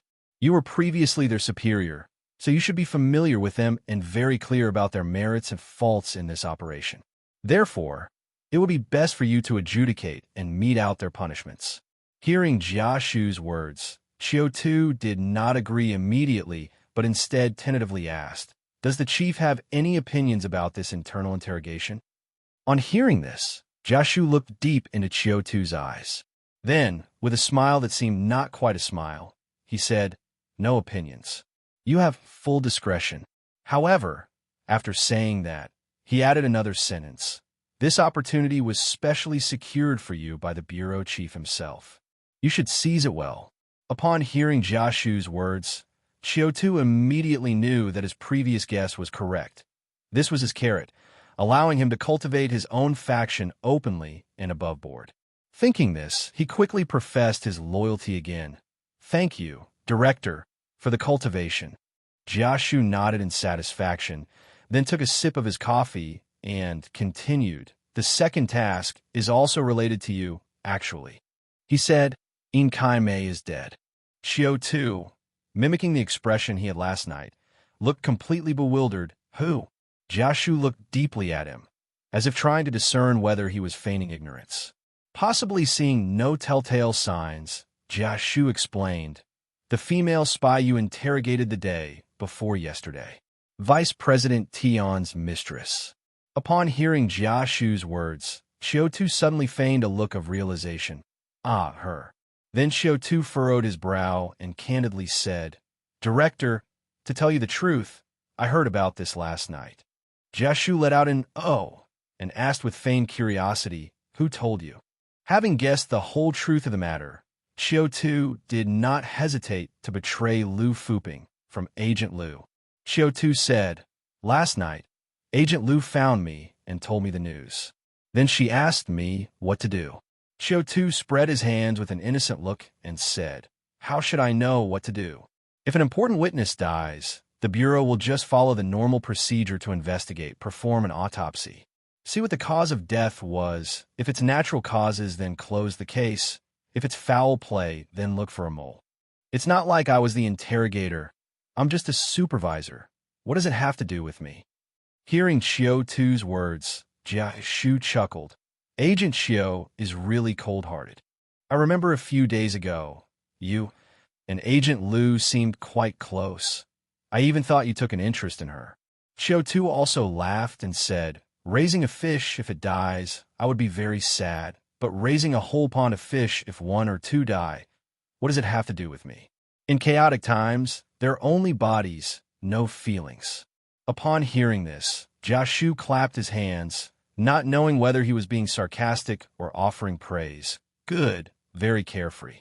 Having said that, he changed his tone and said, "But now, this matter does concern you.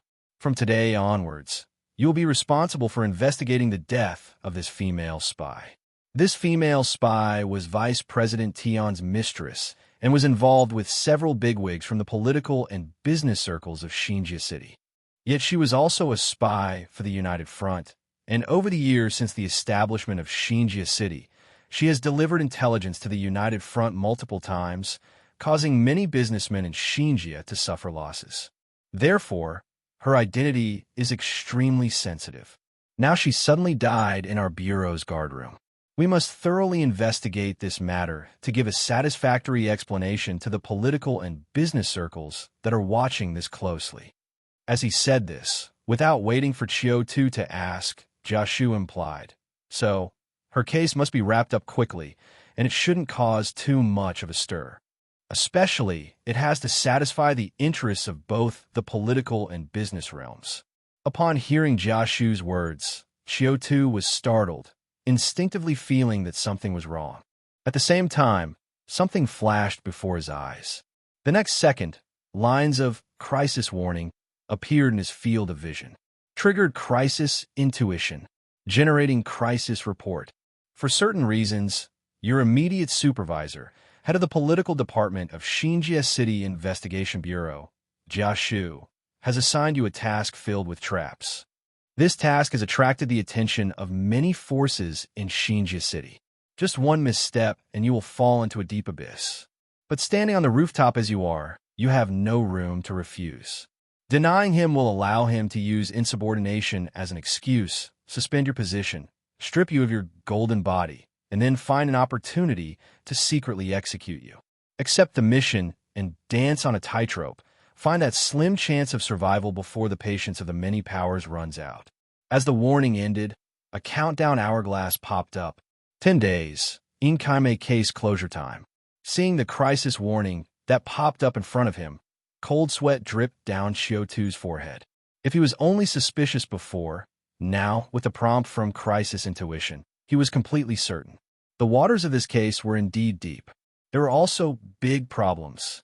And what was more troublesome, he didn't have much choice.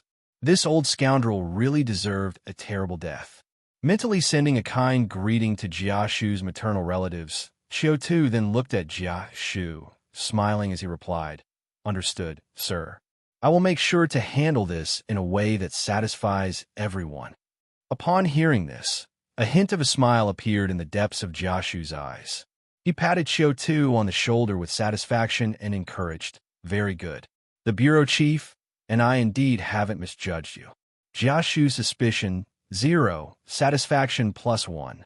After discussing the two tasks with Jia Shu, Qiu Tu suppressed the unease in his heart and tried to appear normal. So he took the opportunity to briefly mention his encounter with the security department the previous night as a double agent. In his words, he had gone through great hardships to reconnect with the security department.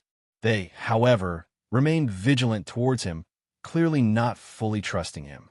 However, upon hearing Qiu Tu's words, Jia Shu just smiled and said something rather inexplicable. "It doesn't matter. Even if they don't trust you now, they will soon rely on you heavily."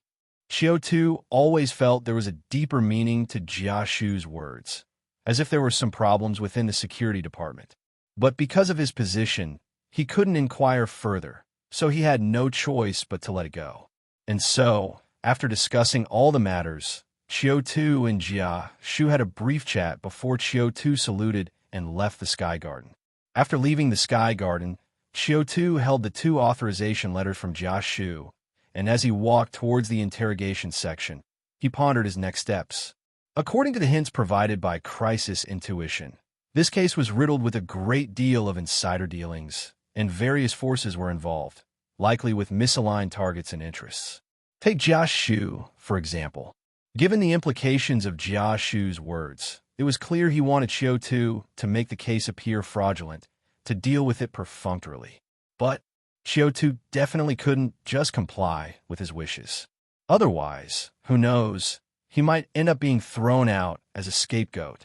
Therefore, he must investigate this case personally, or, at the very least, he had to make some noise about it. Investigating required manpower, and so did making noise. Right now, he had only a few individuals at his disposal, so the first step was to release Qiao Dabiao and his group. Thinking along these lines, Qiu Tu couldn't help but contemplate how to release Qiao Dabiao and his people, while also taking this opportunity to maximize their loyalty. Gradually, Qiu Tu had a plan forming in his mind. 10 days, Inkaime case closure time. Meanwhile, in a large holding room on the 9th floor of the political department, Qiao Dabiao and another 13 detectives were inside. Since they were their own people and not real criminals, the guards did not mistreat them. Therefore, their physical condition was fairly good, but their spirits were greatly tormented. After a prolonged silence, little Lu, a confidant of Qiao Dabiao, nudged him and then whispered, "Brother Biao, will we be able to get out of here? It's been several days already. Why has no one cared about us?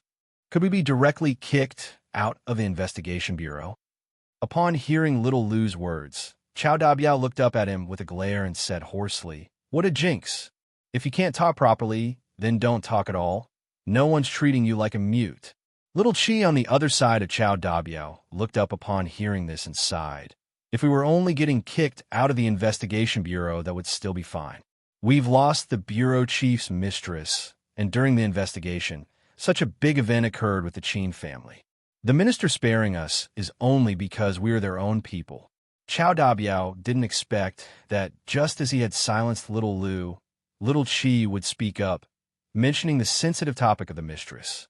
He slapped little Qi on the head with a smack. "You talk too much. Do you have a death wish?" However, perhaps because they had been locked up in the guard room for 2 whole days, the atmosphere inside seemed like it was losing control.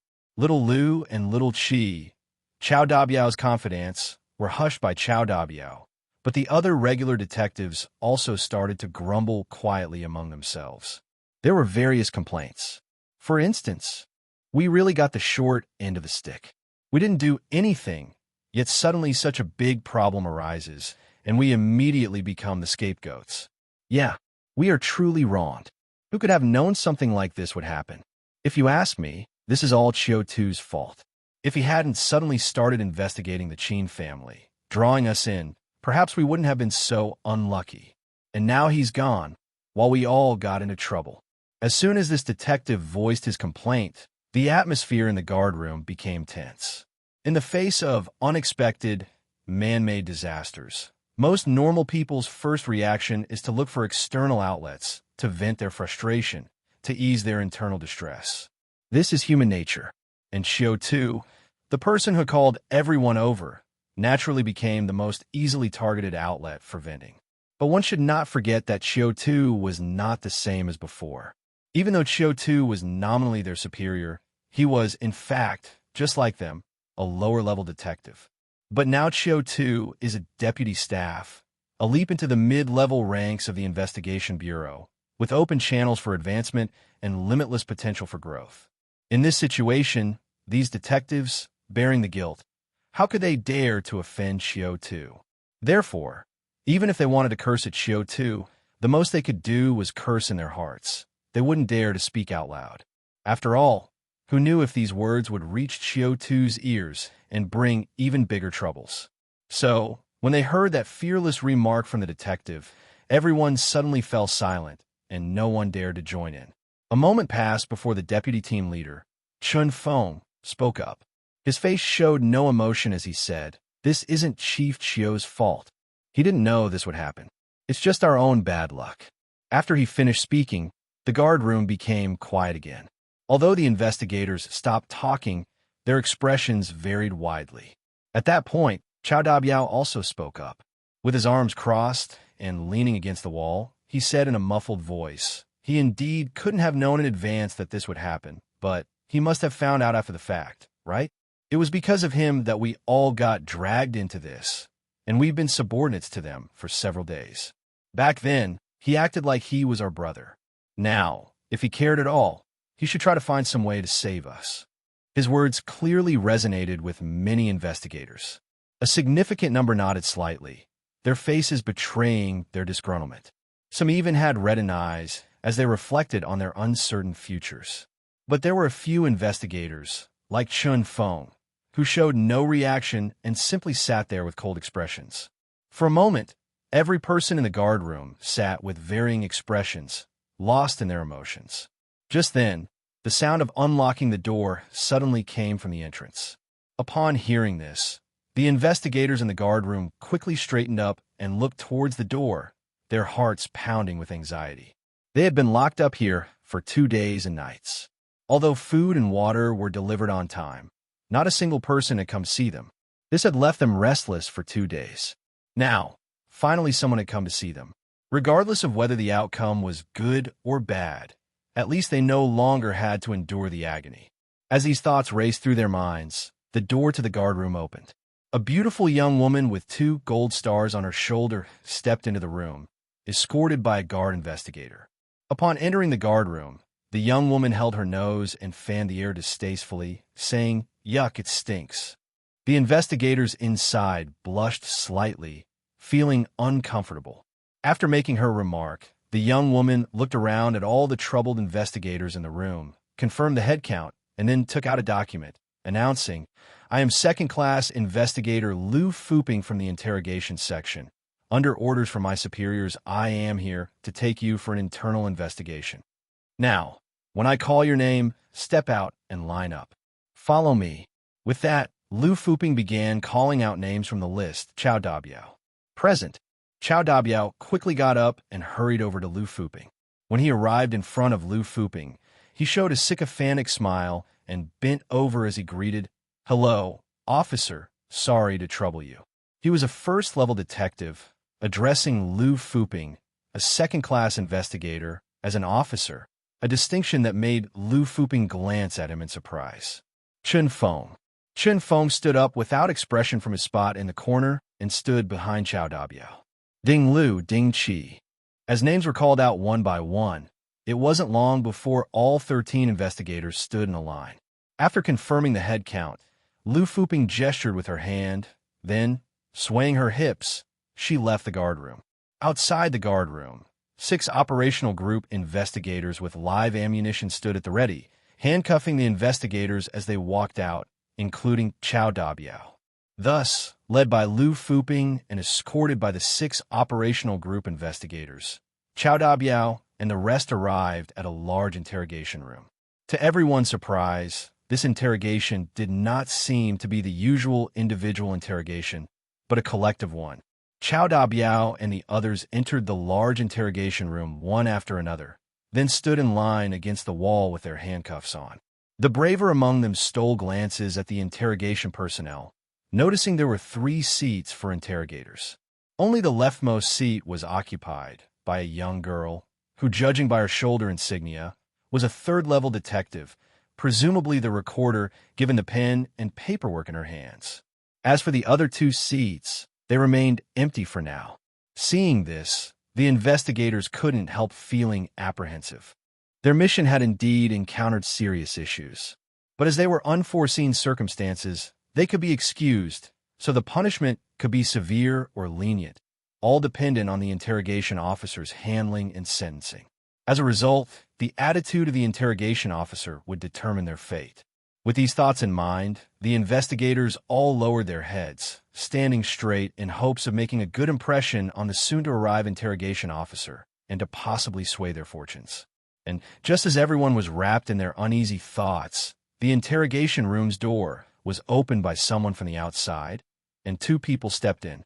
Before the investigators could react, the young female detective quickly stood up and saluted, saying, "Hello, officer." Hearing this, Qiu Dabiao and the others discreetly lifted their gaze, eager to see who had come to interrogate them. The first person they saw was the young woman who had brought them here. Her hair was slightly disheveled, her cheeks were flushed, and a shimmer of moisture was in her eyes, as if she had just been through something. Trailing behind her, the interrogation officer in charge of their fates was Qiu Tu, smiling. The moment they saw Qiu Tu, Qiu Dabiao and the others' eyes widened. In that instant, they felt as though they were seeing their savior. Joy swirled within their chests. Qiu Tu looked at Qiu Dabiao, Chen Feng, and their wide eyes, barely restrained yet still upturned lips, and smiled faintly. That was exactly the effect he wanted.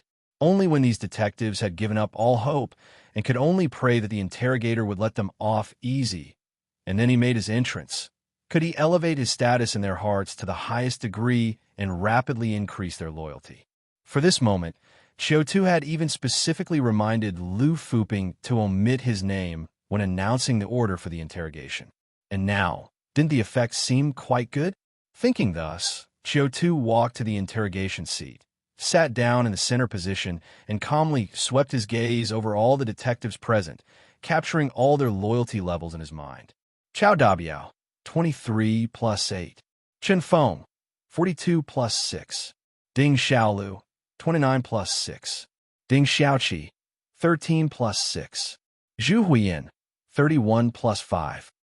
The numbers in front represent the detectives' loyalty levels before seeing Qiu Tu, while the numbers following represent the instant increase in their loyalty after Qiu Tu made his appearance.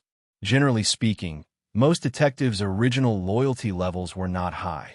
Apart from Chen Feng, whose loyalty exceeded 40 points, and 3 detectives like Zhu Huiyan who were over 30 points, most detectives had loyalty levels in the 20 to 30 range. This was within Qiu Tu's expectations. After all, he had only been their superior for 2 days, there wasn't much emotional connection, and he had also dragged them into the mess that was the Qin family. Now that he was no longer their superior, there was no superior-subordinate relationship, and it was good enough that they didn't hate him. Hence, it was quite normal for their loyalty to drop below 30 after just 2 days. Qiu Tu speculated. Their loyalty didn't drop below 20 probably because he had given them benefits before. Therefore, compared to the original loyalty levels, what Qiu Tu was more concerned about was the increase in their loyalty. An appearance that increased loyalty by 5 to 8 points let Qiu Tu know that his plan was working. He felt that as long as he made an effort, by manipulating their perceptions a few more times during the interrogation, he could swiftly raise their loyalty to a new level. With this in mind, Qiu Tu continued to execute his plan. He tapped on Lu Fuping's desk. The beautiful young woman gathered her hair, stood up understandingly, and then began to read out the document. The content of the document was simple. It listed the mistakes made by Qiao Dabiao and others during the mission. These included not protecting the key person, Qin Shuman, safely, allowing an important suspect, Shunling Shuang, to escape, failing the tasks assigned by superiors, obtaining evidence of the Qin family's crimes, embezzlement of public funds, among others. The more these charges were read out, the weirder the expressions of Qiao Dabiao and others became. They couldn't help feeling strange because although these charges were indeed related to them, it appeared that most were led by Qiu Tu himself, who was sitting in the center of the interrogation podium. And now, Qiu Tu sat at the interrogation podium, while they wore handcuffs. How could such a sharp contrast not make Qiao Dabiao and the others feel bizarre? Of course, it was this very contrast that once again made Qiao Dabiao recognize Qiu Tu's background and power. After so many incidents, Qiu Tu was safe and sound. Even in a position to interrogate them, he really was as favored by the bureau chief, as he said. So, when Lu Fuping finished reading the charges and Qiu Tu slowly began to speak, they listened with utmost attention. That was when they heard Qiu Tu slowly say, "We're all acquainted here, so I won't beat around the bush. Actually, I wasn't initially in charge of this interrogation. After all, I was involved in the mission, had been your superior, and should, by rights, recuse myself. But then again, it's precisely because I participated in the mission and understand everyone's situation that I am the best candidate to preside over this case. Therefore, I specifically went to the bureau chief and the minister and took over this internal review." Upon saying that, Qiu Tu tapped Song Qing, who was writing vigorously, and coughed. "Don't record what I just said." Upon hearing this, Song Qing paused for a moment, then tore off the half-page of interrogation transcript she had just written, crumpled it into a ball, and threw it into the trash can. With a simple statement and command, Qiu Tu immediately left a deep impression on the group of detectives below. Those who had worked with him on a case knew that Qiu Tu was showcasing his power and giving them a tap on the shoulder as a warning. Qiu Tu not only told them that he had the support of Yin Shun and Jia Shu behind him, but also demonstrated with a simple command that he could freely alter the records of the interrogation and decide their fate. Thus, all at once, before Qiu Tu, rose another wave of prompts indicating an increase in loyalty. Qiu Tu glanced at them nonchalantly and then began the formal proceedings. His gaze turned first to Qiao Dabiao. "Qiao Dabiao," he called out. Hearing his name from Qiu Tu, Qiao Dabiao quickly put on an ingratiating face and stepped forward. "Here, Chief." "I'm here." Qiu Tu looked down at the document in his hand and then said, "As a first-level detective, you are the operational leader of this mission, as well as the leader of the security team. Regarding your failure to protect key personnel, letting suspects escape, and embezzling public funds, do you have anything to say in your defense?" Upon hearing Qiu Tu's question, Qiao Dabiao was momentarily stunned. To be honest, he indeed had a lot of grievances he wanted to dispute. For example, about letting suspects escape. He could swear to heaven he never even saw the suspect. Okay. Qiu Tu did not hand it over to him during the transfer. It was only after he was arrested that he learned there was even a suspect within the security team.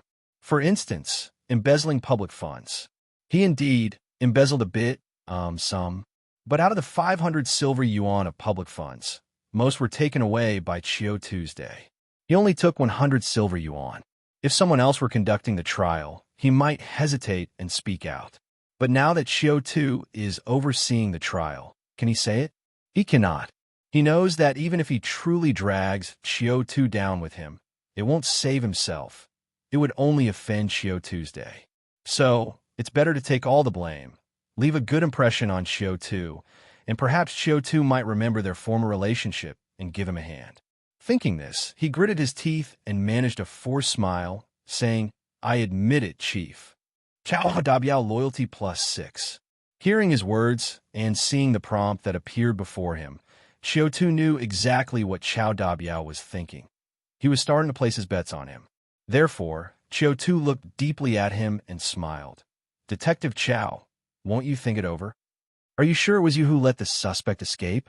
The public funds, you embezzled them." Chao Dabiao was startled. Looking at Qiu Tu's mocking smile, a wave of silent complaints rose in his heart. He was convinced that Qiu Tu was testing whether he would truly not betray Qiu Tu. So, he bit his lip again and said, "Chief, it truly was me." A look of disappointment crossed Qiu Tu's face. He knocked on Song Qing's record book again, asking her to stop.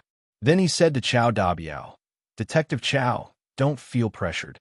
This is just a normal internal investigation. Let me share my thoughts first."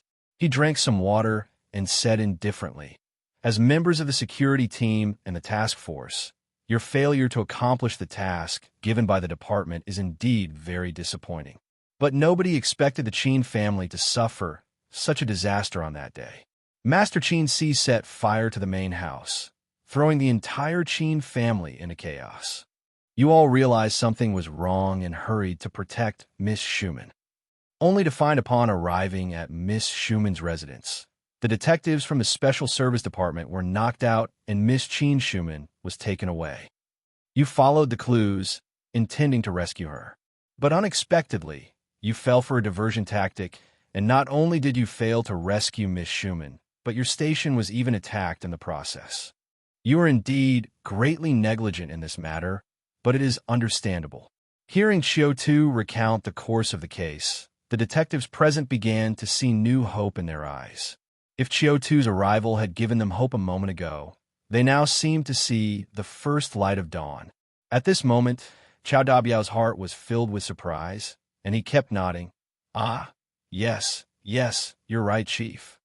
Chao Dabiao loyalty +2. Upon hearing these words, Qiu Tu's expression changed, and he scolded, "What do you mean by saying I'm right?" "What did I say?" "Chao Dabiao, I warn you, don't talk nonsense here." Qiu Tu's sudden change of demeanor startled Chao Dabiao, but he also quickly realized his improper wording could not only fail to save himself, but also add to the evidence against him. Therefore, he hastily said, "Chief, I'm sorry, I misspoke. I've finally remembered what happened that day." Chao Dabiao loyalty +3. Seeing he understood his intention, Qiu Tu knocked on Song Qing's hand and gave her a sign. Song Qing rolled her eyes and once more tore up the interrogation record just taken. Then, while crumpling the record into a ball, she said to Chao Dabiao with annoyance, "Make sure you think it through this time before speaking. I'm tired of taking notes constantly."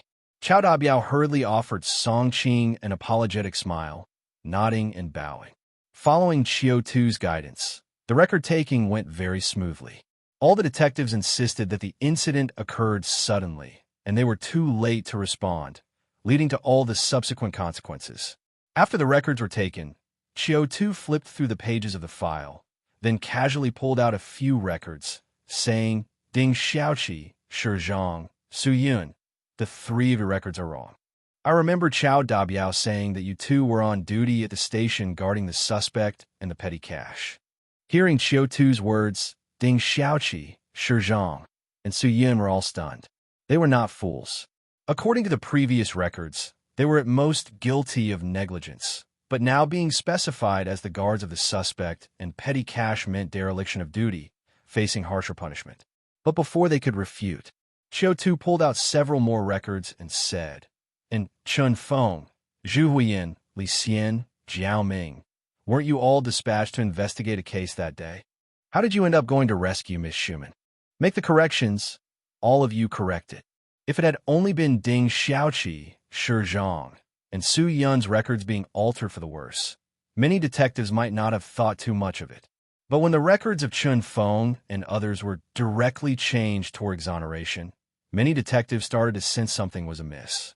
They looked at each other, then reflected on the situation, only to suddenly realize Chun Feng, Zhu Huiyan, and the others seemed to be the ones who had been speaking up for Qiu Tu in the guardroom these past few days. Yet Ding Xiaoqi, Shi Zhang, and Su Yun were dissatisfied with Qiu Tu among those who had mocked him. With this in mind, they couldn't help but look towards Qiu Tu's day. And then, they saw the calm and deep eyes of Qiu Tu, serene as the depths of the sea, as if he could see through people's hearts. In that moment, a chill ran down the spine of all the investigators. Sweat formed on the foreheads of Ding Xiaoqi, Shi Zhang, Su Yun, and the others. At this moment, Qiu Tu also spoke indifferently. If there is anything incorrect in the record, everyone is free to mention it. The Great Fire at the Qin family only burned for 2 days, and most of the traces can still be clearly investigated. If the testimonies of everyone here do not match up, I can apply to the higher-ups for permission to conduct an investigation in the Qin family residence. Hearing the threatening undertone in Qiu Tu's words, Ding Xiaoqi, Shi Zhang, and the others no longer misunderstood Qiu Tu's intentions. Right now, Qiu Tu only knew that they held dissatisfaction towards him, so he was giving them a warning. But if one were to not accept this goodwill gesture, Qiu Tu would directly determine their guilt. At that moment, the three of them hurriedly said, "No problem, Chief." Ding Xiaoqi, Shi Zhang, Su Yun, loyalty +8. Chun Feng, Zhu Huiyan, Li Xian, Jiao Ming, loyalty +10. The loyalty of the other investigators also changed differently. Once everyone's guilt was determined, the next steps were to sign and fingerprint the documents. As each name was signed and each fingerprint was pressed, the entire interrogation finally concluded. After collecting the interrogation records, Qiu Tu slowly said to the 13 investigators, "Everyone can rest assured. With your testimonies and the traces left at the scene, the results of everyone's review will come out quickly. By then, we should all still be colleagues." Hearing Qiu Tu's decisive words, the investigators present could no longer contain the joy in their hearts, each of them looking at Qiu Tu excitedly. They had waited so many days, agonizing for so long. They had cooperated with Qiu Tu precisely for this outcome, hadn't they? In today's Xinjia city, to be a formal investigator, especially a political investigator, was to have a truly formidable presence. Not only was the salary generous, but one could also protect family, neighbors. They could walk with their backs straight and heads held high. Therefore, having worked so hard to become investigators, how could they bear to take off their uniforms? Seeing the excitement among the investigators, Qiu Tu smiled and asked in a timely manner, "I have a case to work on next. Would any of you be interested?" Hearing Qiu Tu's words, the group of investigators, freshly favored by Qiu Tu's benevolence, eagerly raised their hands in unison. "Chief, I can. Chief, count me in. Chief, I want to continue working on cases under you." Even the reserved Chun Feng slowly raised his hand with a determined gaze. Seeing this, Qiu Tu also said with a smile, "All right, I'll take note of everyone's names then. See you this afternoon." Having said that, Qiu Tu turned to Lu Fuping and said, "Let the operations team come to take them back." Upon hearing this, Lu Fuping gave him a coquettish roll of her eyes and then got up, swaying her hips as she went to find the operations team's investigators. Thus, the 13 investigators, lined up in a queue, were once again led away from the interrogation room. However, just as Qiao Dabiao, the last in line, was about to leave the interrogation room, Qiu Tu suddenly called out to him, "Big Biao, wait a moment." Qiao Dabiao stopped in his tracks, looking bewilderedly at Qiu Tu.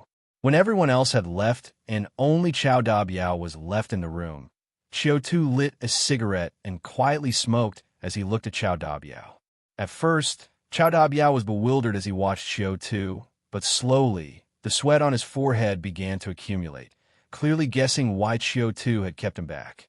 Seeing this, Qiu Tu finally stopped beating around the bush. He flicked the ash off his cigarette and said softly, "I've heard that these past days, you've had some grievances about me." At that moment, Qiu Dabiao's legs went weak, and he almost knelt to the ground. Bowing, he said to Qiu Tu with an awkward laugh, Chief, what I said was unintentional. Please be magnanimous and don't take it to heart." Qiu Tu smiled and said indifferently, "But you were in charge of the operation this time, with much responsibility. There is too much guilt associated with it. I can't fully absolve you. So, a demotion by 1 level it is." Hearing Qiu Tu's words, Qiu Dabiao's face turned instantly pale. A demotion by 1 level might not seem much, but a first-level detective has command rights and many special privileges that are vastly different from a second-class investigator. Thus, being demoted to a second-class investigator would greatly reduce Qiu Dabiao's identity and status within the political department. Qiu Dabiao wanted to flatter Qiu Tu further, but he stopped himself as the words reached his lips, knowing this was Qiu Tu's reprimand. Speaking ill of Qiu Tu in the past few days warranted a lesson, and it was entirely justified. Moreover, the fact that Qiu Tu had spared him was already something to be immensely grateful for. With this in mind, his attitude suddenly became much more peaceful. He gave Qiu Tu a deep bow and then said, "Thank you, Chief. I'm already very grateful that you would keep me in the investigation bureau." Qiu Dabiao loyalty +5, current loyalty 56. Seeing his reaction, Qiu Tu exhaled a ring of smoke, his face carrying a leisurely and free-spirited demeanor. "Big Biao, I'm pleased that you've come to understand. As a man, don't dwell on the immediate gains and losses." With that, he asked, "Do you know about the garden rooftop on the 9th floor?" Qiu Dabiao was stunned for a moment, then shook his head. A nostalgic look crossed Qiu Tu's face as he said, "That's a place reserved for section chiefs and above, the middle-level officers. There, you can drink tea, eat desserts, and look down at the whole of Xinjia City. You can also have the waitstaff clean your uniform, prepare dinner, and even go out to buy anything you want." Qiu Dabiao was drawn into the scene by Qiu Tu's description, looking somewhat mesmerized, as if he could really see the garden rooftop. Then at that moment, Qiu Tu continued, "Big Biao, do you know of the restroom on the 12th floor?" Qiu Dabiao again shook his head blankly. Qiu Tu said with a smile, "That's a privilege you attain after becoming a division head. Once you become a division head, you'll..." Qiu Tu went on to describe to Qiu Dabiao the lavish lifestyle and immense privileges of section chiefs, division heads, and even the bureau chief. Overall, it was simply passing on to Qiu Dabiao, with a bit of added color, what Jia Shu had said to him today. This immediately beguiled Qiu Dabiao, a first-level detective and used to worldly affairs, leaving him absolutely wide-eyed. And in the end, Qiu Tu also gave him a meaningful look and repeated the brainwashing lines that Jia Shu had fed him. "Big Biao, achieving all this is actually very simple. That is, you must follow the right person. Only by following the right person can you reach the pinnacle step by step." It must be said, Jia Shu's brainwashing skills were indeed effective. As soon as Qiu Tu recited the spiel, Qiu Dabiao's face flushed red, and his eyes turned crimson with excitement. He firmly declared his stance to Qiu Tu. "Chief, rest assured, from now on, I am your soldier. Wherever you point, I will strike."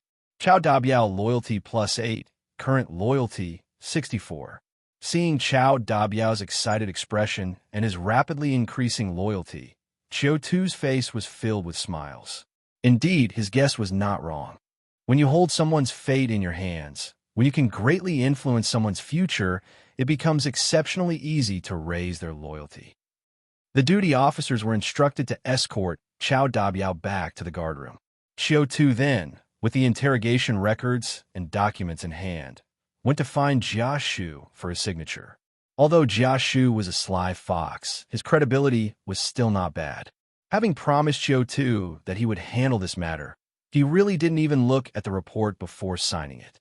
And since these investigators were all under his command, Qiu Tu was lenient with their punishments. A warning was noted on investigators like Chen Feng and Zhu Huiyan who held high loyalty towards Qiu Tu. Light treatment, fined 3 drinks. For Ding Xiaoqi, Shi Zhang, and others who had previously been dissatisfied with Qiu Tu, the penalties were heavier, a major demerit and 3 months salary docked. The rest of the investigators had a demerit recorded and 1 month's salary docked. As for Qiu Tu, actually, Qiu Tu had originally intended to teach him a lesson, but then he saw how quickly his loyalty was rising. Coupled with the fact that he was the only first-level detective under him, after much deliberation, Qiu Tu still decided not to demote him in the end. He merely recorded a major demerit against him, docked 3 months' salary, and suspended his command authority temporarily. But no matter what, he managed to keep his position as a first-level detective. So, when this punishment was announced in the guardroom, the whole place erupted, and when he heard that he had retained his position, already having resigned himself to a demotion, Qiu Tu was overjoyed to tears, embracing little Lu tightly and patting him with all his might several times, nearly knocking little Lu out. This naturally allowed Qiu Tu to harvest another wave of loyalty. Following Qiu Tu's series of twists plus surprises, he firmly solidified his position in the hearts of those investigators who were already loyally inclined towards him. The loyalty of this group of investigators also generally reached over 50 points each, making their hearts ready to be harnessed. However, by this time, Qiu Tu's attention had long since shifted away from this group of investigators. His chain plan was far from over. Upon leaving Jia Shu's office, Qiu Tu had only walked a few steps when Lu Fuping pulled him into an empty conference room. Pulled into the conference room, Qiu Tu was far from panicked. Instead, he confidently embraced the beautiful woman before him, then softly asked, "Have you done everything you've been told to do?" Lu Fuping rolled her eyes at Qiu Tu, coquettishly saying, "It's all done, Chief. But are you sure this won't draw attention from higher-ups?" Qiu Tu pondered for a moment, then dismissively replied, "Even if I did nothing, wouldn't the higher-ups still pay attention to me? Besides, I haven't really done anything, just establish my image in front of all the junior investigators.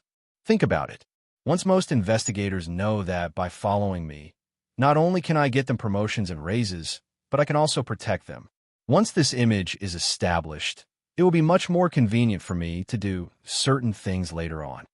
At these words, Lu Fuping laughed and said, "But if something happens, can you really protect them?"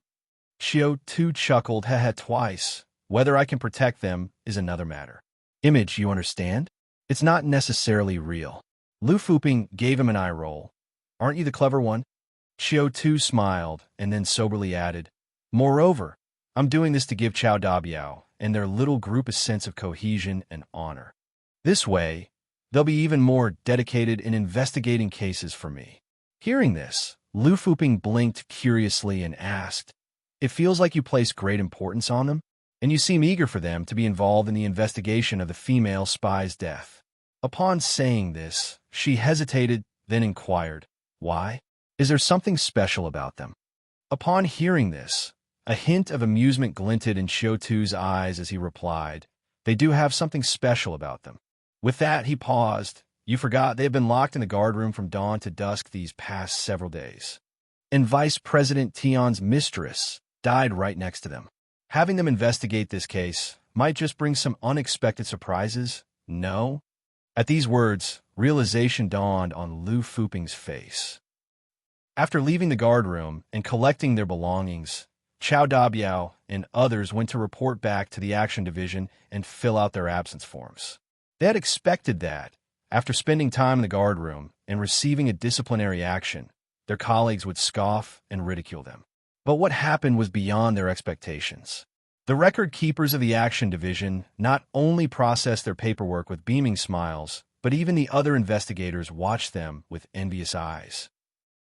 Our book's reader group, for 86883284. You can prompt for more updates, chat, and water cooler talk. Interested readers are welcome to join. Clicking on the direct link in the author's note can also let you join the group directly. This suddenly left Qiu Tu and the others a bit confused. What? Is it now an honor to be brought into the guardroom? I was squatting in the guardroom for 2 days, and now I'm a hero of the department? However, although they were incredibly puzzled inside, they still pretended to be calm on the surface. It was not until they had finished the procedures and Qiu Dabiao and the others were preparing to leave that a familiar first-level detective quietly pulled Qiu Dabiao aside and asked softly, "Brother Biao, I heard you guys have found a big backer?" Qiu Dabiao looked bewildered at the familiar first-level detective. The detective rolled his eyes at him. "Are you still putting on an act with me? The news about you guys has spread everywhere." Hearing the detective's words scratched at Qiu Dabiao's heart like a cat's claws. He felt as if the whole world knew about his situation, yet he himself was the only one out of the loop. With this thought, he asked half pretentiously and half probingly, "Which matter are you referring to?"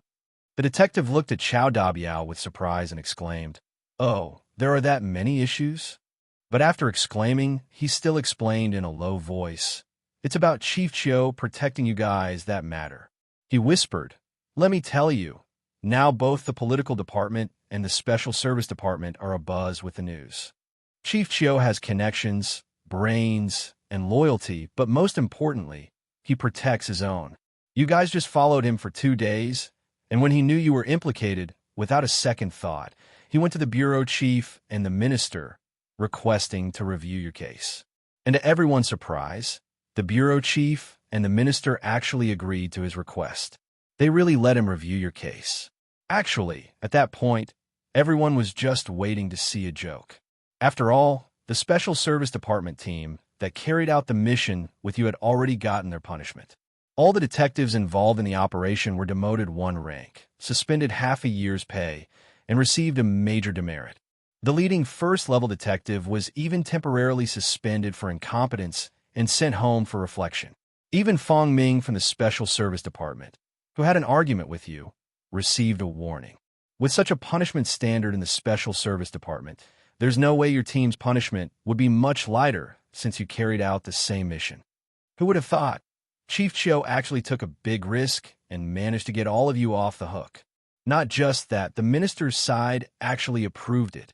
Hearing the detective's words, Qiu Dabiao, Chen Feng, and the rest also showed faces of astonishment. They, who had been locked up in the guard room for 2 days, had no idea about the punishment results of the Special Service Department. Although they guessed theirs wouldn't be as light, they really hadn't expected it to be so harsh. Teams that carried out the same mission, yet they were treated leniently just because they had Qiu Tu's protection. The Special Service Department, without anyone to protect them, suffered such a miserable fate. In such a stark contrast, Qiu Tu's role became even more evident, and they realized how much pressure Qiu Tu had to withstand to protect them.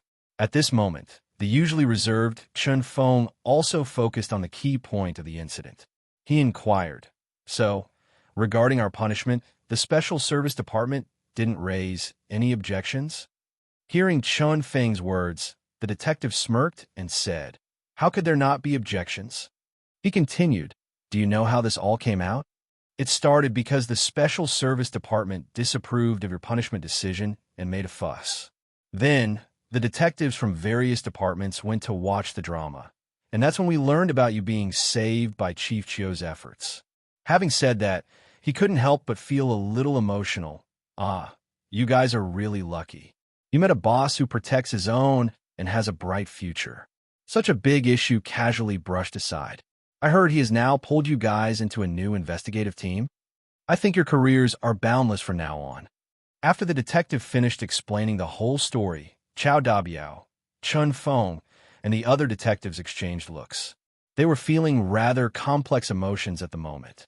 To be honest, it was only until now that they truly understood how much Qiu Tu had sacrificed for them, how much pressure he had endured. Meanwhile, amidst the envious glances of the other detectives, they inexplicably felt a sense of collective pride, as if they were a cut above those ordinary detectives. For a moment, they all stood a little straighter. Qiu Dabiao, Chen Feng, Zhu Huiyin, Ding Xiaolu, loyalty +7. Meanwhile, in the empty conference room of the interrogation section, Qiu Tu looked at the prompt that popped up before him and smiled. He knew his arrangements had taken effect.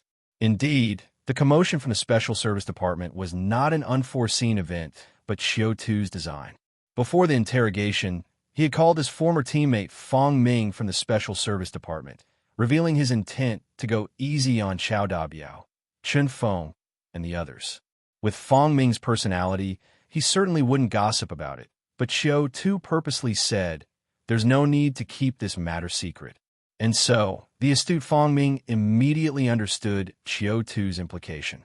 Although he couldn't figure out Qiu Tu's ultimate goal, he was still willing to help out, seeing it as a simple favor that could earn him Qiu Tu's gratitude.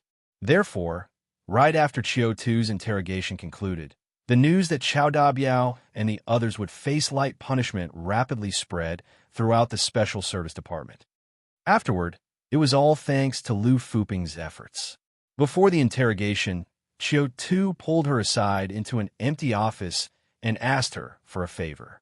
He had asked her to find a few operatives from the political department to provoke those from the Special Service Department after the sentencing results were settled.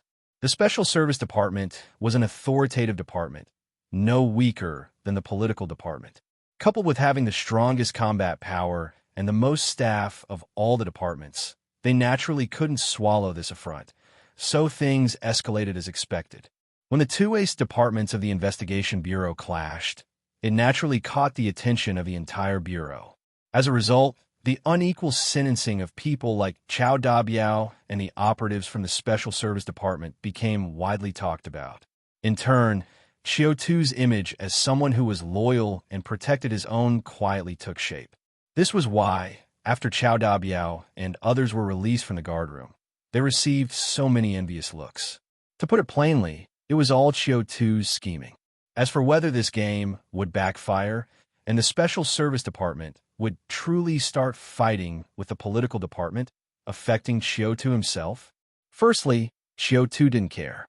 If it really did affect him and he was punished from above, he would happily take the chance to go home for reflection, passing that hot potato of a case to someone else. Secondly, he didn't think it would happen, because during his time in this world, he had already figured out the real power structure of Xinjia City. Besides the three obvious power institutions of Xinjia City, there was actually a hidden power structure: the native residents of Xinjia and the middle and upper classes who came down from the sanctuary. Based on what Qiu Tu had learned and the information obtained from Qin Shuman and Shunling Xuan, he found that even though there was competition among the middle and upper classes who came down from the sanctuary, they were very united. They saw each other as their own kind, while the original residents of Xinjia were considered a tier below them, refugees from the cataclysm. This sense of superiority was mostly well concealed. It only occasionally showed in their choice of words or when handling certain matters. Therefore, the dissatisfaction of the lower-level operatives would not affect the relationship and attitudes of the middle and upper levels of the two departments. Moreover, since Yan Shun had approved this move, with the endorsement of the big boss of the Investigation Bureau behind him, what did Qiu Tu have to fear? He was only afraid that the situation wouldn't blow up enough. After all, the bigger the fuss, the more his fame would grow, and the more widely the news of him forming an investigation team would spread, hence building his desired momentum. Having recalled his entire plan, Qiu Tu snapped back to reality. He glanced at the peach in his hand, whose shape kept changing, and then at Lu Fuping, whose eyes were starting to well up with tears. He coughed and said, "Sorry, I got carried away." Lu Fuping's cheeks flushed red as she swatted Qiu Tu's hand away, took a deep breath, and said indignantly, "Commander, that's a bit too carried away, don't you think?" Just before the interrogation, dragging someone into an empty office and accidentally grabbing on, and now this. How is someone supposed to face others after this? Upon saying that, Lu Fuping playfully suggested, "Otherwise, I should just marry you. That way you can do whatever you want." At her words, Qiu Tu quickly withdrew his hand and said with a serious expression, "Sister Lu, it's fine to play around, but don't joke about a lifetime commitment. We're all in this line of work. You can't harbor other intentions toward me." Hearing this, Lu Fuping spat out in annoyance, "Shameless." However, being a woman who had been married before, Lu Fuping quickly adjusted her emotions after her playful banter with Qiu Tu. While she tidied up her disheveled clothes, she asked, "Qiu Tu, now that the case of Yin Saimei's death is in your hands, do you have any plans?" A hint of hesitation appeared on her face as she cautiously said, "I met with the team members last night and probed them in a roundabout way. It seems none of them are likely to be the murderer." Qiu Tu, however, seemed unconcerned. He stretched lazily and said with a smile, "Plans? If a workman wishes to do his work well, he must first sharpen his tools. My plan is to first apply for some investigation funds, then request some investigation equipment, and then take it slow." Lu Fuping looked at Qiu Tu oddly. She couldn't shake the feeling that Qiu Tu's focus on the investigation seemed like a front, that his real goal was to take advantage of it to acquire funds and equipment, or even set himself up for a convenient escape if all else failed. But since Qiu Tu was her superior and in charge of the investigation team, she had no choice but to follow his orders. So after she and Qiu Tu stepped out, she began drafting several applications as per Qiu Tu's instructions. This time, the investigation team assembled by Qiu Tu was large, including Lu Fuping, Song Qing, Wang Shi, the two special service operatives, as well as Chao Dabiao, Chun Feng, and 13 other detectives. His motive was simple. Regardless of how the case progressed, he intended to build momentum first, test the waters, then use the opportunity to gather a wave of funds and equipment. And if things went south, it would also be easier to flee. Soon, Lu Fuping completed the personnel application form and the equipment application form as per Qiu Tu's requirements. After Qiu Tu quickly reviewed them and found no issues, he went to get them signed. The personnel application form was easily approved. With the backing of Jia Shu and Yin Shun, both the interrogation section and the action section gave the green light. From this moment, Lu Fuping, Song Qing, Wang Shi, Chao Dabiao, Chun Feng, and the others became his subordinates. While the personnel form sailed through smoothly, the equipment application form hit a snag. Administrative Office, Logistical Equipment Section.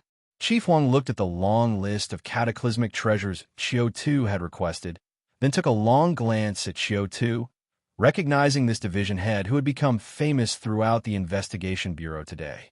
After a moment's hesitation, with a contemplative look, he came back to his senses, did not outright reject the request, but said with a smile, "Chief Qiu, please wait a moment. I will inquire with the office head."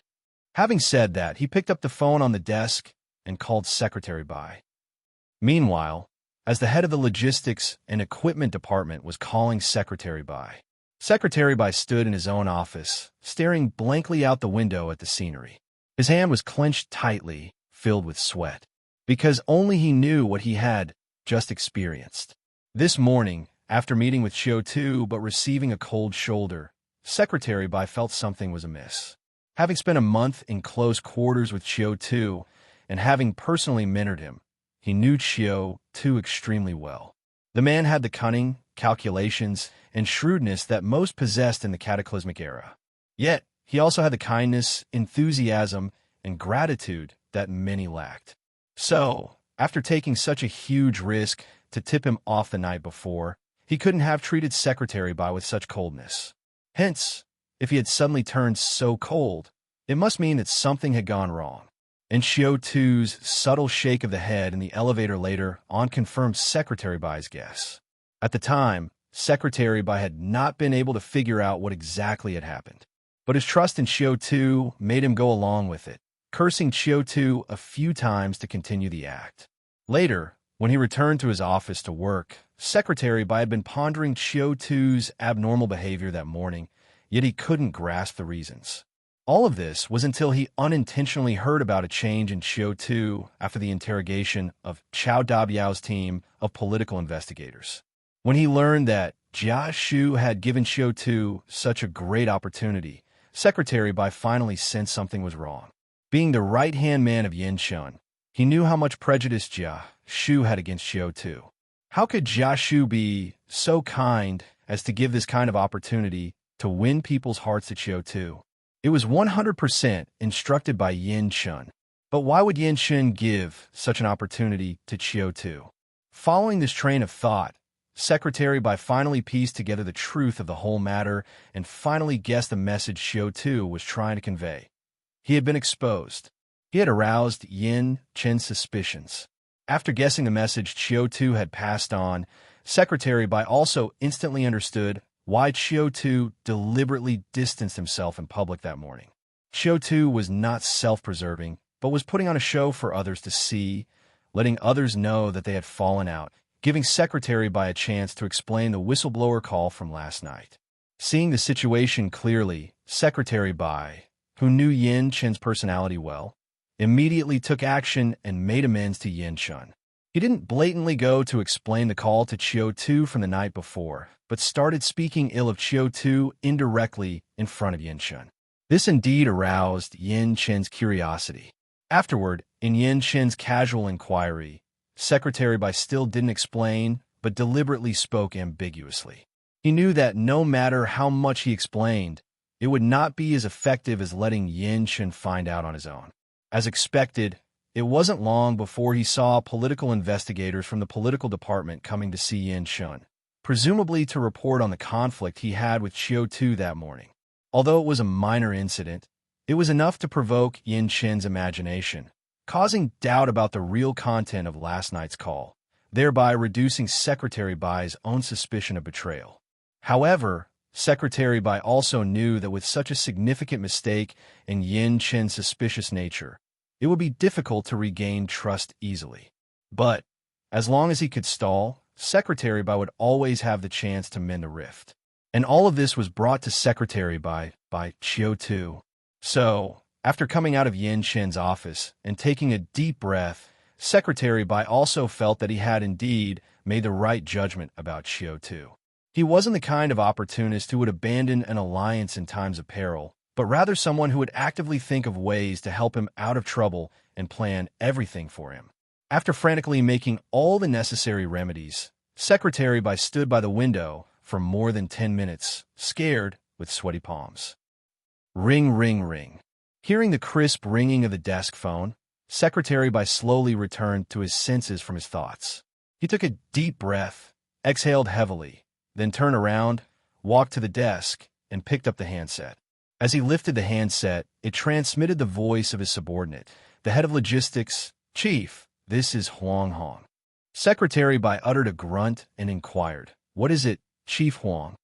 The logistics chief said with a chuckle, "It's like this. Chief Qiu from the interrogation section came over with an equipment request form, and he wants to apply for a batch of equipment. But these are kind of special. I'm not sure how he knows about them, and I'm not sure whether we should give them to him. Also, his approach seems to not follow the procedures." Chief Qiu. Upon hearing the words of the logistics chief, Secretary Bai froze for a moment, somewhat guessing Qiu Tu's purpose. He said, "Read out the list of equipment to me." Chief Huang read from the request form. Mist Index Book, Intangible Distortion Sensor, Void Dimension Surveyor, Retrospective Locator. Hearing one cataclysm prop name after another from Chief Huang, Secretary Bai smiled silently. Shortly after, he barked, "That's enough. Give the phone to Qiu Tu." Hearing Secretary Bai's words, the logistics chief quickly gave the phone to Qiu Tu. Qiu Tu took the phone, and Secretary Bai's roar came through the handset. "Qiu Tu, have you lost your mind? Listing these items in the report. Is this how Jia Shu taught you? Do you not know that matters of catastrophe power are not to be known by the common people? It's only because Chief Huang is a manager from the sanctuary that if he were an ordinary person, do you realize you would have leaked secrets already? I'm telling you, this is no small matter, and I will definitely report it to the bureau chief." Upon hearing this, Qiu Tu hurriedly said, "Sorry, sir. This is my first time dealing with such a case, and I didn't know I couldn't file the report this way. Sorry, truly sorry." The handset's soundproofing wasn't good, so Chief Huang also heard Secretary Bai's roar. He laughed awkwardly, then stepped aside to the water cooler to get water, leaving Qiu Tu to save face. Seeing this, Qiu Tu cleared his throat softly. On the other end of the phone, Secretary Bai immediately understood Qiu Tu's intention. He softly hummed. In response, another second passed before Secretary Bai spoke up again, loudly. "You don't know the procedure, and you didn't think to ask? Now, Take this form to your minister for approval. Those cataclysmic treasures will be granted to you through a special process. With that, Secretary Bai hung up the phone with a snap. Qiu Tu, holding the phone, showed an awkward expression to Chief Huang and said, "Sorry for the trouble, Chief Huang." Secretary Bai said, "I followed the wrong procedure. I'll go back and start over." Chief Huang smiled and shook his head. "No worries. It's all understandable. After all, cases like this are special, and it's normal to be a bit flustered the first time." After saying that, he put down his cup and gently patted Qiu Tu's shoulder. "You know, Qiu Tu, we've met quite a few times. Back when you were working in the administrative office, I could tell you were different, destined to soar. And look, it hasn't been long, and you're already a deputy staff chief." After saying that, he smiled. "You came from the administrative office, so I'm somewhat like your kin. So, when you're free, let's communicate and exchange more." Qiu Tu, hearing this, knew he was receiving positive feedback for the image he had crafted at the Investigation Bureau, so he climbed up the pole that was offered. "No problem, Brother Huang. Actually, I've been wanting to get in touch with you more, but I thought you were busy, so I didn't dare to disturb you. Now that you've mentioned it, just name the time, and I'll be there, even if it means braving the storm of knives."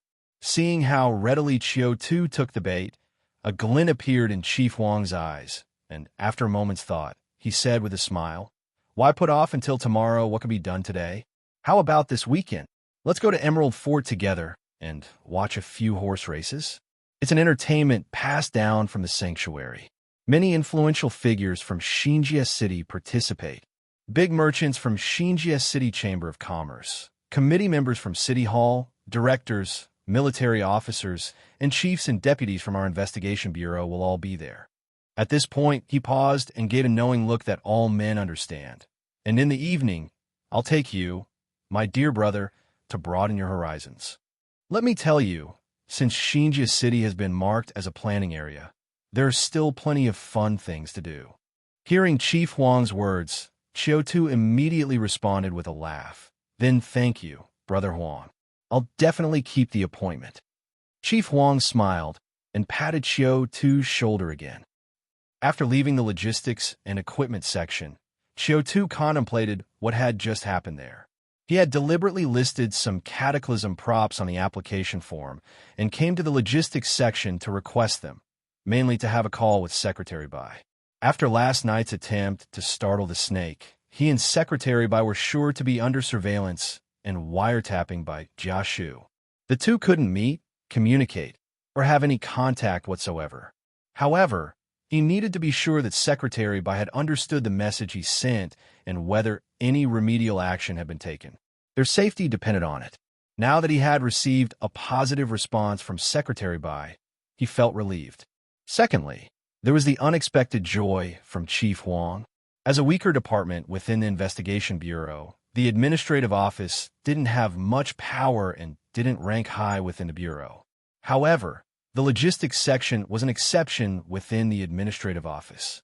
In charge of all the logistics and equipment for the Investigation Bureau, the logistics section was one of the most coveted positions.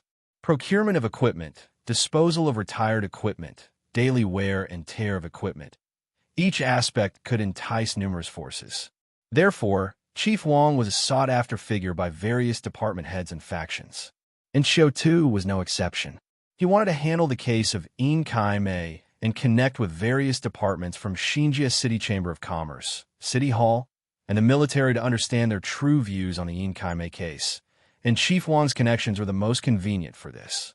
In plain terms, Chief Huang was the most suitable upstairs pass, accessible to Qiu Tu. Qiu Tu had two objectives in visiting the logistics section today, using the application for cataclysm props as an opportunity.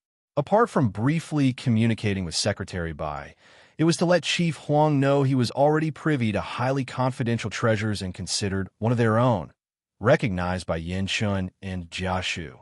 He originally intended to hint at this to Chief Huang and then bide his time for the next move. Little did he expect that his efforts to build an image at the Investigation Bureau today would result in such a surprising development. Emerald Fort? Horse racing? Big merchants from Xinjie Chamber of Commerce? Committee members, directors from City Hall, military officers, and special activities in the evening. Thinking of this, Qiu Tu looked forward to the weekend with increased anticipation. 10 days, Inkaime case closure deadline. With the application form in hand, he returned to the political department. Qiu Tu went straight to Jia Shu's office. He knocked on the door, and Jia Shu's voice came from inside. "Come in." Qiu Tu entered and saw Jia Shu studying a document intently. Qiu Tu saluted, "Sir, I've come to submit the equipment application form." "Equipment application form?" Jia Shu looked up, giving Qiu Tu a puzzled glance with his characteristic fake smile. Qiu Tu walked over and placed the form on Jia Shu's desk. Jia Shu picked up the document with a peculiar look, glanced over it, and the next second his eyes bulged and he struggled to maintain his facade of a smile. He read through the document quickly, then looked up with a half-smile at Qiu Tu and asked, "Qiu Tu, do you know what you're applying for with these items?" Qiu Tu certainly knew what he was applying for. Mist Index Book, Intangible Distortion Sensor, Void Dimension Surveyor, Retrospective Locator. Despite the grandiose names of these cataclysmic treasures, in reality, they were all standard-issue cataclysmic treasures from a sanctuary. And the function of these cataclysmic treasures was simple. They were to investigate clues for cases or traces of catastrophe power through various methods. For example, the Mist Index Book could generate an unusual fog within a certain area, and this fog would reveal all traces of catastrophe power residue in the vicinity. The Intangible Distortion Sensor was for sensing distortions generated by the intersection of the Boundless Heart Sea and the real world, which were typically caused by cataclysmic abilities, allowing this cataclysmic treasure to analyze the level and type of cataclysmic ability. The other two cataclysmic items had similar functions, differing only slightly in their manufacturing materials and subsidiary features. Why did Qiu Tu know about these cataclysmic treasures? Simple. Qin Schumann had explained them to him the night before. According to Qin Schumann, the standard-issue cataclysmic treasures commonly used to investigate supernatural cases in the sanctuary were these four types. The security department brought 2 sets when they came down from the sanctuary, but how many the political department had, she didn't know. Her guess was they definitely had some, but not all. Therefore, when applying for materials, Qiu Tu simply wrote down all the treasures, intending to see how many he could get approved. Thinking this, Qiu Tu regained his senses, looked toward Jia Shu, and replied, "Chief, I am aware. These are treasures used to investigate traces of catastrophe power." Upon hearing this, Jia Shu put down his pen, crossed his hands beneath his chin, and looked at Qiu Tu with an exploratory gaze. His eyes, narrow and profound behind his glasses, seemed as if they could see right through one's heart. After staring for a full 2 seconds, his face suddenly brightened with a faint smile, and he said, "I remember telling you that as long as you close this case successfully, it would be sufficient. So, give me a reason." If Qiu Tu dared to test the waters with the application, he naturally had an excuse ready. He looked at Jia Shu and answered earnestly, "Chief, if we're putting on an act, we should do it thoroughly. If it were an ordinary murder case, we could simply frame an offender and fabricate some evidence to close the case. But this is a major case that so many eyes in Xinjia City are watching. I'm aware of cataclysmic abilities, cataclysmic treasures. Surely those important figures can't be ignorant of them, can they? If I just conducted a superficial investigation for a few days, without even using the treasures to detect traces of cataclysm, and close the case as an ordinary murder, do you think they would believe it? Wouldn't this approach be too slipshod?" Seeing that Jia Shu's eyes showed contemplation, Qiu Tu continued, "Actually, it makes no difference to me. After all, I'm just a small figure.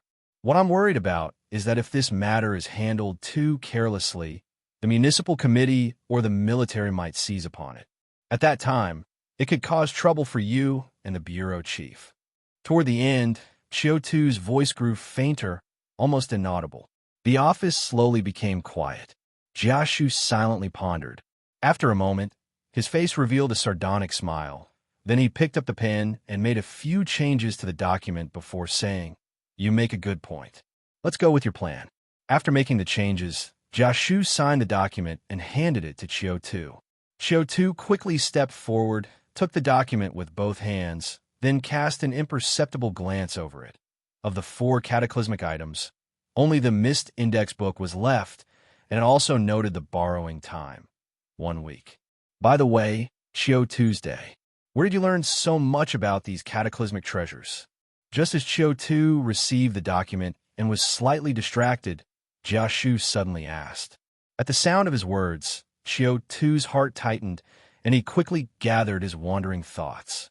Then he looked up at Jiaxu, smiled, and said, from the security department, "Last night, after I met with them, I learned about these treasures from their information." He fabricated a lie.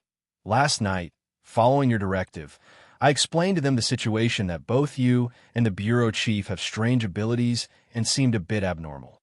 They indeed showed great interest.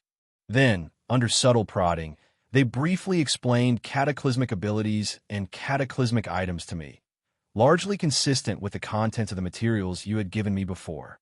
Because I come from an investigator background, I naturally grew curious and inquired about what to do if these supernatural powers were used by a murderer to commit crimes. They then introduced me to a few types of investigative cataclysmic treasures commonly used by the security department. Today, when forming the investigative team, I thought of these cataclysmic items and also of the prospect of catastrophe power being used for murder. So I filed an application report to you." Qiu Tu's story was watertight. Hence Jiaxu nodded with a mocking smile. "I understand." He said, "Then take this application to the logistics section for record keeping. They'll have someone specifically unseal the cataclysmic treasures upon receiving the application form. These cataclysmic treasures are quite dangerous and shouldn't be easily dispersed, so they'll need to be picked up by me personally tomorrow. After I collect them, I'll have them delivered to you." Hearing Jiaxu's words, Qiu Tu hastily said, "When the time comes, Minister, you can just call me, and I'll come to collect them." Jiaxu looked at Qiu Tu with a smile that was not quite a smile. Chief Qiu is still quite sensible. After finishing his encouragement, he said, "Do well on the case. Don't disappoint me." Qiu Tu promptly saluted, "Yes, Chief." After saluting, seeing that Jiaxu had lowered his head to continue reviewing documents, Qiu Tu also turned to leave the office. However, having reached the door, Qiu Tu paused for a moment and then slowly stopped. He turned around and asked a question. "Chief, I remember you mentioned that the outcome of this case needs to satisfy both the political and commercial sectors of Xinjia City. I have a question. If the outcome pleases some and displeases others, whose opinion should I prioritize?" Hearing Qiu Tu's question, Jiaxu slowly raised his head. His eyes, narrow and deep behind his glasses, stared intently at Qiu Tu, and then he said indifferently, "Vice President Tian." Hearing the answer Jiaxu gave, Qiu Tu nodded, "I understand, Chief." Having said that, Qiu Tu no longer hesitated and pushed open the door, leaving the office. But after he left, in the empty office, Jiaxu remained for a long time without looking down at the documents. He gazed at the spot where Qiu Tu had just stood, a manic smile slowly forming on his face. His eyes suddenly turned red, the desire within seeming to be on the verge of bursting out uncontrollably. In that moment, the space itself seemed to subtly tremble, as if something terrifying was about to happen. Possibly sensing his own loss of control, Jiaxu took several deep breaths, forcibly suppressing his emotions. Then his tongue suddenly elongated, stretching out to lick his lips before he whispered, "Interesting, very interesting. But there's no rush, no hurry at all. It's not often that you come across such an intriguing prey. You have to properly nurture it before devouring it when it's ripe." Jiaxu. Suspicion 0, satisfaction +5. Stepping out of Jiaxu's office and seeing this satisfaction prompt floating before his eyes, Qiu Tu paused momentarily, somewhat bewildered. He recalled everything that had happened in Jiaxu's office. It seemed he hadn't felt that he had performed exceptionally well. Why had Jiaxu's satisfaction with him suddenly increased by so much? Could it be because of accumulated efforts finally paying off? He hadn't exposed any flaws, which had finally satisfied him. But That didn't seem right either. Shouldn't the suspicion have decreased a bit? Qiu Tu found it a bit perplexing. However, since he couldn't see the exact numbers for Jia Shu's suspicion or satisfaction, there was too little information to analyze, so he could only temporarily push these thoughts to the back of his mind. After all, an increase in satisfaction was always a good thing. If he couldn't figure it out, then so be it. It's not like Jia Shu's satisfaction was special, where the higher it was, the more dangerous, right? With that in mind, Qiu Tu followed Jia Shu's instructions and went to the logistics department to submit the form once again. This time, with Jia Shu's signature and notes on it, Chief Huang finally accepted the form, and his gaze towards Qiu Tu became friendlier. Clearly, he was gradually starting to see Qiu Tu as one of their own. Qiu Tu speculated that information related to cataclysmic ability might be an implicit threshold. To the middle management, natives who had obtained such information from the higher-ups were regarded as having gained trust and could be considered half-insiders. Thinking this, Qiu Tu and Chief Huang once again set a time to meet over the weekend. After exchanging a few more casual words, Qiu Tu left the logistics department. At noon, he ate lunch on the garden terrace on the 9th floor. In the afternoon, all the formalities for the establishment of the investigation team were finally completed. The investigation team was officially established. Possibly because of the stir Qiu Tu had caused at the investigation bureau today, the investigation team was very motivated. So Qiu Tu didn't delay and took advantage of the momentum to start assigning tasks directly. He looked around at the 20 or so people present and then said, Lu Fuping, Song Qing. Present. Hearing Qiu Tu's call, the two came forward. Qiu Tu said, You two go to the inspection department to get the case files. Yes. The two female investigators accepted the command. After arranging for those two, Qiu Tu turned to Chun Feng, Zhu Huiyan. The two stepped forward, present. Qiu Tu said, You two go to the morgue to handle the paperwork, request to review the autopsy records, and have them prepare a separate morgue. I may personally examine the deceased body from this afternoon to tomorrow night. Chun Feng and Zhu Huiyan saluted. Yes. Next, Qiu Tu turned to Wang Shi Ding Xiaolu. Present. Qiu Tu said, You two go to the surveillance department and apply to retrieve all surveillance videos related to the deceased from the past couple of days. Yes. Following that, Qiu Tu assigned all the tasks one by one. Only Chao Dabiao and a few other investigators remained in the conference room. This made people like Chao Dabiao, who were eager to prove themselves, as anxious as ants on a hot pan. So, after the other investigators had left according to their assignments, Chao Dabiao scurried up to Qiu Tu's side and, with a hopeful expression, asked, Chief, what about me? What about me? Seeing his impatience, Qiu Tu smiled. Then he said, Don't worry, I haven't forgotten about you. After that, he dropped the smile and quietly said, Big Biao, the one I trust most is you. That's why I have an arduous task for you. Chao Dabiao's spirits lifted upon hearing this. Qiu Tu put an arm around his neck and continued in a lowered voice. I need you to investigate the movements of Vice President Tian and those transport merchants over the past 3 days. Figure out where they went, who they met, and what time they left. If you have connections, try to check the movements of their confidants as well. Upon hearing Qiu Tu's words, Chao Dabiao was stunned at first. Then, pointing at his own chubby face with his right index finger, his expression turned blank as he said, Huh? Me? I'm supposed to investigate Vice President Tian and those big merchants? Qiu Tu clicked his tongue. It's not just you. At this point, Qiu Tu pointed to the remaining 7 or 8 detectives and said, They're all at your disposal. My requirements are very simple. Absolutely no scare away the snake. We can't let these big businessmen detect us. Chao Dabiao's mouth slowly gaped open. We're not to let them detect us either. At that moment, Chao Dabiao suddenly felt that being locked in the guardroom wasn't so bad. At least he wouldn't have to face such an impossible mission. However, seeing the encouraging look in Qiu Tu's eyes and thinking about the pressure Qiu Tu was under for his sake, Chao Dabiao clenched his teeth and then said resolutely, Rest assured, Chief, I will complete the mission. Seeing this, Qiu Tu smiled and patted Chao Dabiao on the shoulder, continuing to pua, "Big Biao, you're the person I trust the most in the entire investigation bureau. Don't let me down." Chao Dabiao nodded vigorously. Then he took the remaining detectives and left in a hurry. After all members were dispatched, Qiu Tu walked to the window of the empty conference room, looking out at the view and quietly contemplating. Although Jia Shu had been hinting that he could randomly find someone to take the blame and close the case, Qiu Tu believed that would be a dead end.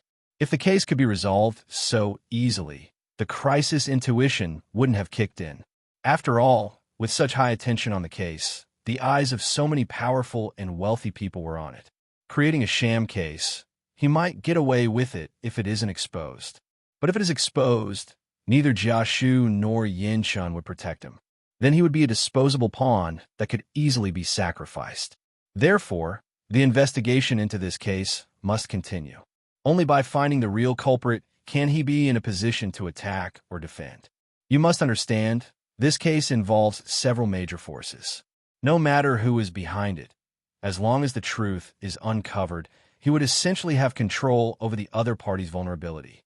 He could trade for benefits if advancing, or turn over the murderer for self-preservation if retreating. Perhaps that was the real solution to this crisis. It's just that what made him uneasy was Jia Shu's slightly abnormal behavior today. As far as Qiu Tu knew, Jia Shu, as Yin Chen's right-hand man, should always be loyal to Yin Chen and to the investigation bureau.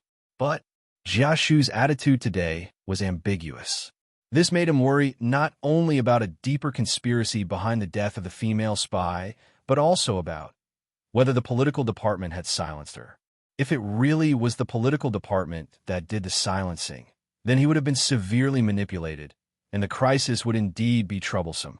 Thinking along these lines, the hands behind Qiu Tu's back clenched involuntarily. 10 minutes later, several groups of detectives began to return, and Qiu Tu's hands became filled with more and more information about the case. First was the physical examination report conducted by the interrogation section after Yin Kaimei, the female spy, had been captured. All the indicators were very normal. There were no external injuries on the body, nor any secret diseases found.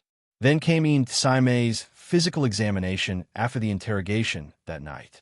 There were residues of various interrogation drugs in her body, a broken little finger on the right hand, and multiple external injuries and bruises on her body. But none were fatally dangerous.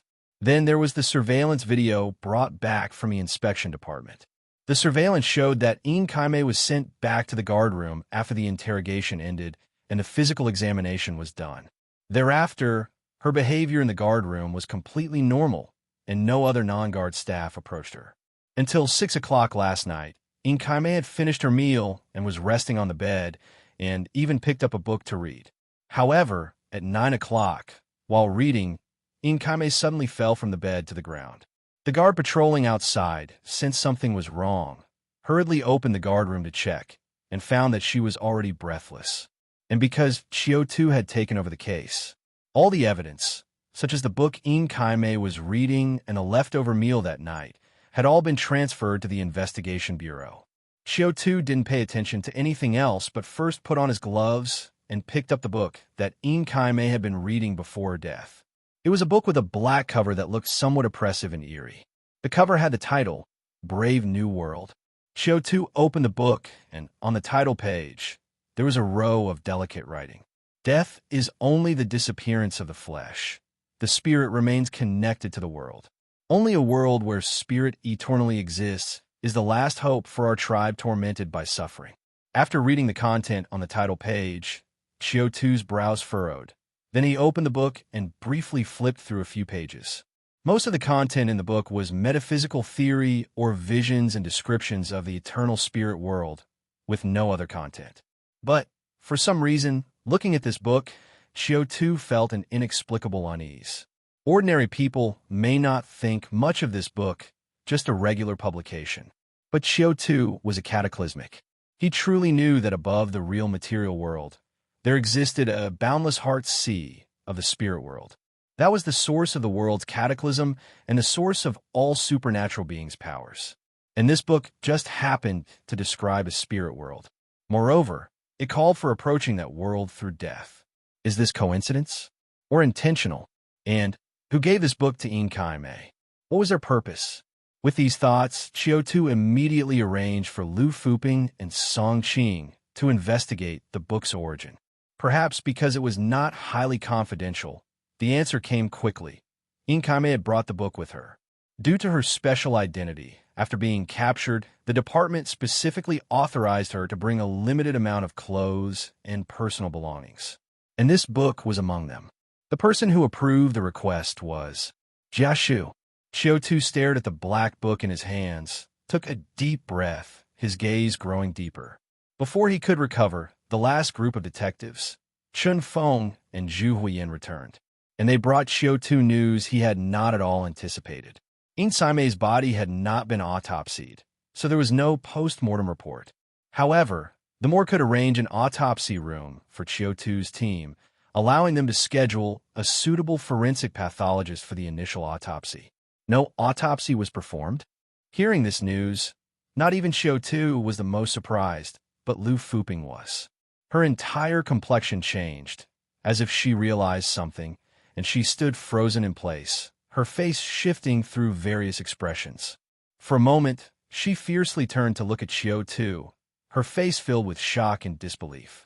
Qiu Tu hadn't expected this result either. His brows were nearly furrowed into the shape of a character.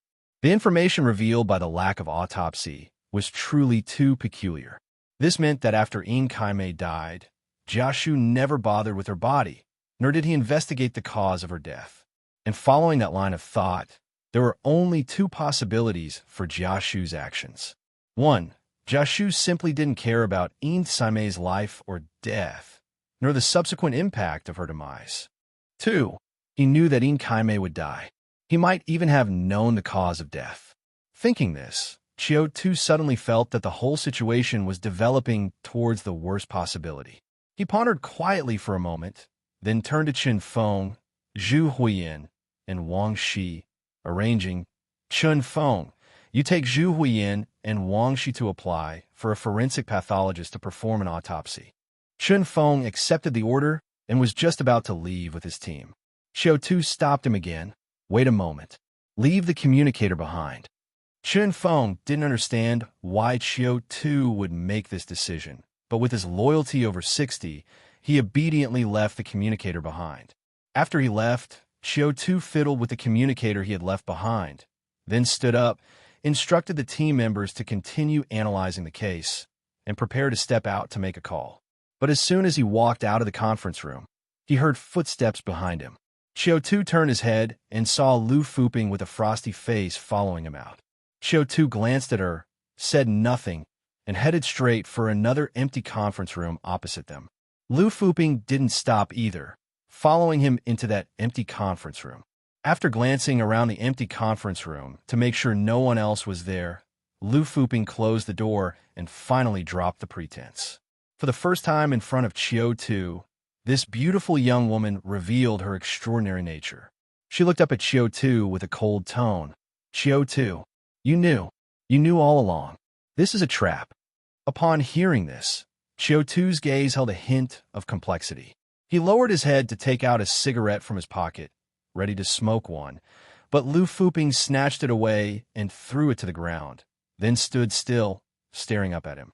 Seeing this, Qiu Tu sighed deeply and then gently wrapped his arms around the beautiful young woman in front of him. Lu Fuping stiffened for a moment. Possibly feeling she had been a bit too forceful, she let out a light sigh, her body about to relax, ready to have a proper talk with Qiu Tu. But at that moment, suddenly, she felt Qiu Tu's embrace tighten fiercely. It felt as though two stone walls were crashing together, trying to crush her. It was as if she realized something, and she struggled violently. However, her strength seemed utterly insignificant in front of Qiu Tu. All her effort couldn't even stop him by a fraction. Crack, crack. Lu Fuping even heard the sound of her own bones being crushed under the pressure. She struggled desperately, then looked up at Qiu Tu. But all she saw were a pair of eyes as dark as the abyss. In that moment, she truly felt the fear of death. Please, please, I beg you. Struggling to get the words out, Lu Fuping's eyes reddened, pleadingly looking at Qiu Tu. Qiu Tu watched her with a profound gaze, just looking. A second, 2 seconds, just when Lu Fuping felt utterly desperate, Qiu Tu suddenly let go of his hold. Lu Fuping collapsed to the ground with a thud, stumbled, and fell. But she hardly noticed, taking deep breaths, her eyes wide with the relief of someone who just escaped death. Qiu Tu emotionlessly stepped over her, walked to the window, and coldly dropped a sentence. There won't be a next time. For a spy like you, killing you wouldn't get me penalized. Lu Fuping swallowed hard, her face filled with fear as she looked towards Qiu Tu. She always thought that after sharing a secret with Qiu Tu for the past 2 days and their physical intimacies, even if Qiu Tu hadn't fallen for her, he would at least have a modicum of pity and cherish her. But there was none. Just now, she truly smelled the scent of death. Snap! Hearing that crisp sound, Lu Fuping turned towards it, quickly checking her waist, and then belatedly realized that her gun had been taken by Qiu Tu again. How little must this man trust her? For some reason, Lu Fuping felt a sense of defeat. Meanwhile, Qiu Tu spoke again. Looking outside the window, he explained indifferently. I only guessed everything this morning. It's all been a trap. From the moment your handler passed you information last night and you began your investigation, both of you were already trapped. So, even if I guessed the truth, telling you would be pointless. You must have been monitored already and wouldn't be able to escape. Hearing Qiu Tu's words, Lu Fuping's expression kept changing. And at that moment, Qiu Tu couldn't help but add, Unfortunately, I feel like I may have been trapped today as well. After saying that, as if a thought suddenly struck him, he turned around and asked, By the way, who is your handler? Lu Fuping. At that moment, Lu Fuping thought she was hallucinating. Who would attempt to kill her and then casually ask about her superior, as if nothing had happened? But seeing Qiu Tu's serious expression and probing eyes, Lu Fuping knew the man before her was not joking. What a bastard. She cursed in her heart, but the lingering fear from her near-death experience stopped Lu Fuping from outright rejecting Qiu Tu, and she evaded the question. Why do you ask about my superior? Qiu Tu leaned against the windowsill, looking at her with a half-smile. You and your superior have been exposed. Jiashu won't let you off. So hiding your identity is useless now. Why not come clean with me? Right now, we're in the same boat. Who knows, I might come up with a way for us to escape from this desperate situation. Lu Fuping didn't immediately respond to Qiu Tu's words. She first straightened her disheveled clothes, even pulling up the loose collar over her chest. Considering Qiu Tu's recent treatment of her, he didn't deserve to take advantage of her. Then she pushed herself up from the ground. As she did these things, she was constantly thinking about what Qiu Tu had said. So when she stood up, she naturally asked, What do you mean when you say that you've also fallen into a trap and that we're both grasshoppers on the same string? Qiu Tu fiddled with the communicator in his hand, his eyes slightly deep. The reason I took on this case is because of Jia Shu's arrangement. He didn't want me to solve the case, just to investigate casually, fabricate some evidence, identify a suspect, and close the case. I didn't understand it at first, but afterwards, the more I thought about it, the more wrong it felt. With such high-profile attention on this case from the Xinjia Chamber of Commerce, City Hall, and the military, could simply pinning the crime on someone really cover it up? And if it didn't cover up, would Jia Shu and Yin Chun choose to protect me, or to sacrifice me? So, after much thought, I decided to first clear up the case, find the real culprit, and then make a slow decision. Having said that, Qiu Tu paused and then picked a cigarette up from the ground, putting it back in his pocket. And who knew? Just as I started on the case today, I found that something is even more amiss. Allowing Yin Kai-mei, such an important suspect, to carry personal belongings? And among those personal items, there was a book with extremely strong seductive power, suspected to be banned. What's more unsettling is, for an important suspect like her, the department didn't care about her death after 24 hours. No investigation was conducted. No suspects were detained. They didn't even conduct an autopsy. This completely contradicts her status as an important suspect and doesn't match up to the department's level of concern for this case. At this point, Qiu Tu glanced at Lu Fuping. You must have also realized that you had fallen into a trap because of this, right? Lu Fuping nodded slightly. Qiu Tu continued, following these suspicions, if I investigate backwards, it seems like the higher-ups' attitude towards this case is problematic. He pointed to the ceiling. They seem not to care about the truth of this case. That's really not right, Qiu Tu said. Even for a rigged case, shouldn't they start falsifying it only after finding that the case couldn't proceed, with no clues left, or after they found the culprit but realized the implications were too vast to pursue further? To not investigate the case at all and directly request a fake case, isn't that a bit exaggerated? Lu Fuping had actually sensed something peculiar about the case earlier, but felt overwhelmed by the complexity and couldn't find a breakthrough. Now, with Qiu Tu piecing together the clues, a bolt of lightning flashed through her mind, and she understood his point. She looked at Qiu Tu with astonishment and said, So, you suspect Yin Kaimei was silenced by the political department themselves? Qiu Tu nodded slightly. With this line of thinking, Lu Fuping suddenly understood the trap and the grasshopper on the same string references Qiu Tu had been making. Her brain whirred, rapidly piecing together information. After a moment, she widened her eyes at Qiu Tu. So, you've realized you're in a no-win situation? If you investigate further, you might reach the higher-ups. If you conceal it, you're likely unable to keep it hidden. Finally, Qiu Tu nodded in satisfaction. You finally caught on. You. Lu Fuping glared at Qiu Tu, her chest heaving rapidly with anger. Qiu Tu's gaze swept her and then drifted away, somewhat deflated in spirit. Not that Lu Fuping's impassioned demeanor wasn't moving, but Qiu Tu really wasn't in the mood right now. Besides, he wasn't trying to belittle Lu Fuping. Compared to Qin Schumann, Lu Fuping's abilities and professional quality indeed fell far short. With many matters, all it took was a glance from Qiu Tu, or even no glance at all, and Qin Schumann would guess Qiu Tu's intention and thoughts, and then cooperate accordingly. As for Lu Fuping, after realizing she had fallen into a trap, her first action was to actually come and confront him. This seriously made Qiu Tu question how much professional training she had undergone. If not for the fact that intelligence couldn't be transmitted by X, Qiu Tu really wanted to help her smarten up forcefully. Meanwhile, just as Qiu Tu was mentally criticizing Lu Fuping, she had finally made up her mind. She looked at Qiu Tu and then said, I can't tell you who my superior is. Seeing Qiu Tu's puzzled look, she quietly explained, because he might not have been exposed. The information this time didn't come from him, but from a higher-up in the department who admires me. Gossip is human nature, so when Qiu Tu heard it, he immediately became interested. Which high-level official? Does he know you're a spy? Lu Fuping's face showed a bit of struggle, and after a moment she said, It's Deputy Director Tang. Deputy Director Tang? Qiu Tu blinked and looked utterly baffled. He quickly rifled through his memory for information about this big shot.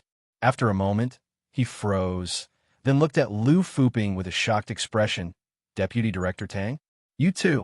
There was a rare blush on Lu Fuping's cheeks, but as a married woman, she was different. The next second, she composed herself and instead questioned Qiu Tu. What? Is there a problem with that? Qiu Tu. It's not that it's impossible. It's just unexpected. Qiu Tu wore a strange expression. He didn't finish his sentence, but Lu Fuping understood his meaning. Deputy Director Tang, whose real name was Tang Feifei, was the only female among the 9 high-ranking officials of the Xinjie City Investigation Bureau. She was just over 30, with a pretty face but wheat-colored skin, and her short hair added to her spirited bearing. Apart from some impressions of her appearance, Qiu Tu's other memory of her was her good figure. This good wasn't the same as Lu Fuping's delicate and feminine curves, but rather agile like a female leopard. Her chest was robust, and her limbs were covered in streamlined muscles. Just one look, and you could tell she was brimming with explosive power, the type that could run 1,000 meters in one breath without getting winded. She was a woman who had climbed to the top of an aggressive organization, like the Investigation Bureau. No one dared to underestimate her. And now, Unexpectedly, she was involved with Lu Fuping. Thinking of this, Qiu Tu inexplicably felt a chill down his back. Was he falling into a den of mistresses of the high and mighty? Having provoked the bureau chief's mistress was one thing, but now he had gotten entangled with the deputy director's significant other?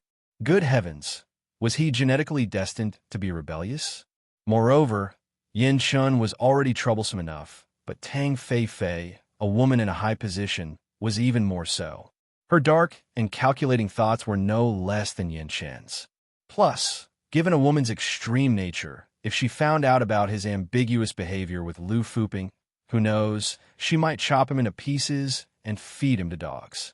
Out of nowhere, Qiu Tu thought of his first day at the interrogation section, recalling the gossip about Lu Fuping and the neighboring section chief Lu. He wondered if that gentleman was still safe and sound. As he entertained these wild thoughts for a while, Qiu Tu looked at Lu Fuping with a complex gaze and remarked, "I knew, Sister Lu, you were lethal to men, but I never imagined that even women couldn't escape your charm." Lu Fuping gave Qiu Tu an annoyed glance, not bothering to explain, but asked, "Now you know who's on my side. What do you think?" Qiu Tu propped his chin and fell in a deep thought. If he remembered correctly, Tang Fei was the deputy director of administration at the Investigation Bureau, primarily responsible for training, organization, finance, and administrative tasks. But because Yin Shun was domineering and had many confidants, Tang Fei spent most of her time effectively sidelined. Thus, there was a natural conflict between Tang Fei and Yin Shun. In this case, with the female spy, was most likely engineered by Yin Shen's camp. If Tang Fei knew, was there a chance she'd take the opportunity to act? Thinking of this, Qiu Tu's eyes brightened as he suddenly felt a breakthrough in thought. Yin Shen already knew Tang Fei leaked intelligence to Lu Fuping, a spy whose allegiance was unknown, holding leverage over Tang Fei. And if Tang Fei got a hold of evidence implicating Yin Shun and Jia Shu in a cover-up to silence a key suspect, if both sides thought they had leverage over the other, they might engage in some interesting conflict that would throw the entire situation into chaos.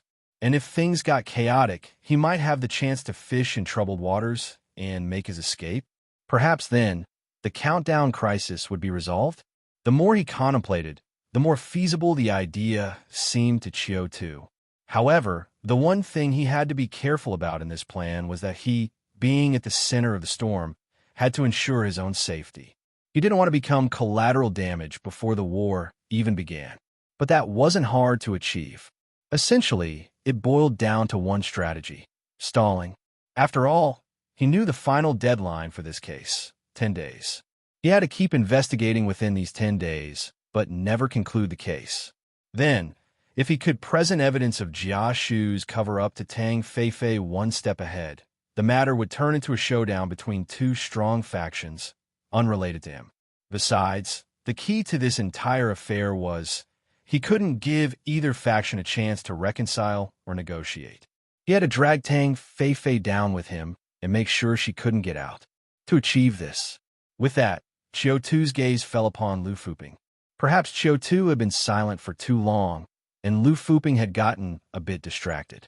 Suddenly sensing Qiu Tu's profound gaze, she couldn't help but look up. "What is it?" Hearing Lu Fuping's words, Qiu Tu smiled very gently. "Sister Lu, do you want to survive?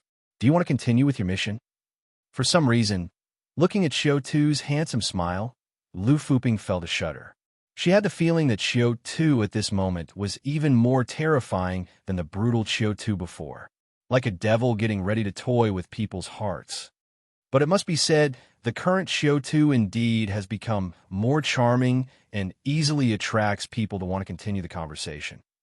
So, even though alarm bells were sounding in her head, Lu Fuping still, as if possessed by a ghost or god, asked, "What plan have you thought of?"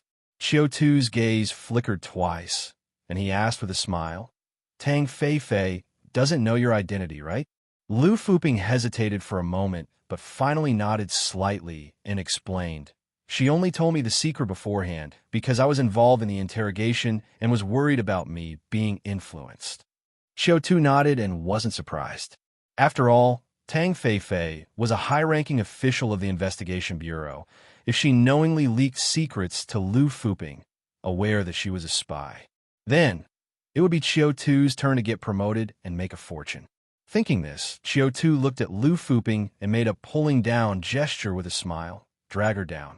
Tell her about the trickery in this case, and let her investigate it. Lu Fuping frowned slightly and looked at Qiu Tu. Is it that simple?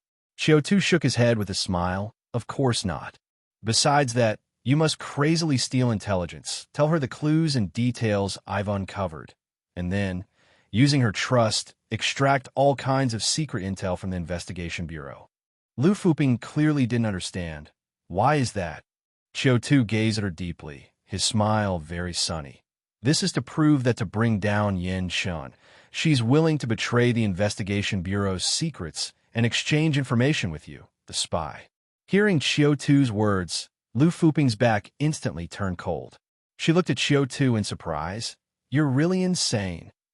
You are framing and setting up a high-ranking official. Upon hearing this, Qiu Tu walked over to her, embraced her gently, and then whispered in her ear, I'm just adding a layer of insurance. If she proceeds as planned, then this insurance will never need to be used. But if she regrets it and decides to reconcile with Yin Shun, making a deal, then at least we have a chip that prevents her from backing out. Being embraced by Qiu Tu once again, Lu Fuping visibly trembled. But after realizing that Qiu Tu wasn't as rough as before, her body gradually softened. Listening to Qiu Tu's words, Lu Fuping's expression kept changing. After a moment, she bitterly said, You really are no good. Qiu Tu laughed upon hearing this, looked out the window, and said softly, Actually, I wasn't always like this. I used to be very kind and naive, believing in kindness to others, believing that only through enduring the greatest hardships can one become a superior person. I lived in a daze like this for many years, until one day I injured my foot. Someone brought me a bowl of pig's feet, telling me the ancestors said, Eat what you want to compliment. At that moment, I finally came to a realization. Enduring hardship won't make you a superior person. No matter how much hardship you eat, it only makes you suffer more. Only by eating people can you become a superior person. He held Lu Fuping in his arms. The beautiful woman's soft body was like water in his embrace, her gaze a bit unfocused, somewhat carried away. The two embraced each other as they looked out the window. After a while, Lu Fuping slowly came back to her senses, and this time, her mood seemed much calmer, no longer so unprofessional. She leaned into Qiu Tu's arms, then asked softly, What if she doesn't fall for it, doesn't take the bait? Qiu Tu replied softly, Some things are not done only when there is no chance of failure, but are done in the hope of seeing a chance for success. How can you know for sure that it won't work if you don't try? Hearing Qiu Tu's words, Lu Fuping fell silent for a while. Then suddenly her face lit up with a smile. All right, I got it, boss. At that moment, she seemed to become somewhat unfamiliar. Qiu Tu looked down at her, but she suddenly turned around, trapping Qiu Tu's arms with her own. Seeing this, Qiu Tu reflexively tried to exert force. At that moment, Lu Fuping suddenly reached out and patted his handsome face, saying coyly, Good little brother, wouldn't all that strength be wasted if used now? Come over to your sister's house tonight. Qiu Tu paused, and Lu Fuping took the opportunity to step out of his embrace with a smile. After leaving Qiu Tu's embrace, Lu Fuping pulled down her neckline, revealing her snow-white cleavage. Then she glanced at Qiu Tu, her eyebrows arching slightly before she strode out of the empty conference room. With her lips curled up and her ample bosom bouncing, she walked with the air of a seductress, full of allure. This woman seemed to have undergone a transformation within minutes. Qiu Tu watched the beautiful woman in surprise. Compared to her previous half-baked state, she now truly looked a bit like a female spy. In the past, although Qiu Tu occasionally took liberties with her, he really wasn't that interested in her. But now, if something were to happen between them, Qiu Tu would be willing to be the bureau chief of the Investigation Bureau, live in a garden villa, surrounded by beauties, driving luxury cars. After silently musing to himself, Qiu Tu walked to the door, closed the door to the empty conference room, and locked it. Although Lu Fuping seemed to have truly had an epiphany, whether this plan could be executed still depended on her subsequent actions. Ability is related to attitude, but it also needs to be improved step by step. So, what Qiu Tu needed to do now was to add a few layers of insurance for himself, to avoid being left without alternatives if the plan failed. And his insurance was simple. One was that he needed to continue investigating this case, to see if the truth matched what he had guessed. Two was that he needed to pull more factions into the fray, to guarantee his safety. With that in mind, Qiu Tu took out Chunfeng's communicator and made a call to Lin Zhua. Beep, beep, beep. The phone was answered after just a couple of rings. This time, before Lin Zhua could speak, Qiu Tu directly said, "For 16. Lin Zhua's speech cut off, and, after a second silence, he asked, "What's the matter?" Qiu Tu spoke concisely. "I'm looking for her." The sounds of Lin Zhua getting up came through the receiver. After a while, there was a knock at the door, followed by the sound of opening the door, and then the conversation between the reticent Lin Zhua and Qin Shuman. "Is there something you need?" "It's a call from Qiu Tuesday." "Okay." Shortly after, the somewhat unfamiliar yet familiar voice of Qin Shuman rang in Qiu Tu's ear. "Hello? Is that you?" Qiu Tu couldn't tell if it was an illusion, but he felt that Qin Shuman's voice seemed tired and low. Qiu Tu hummed a confirmation, "It's me." Then he added, "I've run into some issues here. I might need your help." Qin Shuman didn't even ask what the issue was before agreeing. "All right, tonight, I'll come to you." A smile crept onto Qiu Tu's lips. "See, it's always comfortable to cooperate with smart people." With just one sentence, the other party could roughly guess what was happening and knew where to find him. With such an excellent partner, how could he worry about not overcoming the crisis at hand? Thinking this, Qiu Tu hung up the phone and silently deleted the call record from his communicator. This wasn't to guard against Jia Shu, but to protect Qinfeng.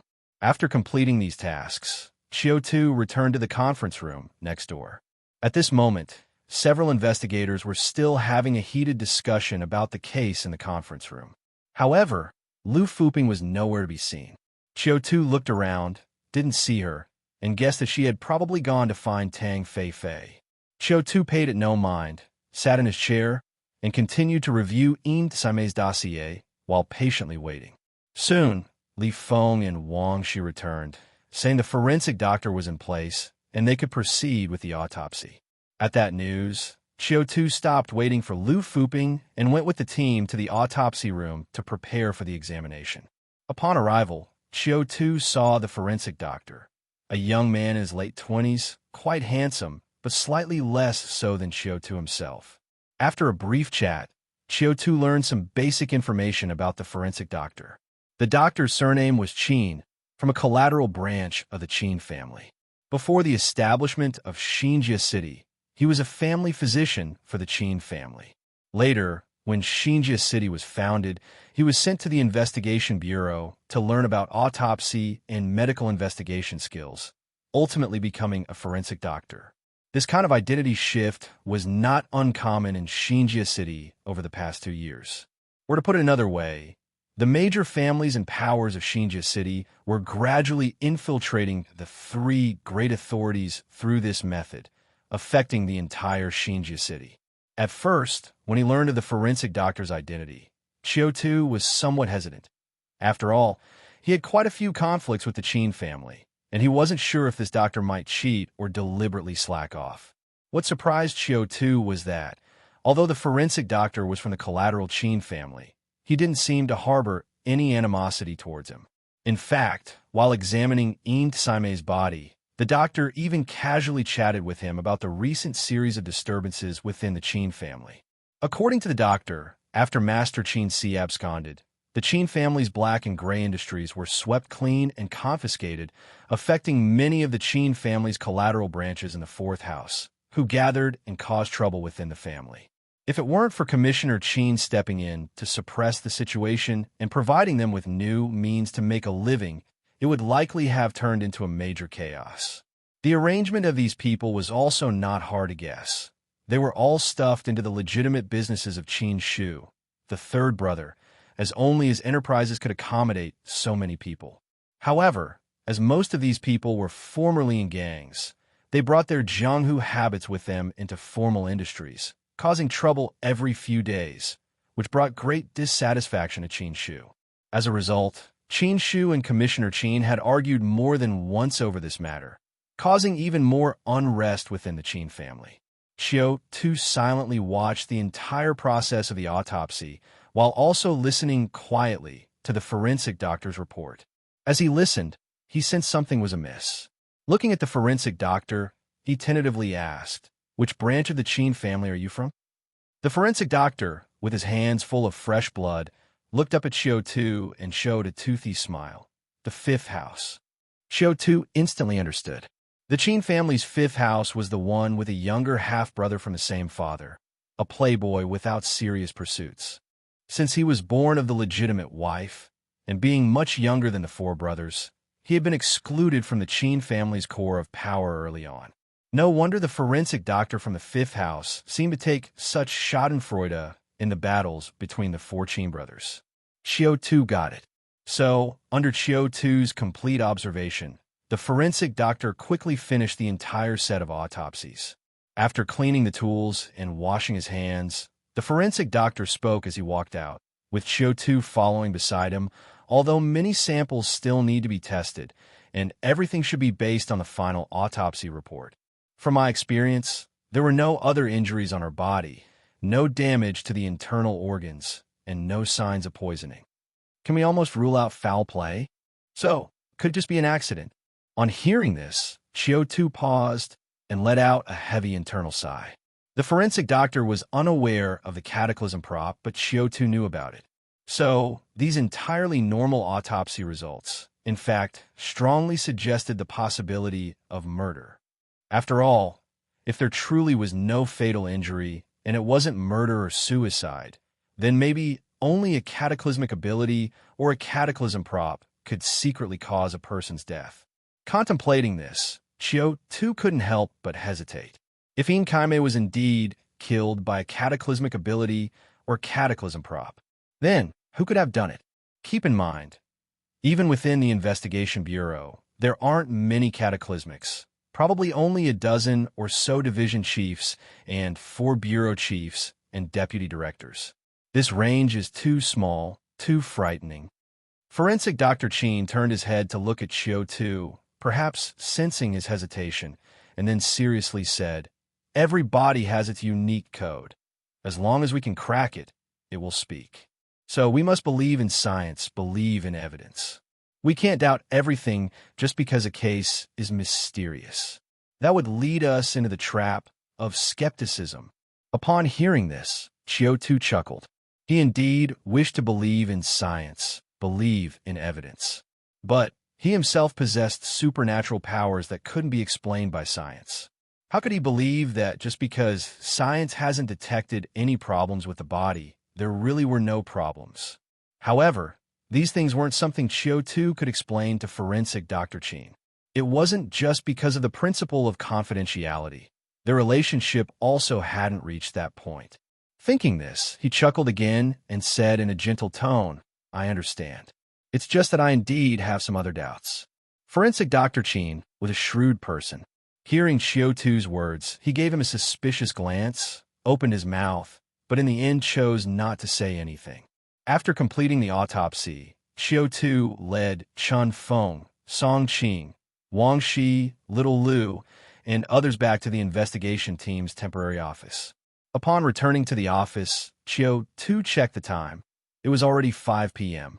He decisively clapped his hands and then declared, "That's it. Today's work is done for now. Everyone should go rest if you need to rest. It's time to clock out if it's time to clock out. If anyone has other ideas, we can discuss them tomorrow." Hearing Qiu Tu's remarks, people like Li Feng and Wang Shi were noticeably stunned. Obviously, at the Investigation Bureau, everyone was already accustomed to working overtime. There was never a time for leaving work punctually. So, for a moment, although they had heard Qiu Tu's order, not a single person dared to move. Then, emboldened, Little Lu glanced at the others and raised his hand to ask, "Chief, are you serious? We're not working overtime." Qiu Tu looked at him, smiled, and responded, Why work overtime if it can be done during regular hours? Saying that, Qiu Tu pointed to the files spread out on the table. Besides, what work is there to do now? We've finished studying the files and documents, and we've watched the autopsy being completed. As for the lab tests, the earliest results won't be available until tomorrow. We don't even have a preliminary autopsy report yet, nor do we understand how the victim died. We can't just randomly arrest a suspect for interrogation, can we? So, Qiu Tu gestured with his hand. Dismissed, dismissed. Everyone go home and rest. Recharge your energy for tomorrow's case-solving efforts. After hearing Qiu Tu's definitive statement, Song Qing, who had been restless on the side, couldn't contain her excitement and leaped up, exclaiming, "Long live the chief." I knew I read you right. After she spoke, she happily gathered her belongings and dashed out of sight. With her leading the way, Li Feng, Little Lu, and the others exchanged glances, also smilingly thanked Qiu Tu, packed up their things, and left work stylishly. Qiu Tu was the last to leave. He neatly organized all the case materials and documents, locked them up, then turned off the lights, locked the door, and left the investigation bureau. Probably because it was rare for investigation teams to leave work so early from the political department, Qiu Tu garnered many envious glances along the way. And the loyalty level notifications for his subordinates kept popping up. Li Feng loyalty +1. Ding Xiaolu loyalty +2. Wangxi loyalty +2. Songqing loyalty +7. Seeing that last exaggerated loyalty notification, Qiu Tu couldn't help but crack a smile. This girl really hated overtime. Her loyalty actually increased by so much. After work, Qiu Tu drove to the investigation bureau's gas station to fill up his car with fuel. As he wasn't a director yet and couldn't enjoy official car benefits, the expense was his own, a whole silver yuan. In Qiu Tu's former life, that was almost 800 yuan, and this much fuel would only last him 3 days. Indeed, in the planning area, such controlled resources were incredibly expensive. If it wasn't for receiving old Fourth Qin's assets tonight, Qiu Tu imagined he'd be reluctant to keep driving this car. While thinking this, Qiu Tu headed to the small restaurant at 29 Nanfang Street, a frequent gathering spot for him and his brothers. The restaurant's owner used to be a big shot in Tai's gang, who, during the military's crackdown in Xinjia City 2 years ago, was quick to escape, sparing his life but crippling one of his legs. Subsequently, he decided to retire from the underworld, opening this restaurant with his wife. Arriving at the restaurant, the owner, wearing an oilcloth apron, was sitting down, scraping fish scales. Seeing Qiu Tu, he smiled and raised his hand in greeting. Tu's here. The guys are inside. Qiu Tu nodded in acknowledgement, greeting Brother Chong, before heading straight to the courtyard inside. The small restaurant wasn't grand, without any private rooms, so Qiu Tu and his brothers usually took over the courtyard behind the owner's house, setting up a few tables for open-air dining. Upon entering the courtyard, about a dozen young men were already there, scattered around and chatting in groups. Noticing Qiu Tu's arrival, they greeted him in succession. Brother Tu's here. Brother Tuesday. Brother Tu, you've arrived. Qiu Tu returned the greetings with a smile and then scanned over them. Besides Qiu Tu, his small group consisted of 15 people in total. The core was made up of Qiu Tu, Tai, and Eagle. The rest of them are mostly picked up by Qiu Tu or brought back by Tai after some scuffle somewhere. Now, Tai had gone to the Special Service Department. Eagle and Akuan had gone to the Political Department. 12 others hadn't been placed yet. Today, Qiu Tu had to choose 2 suitable individuals from them to send to the military. Monkey Loyalty, 85. Ashue Loyalty, 83. Tu Loyalty, 81. Ashiong Loyalty, 89. Most of the brothers' loyalty to Qiu Tu lay within the 80 to 85 range. This proved their deep affection for Qiu Tu and their unwavering commitment to follow him. Understandably so, as they had relied on each other for many years, weathering numerous trials and forging bonds as close as life itself. Among them, Xiong surprised Qiu Tu the most. Xiong hadn't been picked up by Qiu Tu, but was brought in one day by Tai from the outside. Back then, Atai was still involved in gang activities, and Xiong was a member of a rival gang. During a gang clash, Xiong's reckless fighting style caught Atai's eye. So, after Xiong was nearly chopped to death, Atai dragged him back to see if he could still be saved. By the time he was covered in blood and barely hanging on to life. Out of kindness, Qiu Tu spent money on a doctor to suture and clean his wounds. The rest was left to fate. This was the best medical care one from the lower strata could hope for. Perhaps it was his destiny to survive. To everyone's astonishment, Xiong actually pulled through. From then on, he hung around with Qiu Tu, Atai, and the rest of the brothers. However, even though he was with Qiu Tu and the others, he was actually quite solitary by nature and didn't talk much. He would silently sit to one side and eat during gatherings. Having apparently suffered a great deal of trauma since childhood, he seemed to regard everyone with innate hostility, which made him the least favored within Qiu Tu's small circle. Initially, Qiu Tu presumed he would be the least loyal of all. Unexpectedly, his loyalty turned out to be the highest, next to Atai's and Eagle's. Qiu Tu speculated that this loyalty might have something to do with personality. At that moment, while Qiu Tu was observing his brothers, Monkey picked up a canvas bag from the ground and walked over holding it. Upon reaching Qiu Tu, Monkey handed the canvas bag to him with both hands, baring his teeth in a grin. "Brother Tu, this is what we snatched from old Fourth Chin's wife." Qiu Tu took the bag, which was slightly heavy in his grip. Opening it to look inside, he saw over 30 shiny little goldfish and a pile of paper vouchers. In the post-cataclysm world, gold was much more valuable than silver. One little goldfish was worth about 200 silver yuan, equivalent to a purchasing power of about 160,000. The 30-plus little goldfish in the canvas bag amounted to an immense sum of nearly 6 million. It was the cash that Master Qin Si's family had carried with them during their escape. Adding the non-cashable paper vouchers, deeds, land titles, and Master Qin Si's hidden gold reserves, Qiu Tu roughly estimated that Master Qin Si's fortune was at least in the hundreds of millions, and the contents of this bag could cash out to at least 20 or 30 million. Thinking of this, Qiu Tu couldn't help but swear inwardly, "Damn, he's so rich. Lucky for me, it's all mine now." With these thoughts, Qiu Tu didn't sit idly. He began pulling out little goldfish from the bag, tossing each one to a brother as he drew it out. Watching as each brother caught one, he continued to pull out another and toss it to another brother. Suddenly, cheers erupted in the yard, one after another. With a minimum monthly expenditure of about 200 copper yuan for ordinary people in this world, one little goldfish was enough to sustain a common person for decades. Even if one lived extravagantly, a few years of carefree living wouldn't be a problem. And as Qiu Tu casually doled out such a vast sum to them, how could they not cheer? So, in just a moment, a plethora of +1, +2 loyalty notifications popped up before Qiu Tu. The reason the increases were modest, Qiu Tu guessed, was because the loyalty of those present was already too high. After quickly distributing 12 little goldfish, Qiu Tu set the canvas bag down by his feet and instructed, "The little goldfish is for your nest egg to take a wife. Don't squander it needlessly.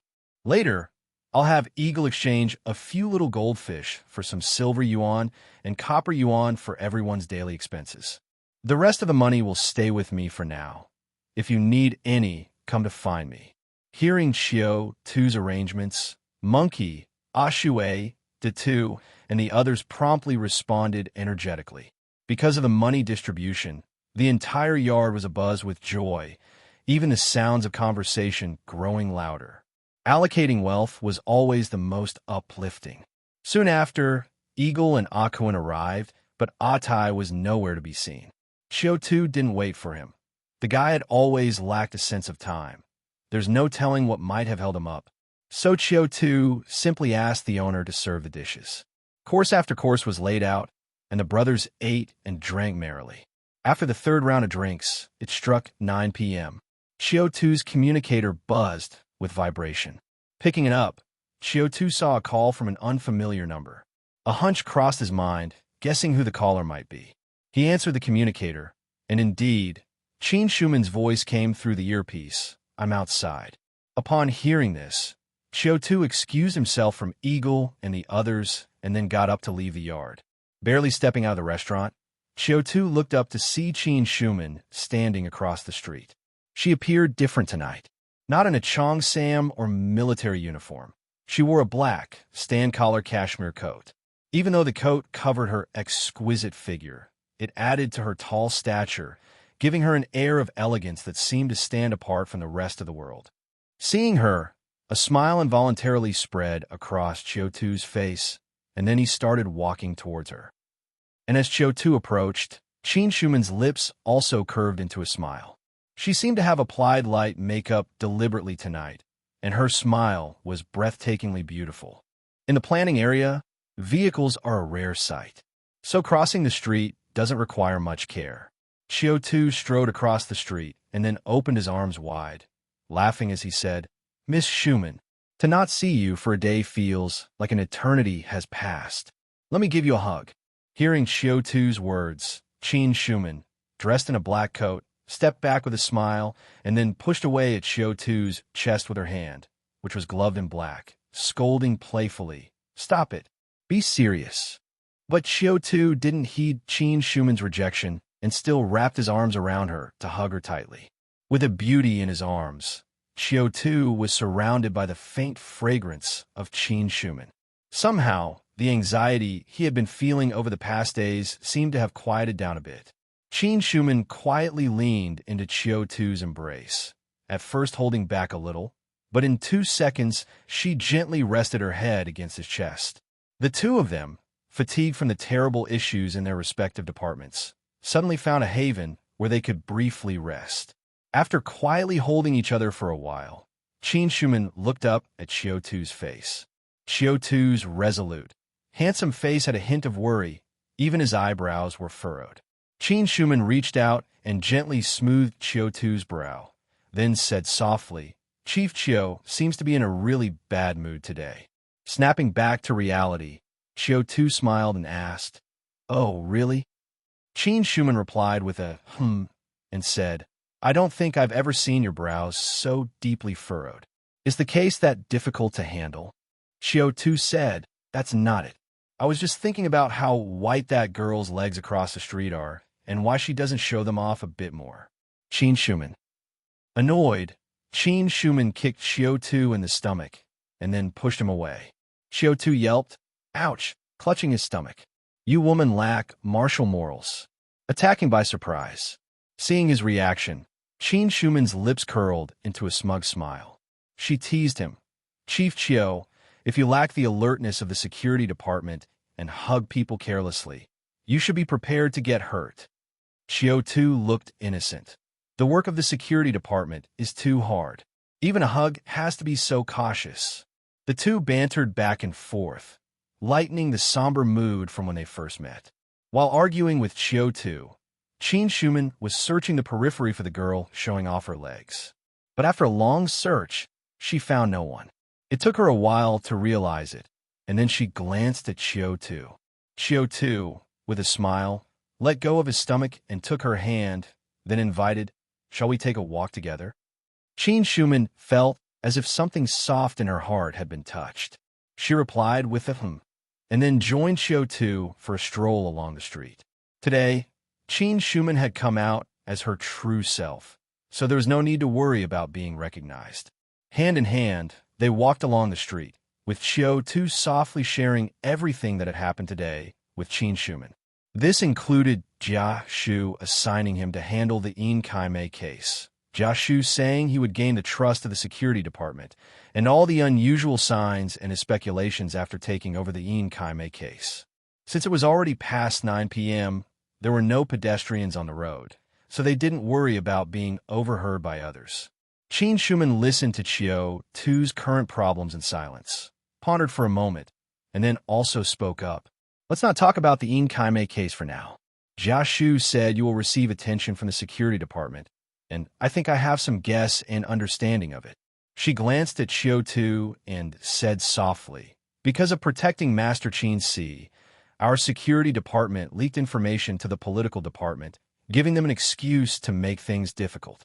So, just yesterday alone, several moles we had placed close to the upper echelons of the Investigation Bureau were all extracted, and we haven't heard from them since. Qiu Tu is ruthless. I think they are very likely in a dire situation. Considering what you said about last night's Kaime case information being bait, I suspect that some of the security department's lower-level moles were also listed by him during last night's operation. Therefore, next he is likely to one-by-one remove all the moles from the security department. In this case, to expand our channels of information, we will inevitably have to cooperate with you. And that's how you can infiltrate our ranks.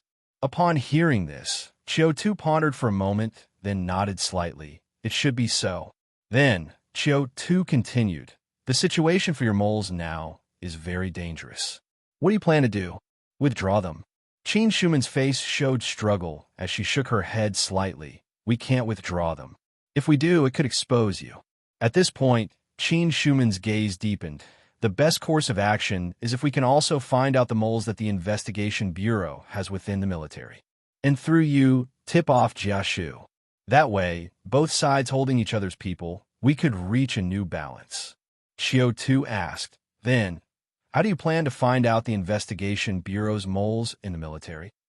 Qin Shuman said with a wry smile, there's no way for now. Our lines to the higher-ups in the Investigation Bureau are all severed.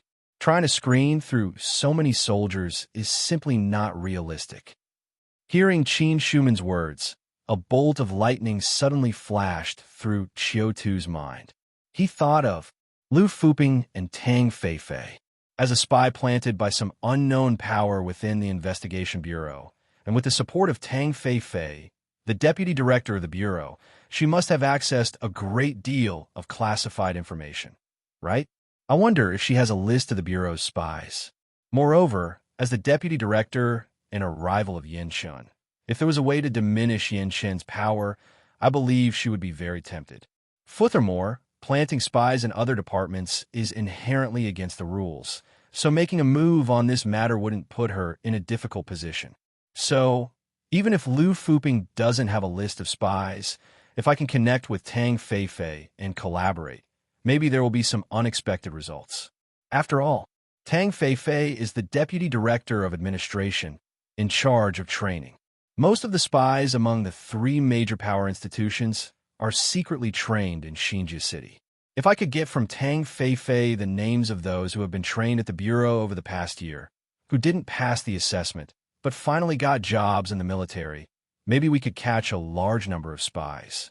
And such a collaboration would be greatly beneficial to Qiu Tu as well. Besides reducing the power of Yin Shun and Qiu Tu, it would also allow him to establish a connection with Tang Feifei. Having a deputy director as a hidden backer was far too important for Qiu Tu, who is currently treading on thin ice within the Investigation Bureau. The room for maneuver would suddenly become much larger. Having clarified his thoughts, Qiu Tu glanced at Qin Shuman and said, I'll think of a way to help you with this matter. I might have some ideas.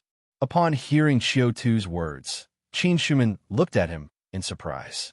As the head of the Security Department's Investigation Division, Qin Shuman knew all too well the difficulty of obtaining a list of spies.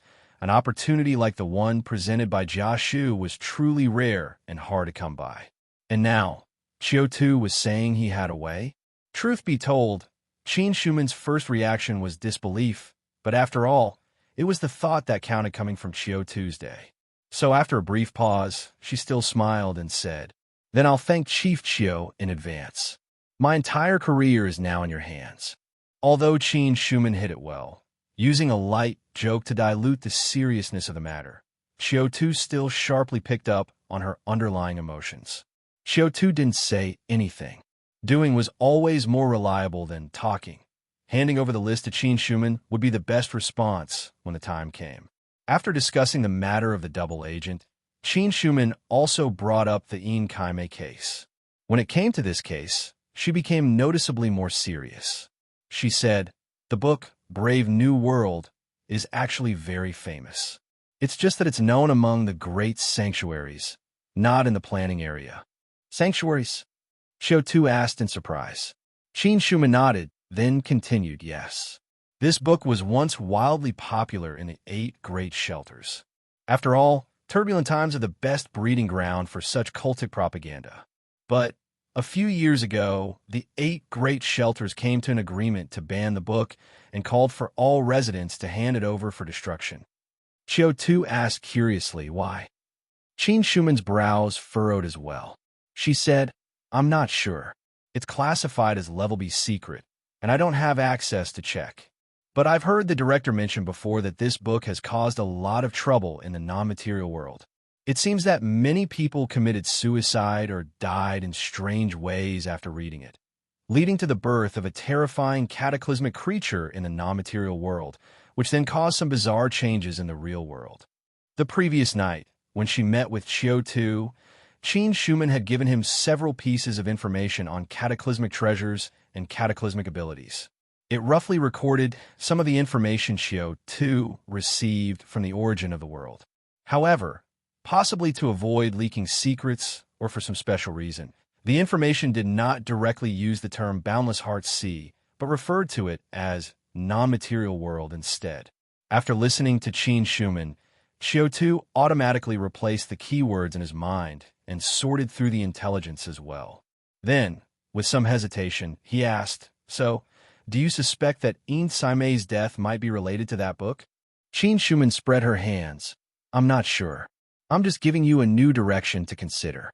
After saying that, she paused for a moment before adding, Besides, although Brave New World was banned and destroyed in the sanctuaries, is still very prevalent among anti-government organizations like the United Front. So it makes sense that Yin Kaimei had this book. Hearing this, Qiu Tu sensed something amiss. He paused for a moment, then tentatively asked, If I'm not mistaken, the sanctuaries have been continually purging anti-government armed forces, and it's not just because they threaten the rule of the sanctuaries, right? But it's related to that non-material world, or rather the creatures in it. Things like Brave New World, which can give rise to creatures in the non-material world, are not the only ones. Hearing Qiu Tu's words, Qin Shuman clearly hesitated for a moment. Perhaps this matter was related to the secrets of the security department. So she hesitated for a full 2 seconds before saying to Qiu Tu, yes. She explained, the material world and the non-material world are not independent of each other, but can influence each other. In the material world, the spirits, obsessions, and negative emotions of living beings can cause various changes in the non-material world. And if certain obsessions or negative effects reach a threshold, then the spirit world might give birth to related cataclysmic creatures, or even more terrible disasters. Upon hearing this, Qiu Tu tentatively asked, Then what kind of impact do these cataclysmic creatures and disasters have on the real world? Qin Shuman said with a bitter smile, A lot. So much that you wouldn't want to know. Let me give 2 simple examples. For instance, the cataclysmic creature that was born due to the book, Brave New World, once caused a disaster in the non-material world, destroying 6 or 7 cities under the jurisdiction of the 3rd sanctuary. Later, the 3rd sanctuary paid a great price to quell the disaster and drive it away. Another example is a huge cataclysmic creature named the Phantom Jellyfish, which is several kilometers long and drifts in the depths of the non-material world alone. But once it moves towards the material world, it triggers a psychic tidal wave. The power of the disaster will surge toward the material world like waves. Ordinary beings in the material world will be affected by this catastrophic power, rapidly evolving. However, the spirits of many higher beings will be affected, with lighter cases experiencing dizziness and vertigo, while severe cases may go mad or suffer from schizophrenia. Material affects spirit, and spirit in turn affects material. Qiu Tu softly evaluated. For the first time, he had a clear understanding of the information he had received from the world's origin. The Boundless Heart Sea is not just the source of catastrophe power, but truly the cataclysm origin that has changed the entire world. Thinking of this, Qiu Tu felt a surge of new ideas about the Yin Kaimei case.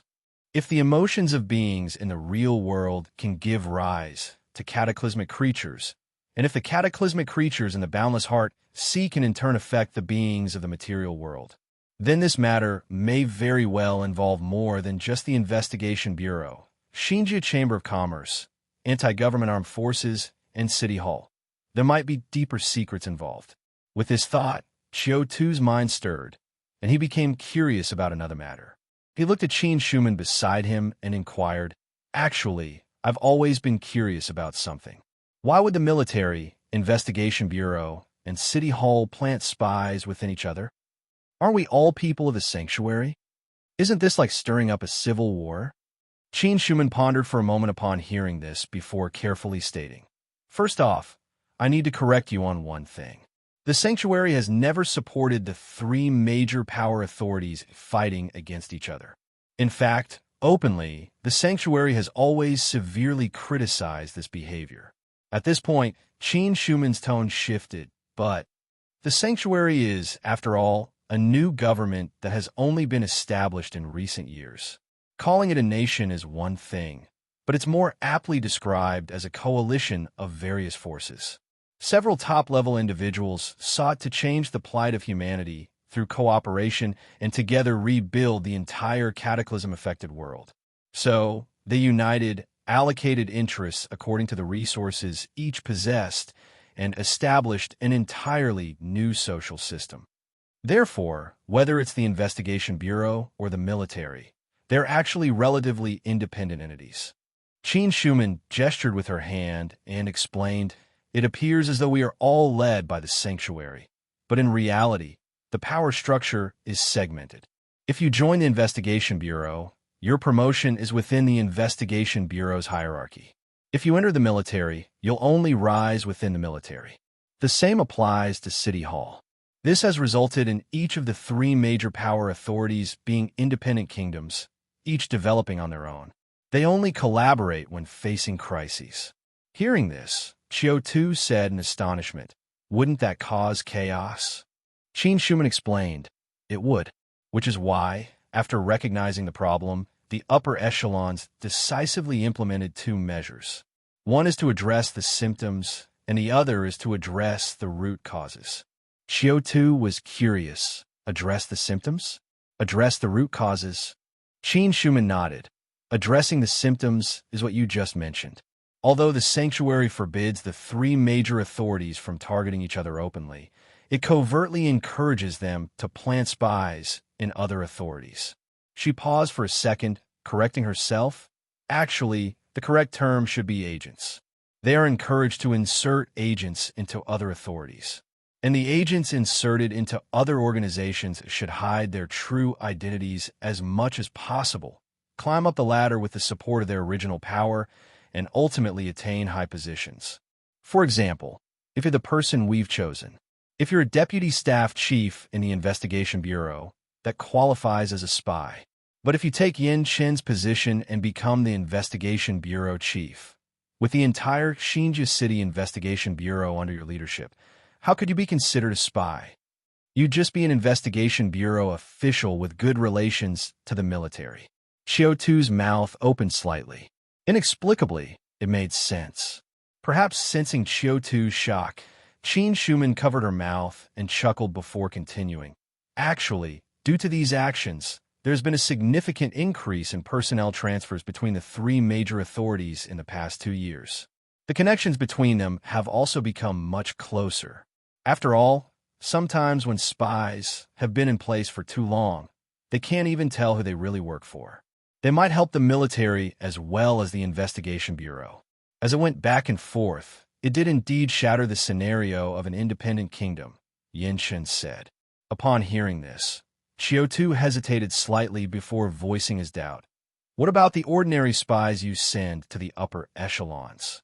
It can't all be about climbing the ranks, right? Qin Shuman shook her head. That's not it. Those spies have three purposes. First is to gather intelligence, to stay updated on what sibling agencies are up to, so as not to make decisions based on incorrect information. Second is to help our own people rise through the ranks. There has to be a vacancy up there for our people to climb. If we discover any illegal activities on their part, it not only creates positions for our people, but also rids the sanctuary of a pest. Doesn't it? Third is oversight. Qin Shuman's expression became complex as she continued. Generally speaking, most mid- and high-level officials stationed in the planning area are cataclysmics. Cataclysmics are too unpredictable. No one knows when they might degenerate or undergo a psychic mutation. Therefore, we three major agencies monitor each other to try to prevent certain uncontrollable incidents. At this point, she looked earnestly at Qiu Tu and added, Yin Shun, for instance, is someone we pay close attention to. After listening to Qin Shuman's explanation, Qiu Tu finally had a rough understanding of the spy games played by the three major power agencies, a game of tit for tat. No wonder he felt that the government infighting in this world was rather intense. It turned out to be due to structural issues at the founding of the government, which was now going through a painful adjustment period. According to Qin Shuman, the three factions would probably fight for years, maybe a decade, before gradually merging and forming a cohesive whole. With this in mind, Qiu Tu couldn't help but think of another, more fundamental solution mentioned by Qin Shuman. Since the conversation had reached this point, he naturally asked about it. When the topic shifted to this, Qin Shuman became much more serious. She said, the fundamental method would be to promote top-level political reform. Initially, the highest governing body of each sanctuary was merely a roundtable meeting, with negotiations and benefit divisions amongst leaders of various factions. Now, each sanctuary is setting up a supreme council, centralizing power within the council, which has the ultimate decision-making authority over all affairs of the sanctuary and the planning area. To go against the orders issued by the council would be to commit a crime against the government.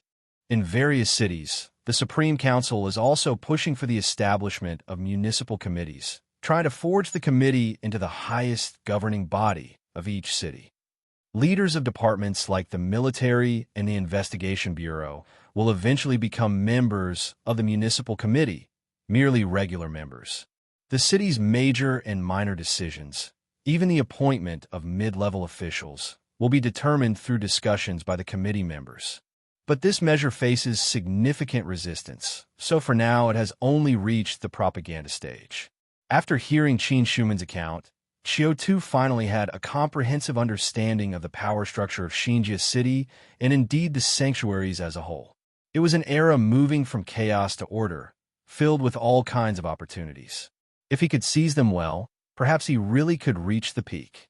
And moreover, he thought of his own journey towards superhuman power, order politics.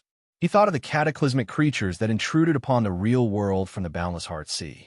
Qiu Tu knew that he had to struggle up the ladder, step by step, to the very top, to grow ever stronger. Only by doing so could he truly take control of his life in this bizarre world of cataclysms. With this thought, Qiu Tu's eyes became much more determined. Afterward, Qin Shuman discussed with Qiu Tu some other details about the Yin Kaimei case. As the head of the Security Department's investigation department, Qin Shuman had plenty of experience handling supernatural cases. So many of her insights were enlightening to Qiu Tu. For example, many cataclysmic abilities or cataclysm props might not require close contact with the victim, making long-range murder a possibility. For instance, the guard rooms of the political department and security department usually have the ability to block external catastrophic powers. Unless the door to the guard room is opened, external catastrophes theoretically can't penetrate. Moreover, ordinary objects in the hands of the deceased or within the body might have been seeded with cataclysmic abilities set to trigger automatically upon meeting certain conditions. After talking with Qin Shuman, Qiu Tu felt he had a new perspective on the case. Maybe this case wasn't necessarily as silencing by the political department. After all, if it was indeed the political department's doing, their methods might not have been so crude. Such thoughts brought a glimmer of hope to Qiu Tu's investigation. Most importantly, after they finished discussing the case, Qin Shuman took the initiative to say, "If you're willing, I can come to the investigation bureau with you tomorrow night to examine the body for cataclysmic traces. See if I can provide you with new clues and directions." Startled by Qin Shuman's proposal, Qiu Tu replied with a hint of surprise, "Would you really be able to do that?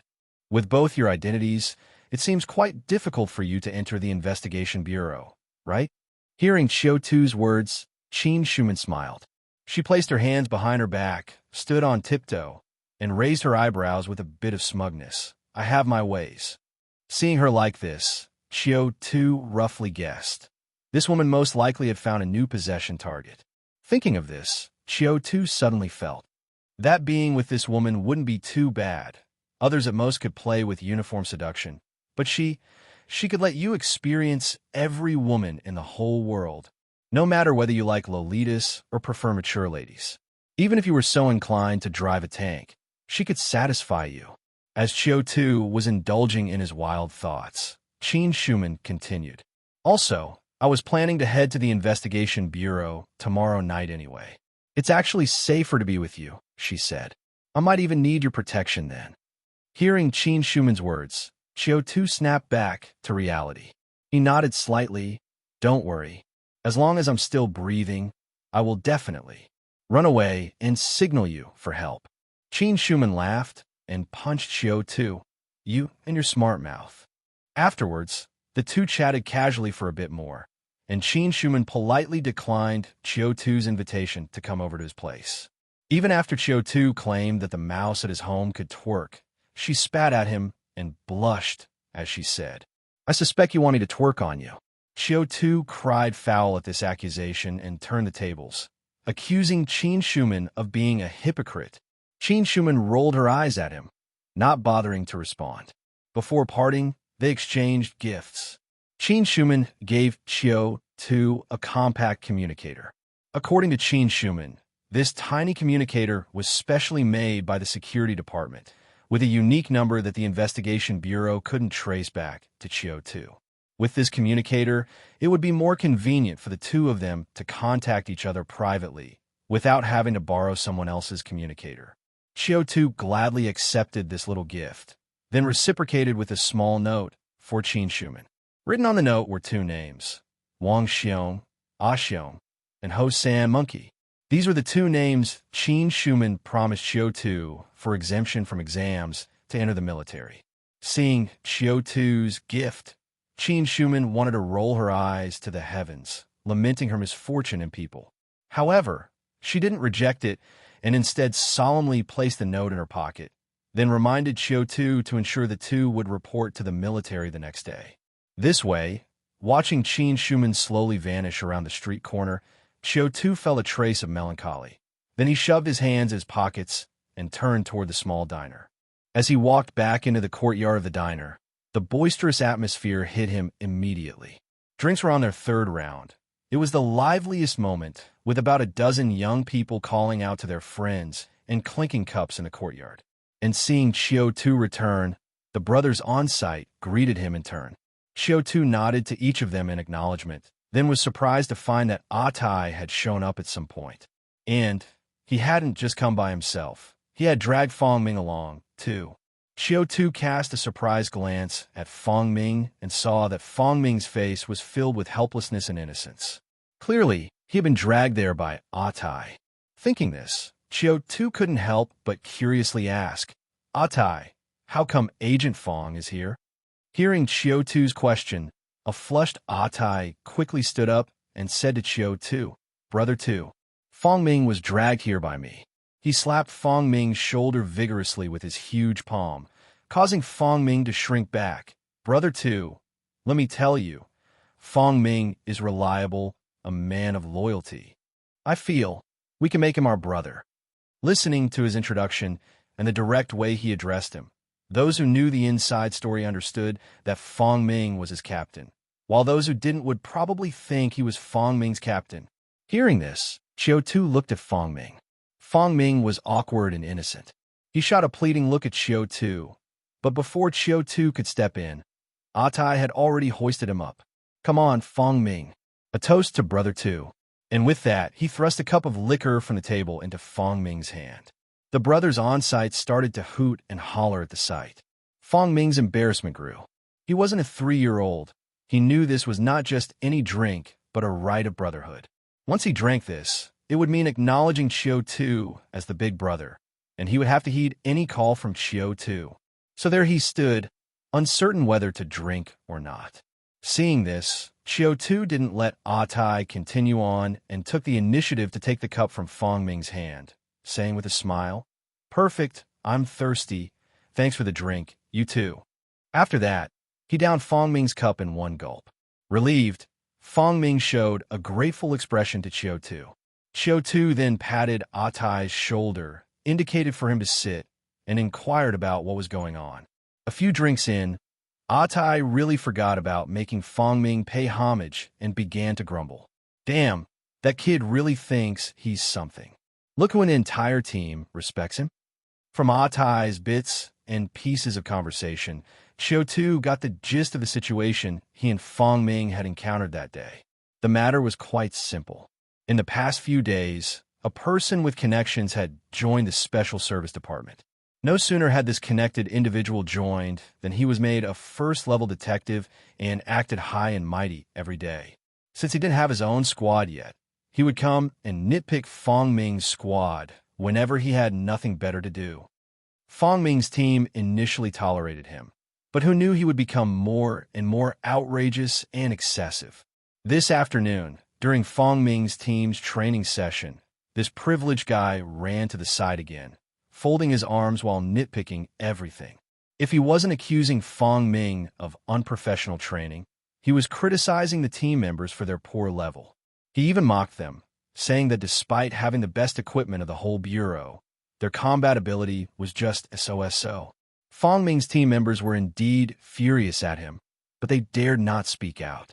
Only Tai could he endure such humiliation, so he directly used his pot-sized fist to give that privileged guy a beating. Afterwards, that privileged guy went to the higher-ups of the Special Service Department to complain, and so Tai was also detained by the senior officials, severely reprimanded. Not only receiving a punishment, but even solitary confinement was demanded. Since Tai got into trouble for standing up for Fong Ming, after the incident, Fong Ming had been running around doing everything he could to get Tai's punishment revoked and his solitary confinement canceled. As a result, Tai felt that Fong Ming was very loyal and could be considered a brother. Thus, after he picked up Tai from solitary, he was dragged into joining this get-together. After recounting the events of tonight, Tai patted Fong Ming's back forcefully and said with alcohol-laden breath, "Fong Ming, let me tell you, next time you encounter such an idiot, just go up and hit him. Don't endure it. If something happens, Brother Tu's got your back." Tai spoke with a righteousness that suggested Qiu Tu was one of Xinjia City's three giants. Fong Ming gave Qiu Tu an odd look, knowing that Tai was drunkenly fooling around, but still silently nodded in agreement. Seeing this, Qiu Tu smiled softly, taking a sip of his drink, and for some reason, felt that the two men had a bit of a couple vibe. Perhaps, in the future, Fong Ming could indeed be subdued by Tai, roped into his crew? While thinking this, Qiu Tu also curiously asked, "By the way, what's the name of that privileged guy? What kind of background does he have to be so arrogant?" Tai scratched his head with his fan-sized hand, stammering, "Seems like his name was Tian." Fong Ming took over Tian Xiaodian. Tai slapped his forehead, "Right? Tian Xiaodian. I heard his dad is the vice president of the Xinjia Chamber of Commerce, and they're having some in-depth cooperation with our bureau lately. The higher-ups in the bureau all have to cater to him. That's why he's so arrogant." Tian Xiaodian? Vice President Tian's son? Qiu Tu was momentarily taken aback. Then he shrewdly caught on to the key point in Tai's words. Vice President Tian is engaged in an in-depth cooperation with the bureau? What kind of cooperation? Tai scratched his head, trying hard to recall. I remember when I was beating him up, he did shout a lot, like who his dad is, and what kind of cooperation they're undertaking with the investigation bureau, how he's going to get me killed. But, Tai forcefully slapped his forehead, as if it could help him recall what Tian Xiaodian had said during the beating. After a moment, following another forceful slap, his expression suddenly brightened, and he said, "Oh, right. Something about communication, monitoring, cooperation." Hearing Tai's words, Qiu Tu suddenly froze. A bolt of lightning flashed through his mind as he felt connections being made. He boldly combined all the information he knew and formed a hypothesis. The Investigation Bureau, as the maintainer of the city's public security, obviously had a need to monitor the communication throughout the city. However, due to budget constraints, the Investigation Bureau had always been unable to set up surveillance over the entire city's communications. Especially in recent times, Yin Shun and Jia Shu had lost crucial clues in several cases due to communication monitoring issues. So, they could only find ways to make up for this shortcoming themselves. As a result, just at this time, Vice President Tian's mistress Yin Kaimei fell into their hands. Vice President Tian was originally a major businessman in the communications industry and had intricate connections within the sanctuary. Therefore, Yin Shun and Jia Shu seized the opportunity to reach an agreement with Vice President Tian. The political department would either actively allow or turn a blind eye to Yin Saimei's execution, and in return, Vice President Tian would help the Investigation Bureau provide brand new communication surveillance equipment. Because he understood the impact of Yin Saimei's death, Jia Shu didn't simply execute her, but cleverly used her death to release false information and took the opportunity to check the Investigation Bureau's scouts with the new equipment. The results of the action were, of course, remarkably effective, satisfying both Yin Shun and Jia Shu. Furthermore, as both sides were currently in the honeymoon phase of cooperation, Jia Shu was considering the case from the perspective of the other party, which led to his various odd actions and methods. And as the cooperation progressed and the trust between them was established, Vice President Tian's son Tian Xiaotian naturally came to the Investigation Bureau and became a first-level detective. Regarding Tian Xiaotian joining the Investigation Bureau, Qiu Tu had two guesses. If Tian Xiaotian was sent to the Investigation Bureau proactively by Vice President Tian, then it was very likely that Vice President Tian wanted to lean toward the Investigation Bureau and further deepen their relationship. However, if Tian Xiaotian joined the Investigation Bureau passively, then it was possible that Yin Shun and Jia Shu wanted to have a better hold on Vice President Tian. So Tian Xiaotian, while nominally a relation placement, was in fact a hostage. After obtaining the key clue, Qiu Tu instantly figured out all the odd aspects of the case. But having figured it out, he couldn't help breaking out in a cold sweat. Indeed, one should never underestimate anyone who has climbed to a high position in this world. He had thought he took advantage of Master Qin Si's escape to corner Yin Shun and Jia Shu, causing endless internal strife within the Qin family, which was leaning towards Yin Shun, to the point where they could hardly protect themselves. Yet, who could have known that they would turn around and use the security department's given excuse to use Yin Saimei's case, clear out the scouts within the Investigation Bureau, secretly expand their influence, and become even stronger. Such tactics were frightening. Realizing this, Qiu Tu's brow furrowed. He found that he really couldn't let Yin Shun and Jia Shu continue to develop like this. He had to cooperate with the security department, Lu Fuping, Deputy Director Tang, and other forces. He must uncover the truth of this case and prune the influence of Yin Shun and Jia Shu. Otherwise, even if he survived this crisis, once they completed their expansion and came to their senses, if they discovered his own irregularities, he would be the one to die. With these thoughts, Qiu Tu's gaze deepened, and he couldn't help but think of the beautiful young widow Lu Fuping. He wondered how her plan was going now. 10 days, the closure time of Yin Saimei's case. Meanwhile, in a high-end villa near the Investigation Bureau, two bodies were entwined with each other. One of the women had a creamy white complexion, a voluptuous and soft body, with the charm of a mature woman. The other had a healthy, wheat-colored complexion, short hair, and an appearance of spirited elegance. After half an hour of tossing and turning, the two women finally collapsed into each other's arms, exhausted. Lu Fuping held Tang Feifei tenderly, her eyes too tired to open properly. Yet Tang Feifei's energy seemed to remain robust, and even where Lu Fuping didn't notice, her eyes flickered with an orange glow. That glow lasted for a few minutes before slowly retreating into the depths of her eyes. As Tang Feifei held Lu Fuping's fair body, her wheat-colored skin created a stark contrast.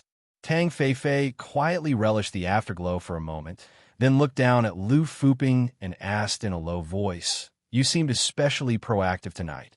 Her voice, a contralto, lacked the sharpness of ordinary women and instead carried a weightiness of authority, and unexpectedly harmonious to the ear.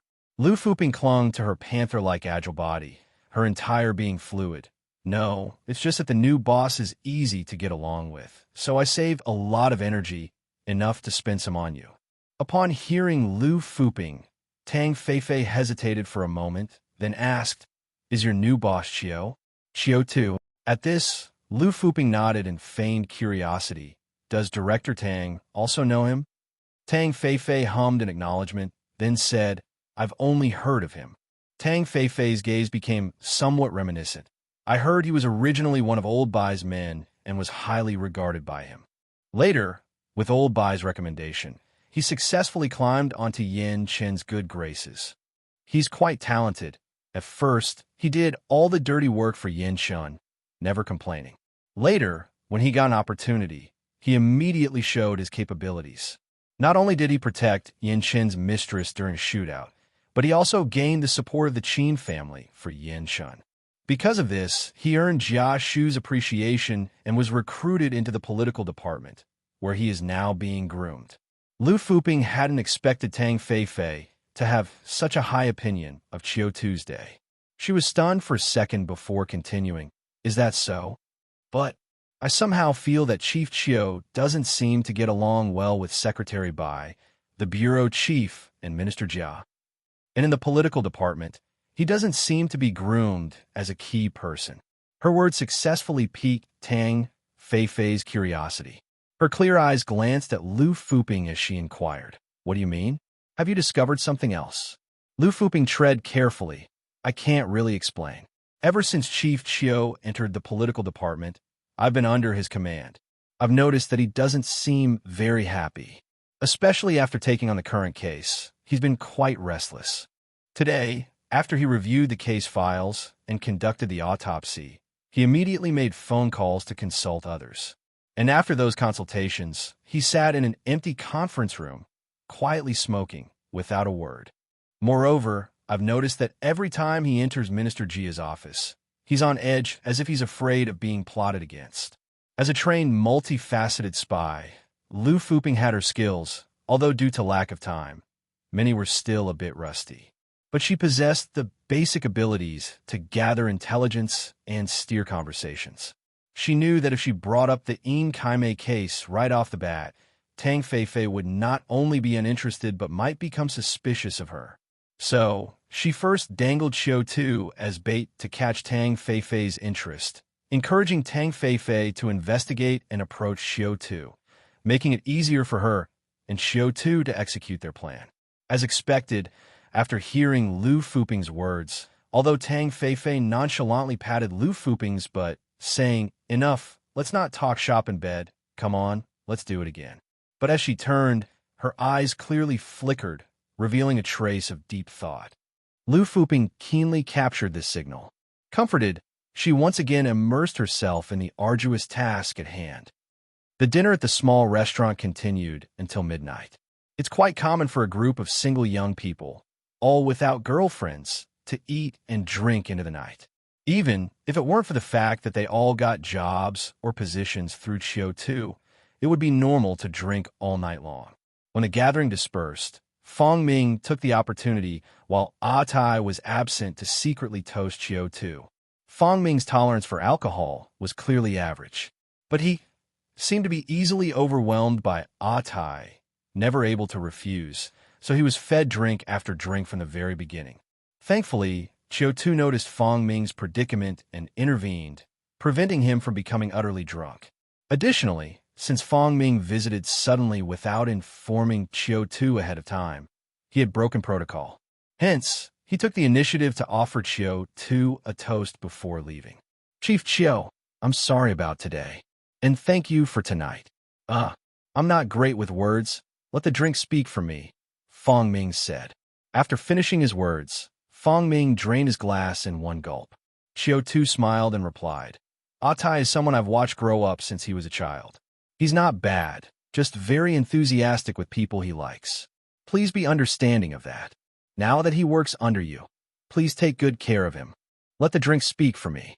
After saying that, Qiu Tu finished the drink in his glass in one go. After the toast, the two exchanged a look and couldn't help but laugh. Right when the atmosphere between them was warm, Atai suddenly emerged from somewhere, bringing his face close to the two men and strangely asked, "What are you laughing at?" He looked suspiciously at the two. "Are you talking behind my back?" Hearing this, Qiu Tu and Fong Ming exchanged a glance, then laughed even louder. Atai was quite a character. Seeing the two laughing so joyously, he didn't get upset, but rather scratched his head foolishly and joined in with a carefree laugh. For a moment, the yard was filled with more and more laughter. And so, the little gathering ended happily amidst laughter. There was no drunk driving in this world, and on the roads in the early hours, there wasn't even a single silhouette in sight. Therefore, after the gathering dispersed, Qiu Tu took the initiative to drive the furthest member, Fong Ming, home. Listening to Fong Ming's drowsy directions, Qiu Tu meandered through the dimly lit streets. It took over half an hour before Qiu Tu finally reached Fong Ming's residence. What surprised him was that Fong Ming actually lived in Longshan Road. From a unique name of this street, one could discern its extraordinary status in Xinjia City. Unlike the old alley street, Xiaofang Street, and Nanxiang Street where Qiu Tu and the others lived. Other people lived on Longshan Road. This was the largest and most exclusive villa district in Xinjia City, and it had been the center of power before the city was established, housing all the prominent figures of the time. Within lived families second only to the Qin family, wealthy merchants involved in various industries, and gang leaders with tens of thousands of followers. Even though these former notables had gradually lost their influence with the establishment of Xinjia City, Longshan Road still held a pivotal position in the entire city. At the entrance to Longshan Road, there were armed private security patrols. Qiu Tu didn't continue driving forward but stopped the car instead.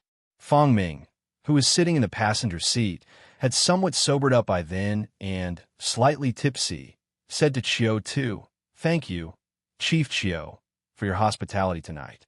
I'll head home now. If you have time, you must come over for a visit. My old man has always been very interested in you." Hearing Fong Ming's words, Qiu Tu smiled and nodded. "I certainly will if I get the chance." Fong Ming affirmed with a opened the car door, got out, and walked towards Longshan Road. The patrolling armed personnel were clearly familiar with him and let him pass with a friendly greeting. The streets inside Longshan Road were brightly lit by street lamps, illuminating Fong Ming's path home in the dead of night. Qiu Tu lit a cigarette and watched him leave before driving back into the darkness.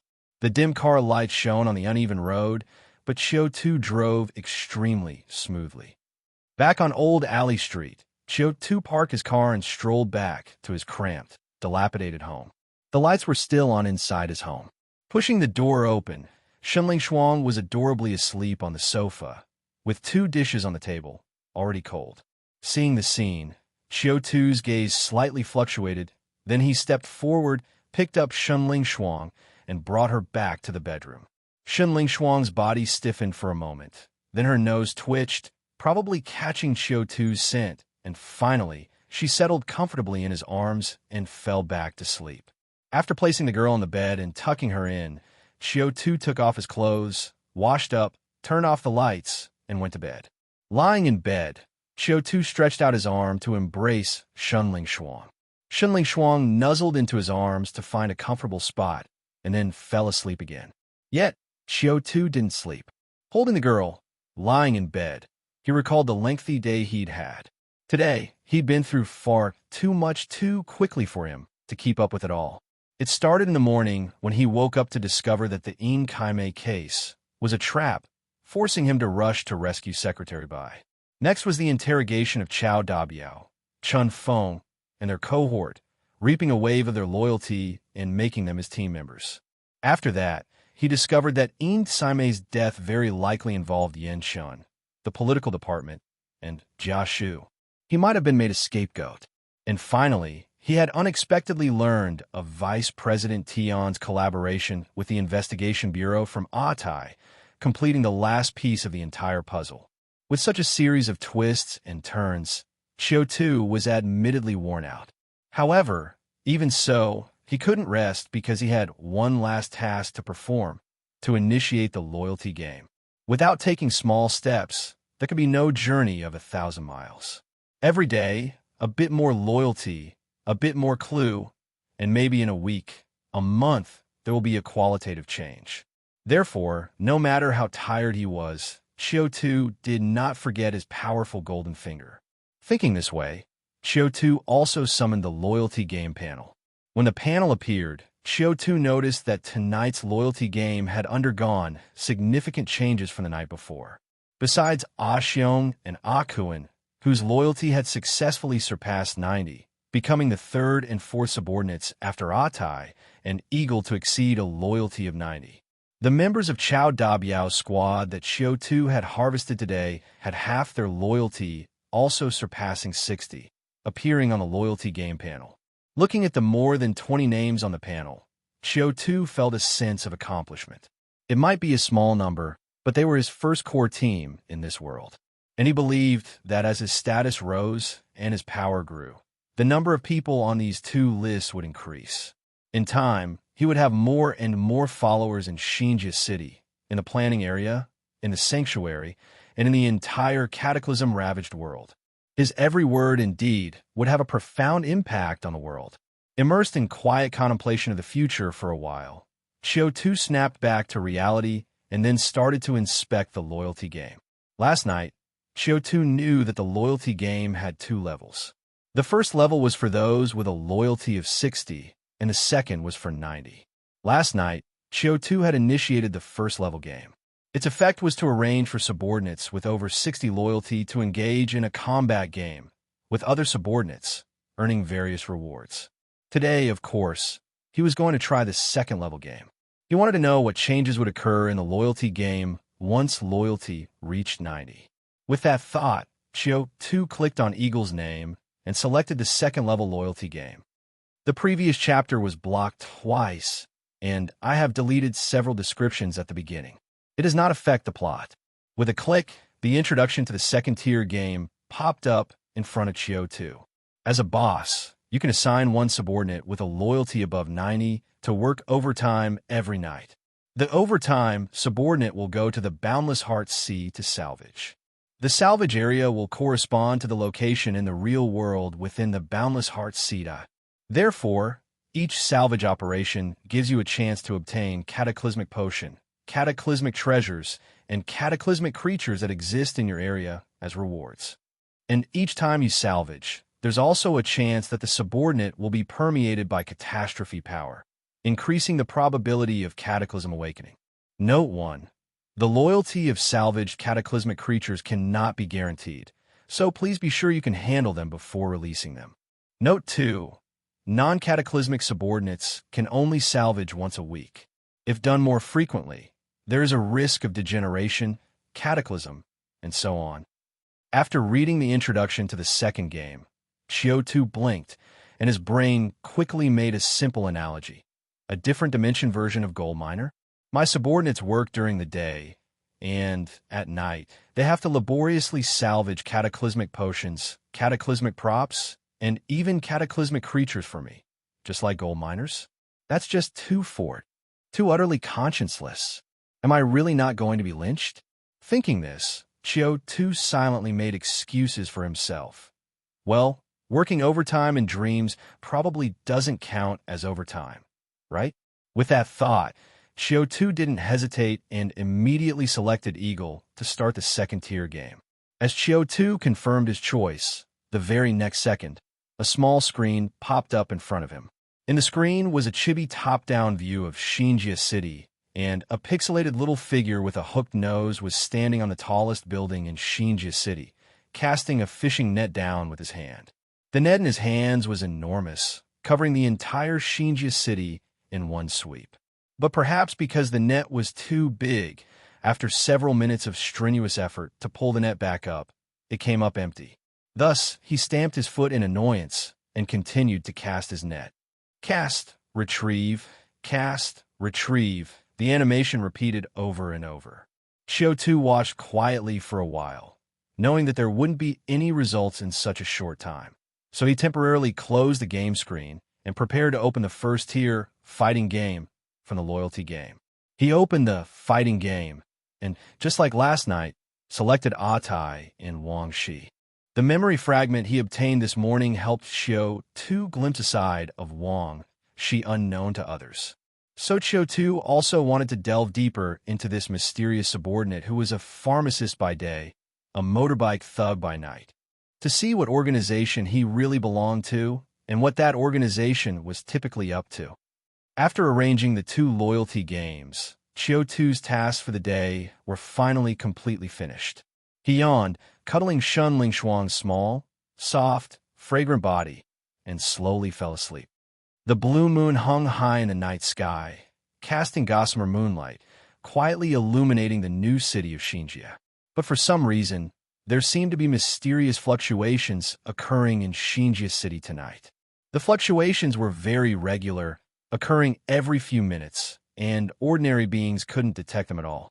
Even the cataclysmics, or cataclysmic creatures, were led to believe it was just the normal undulations of the boundless heart sea.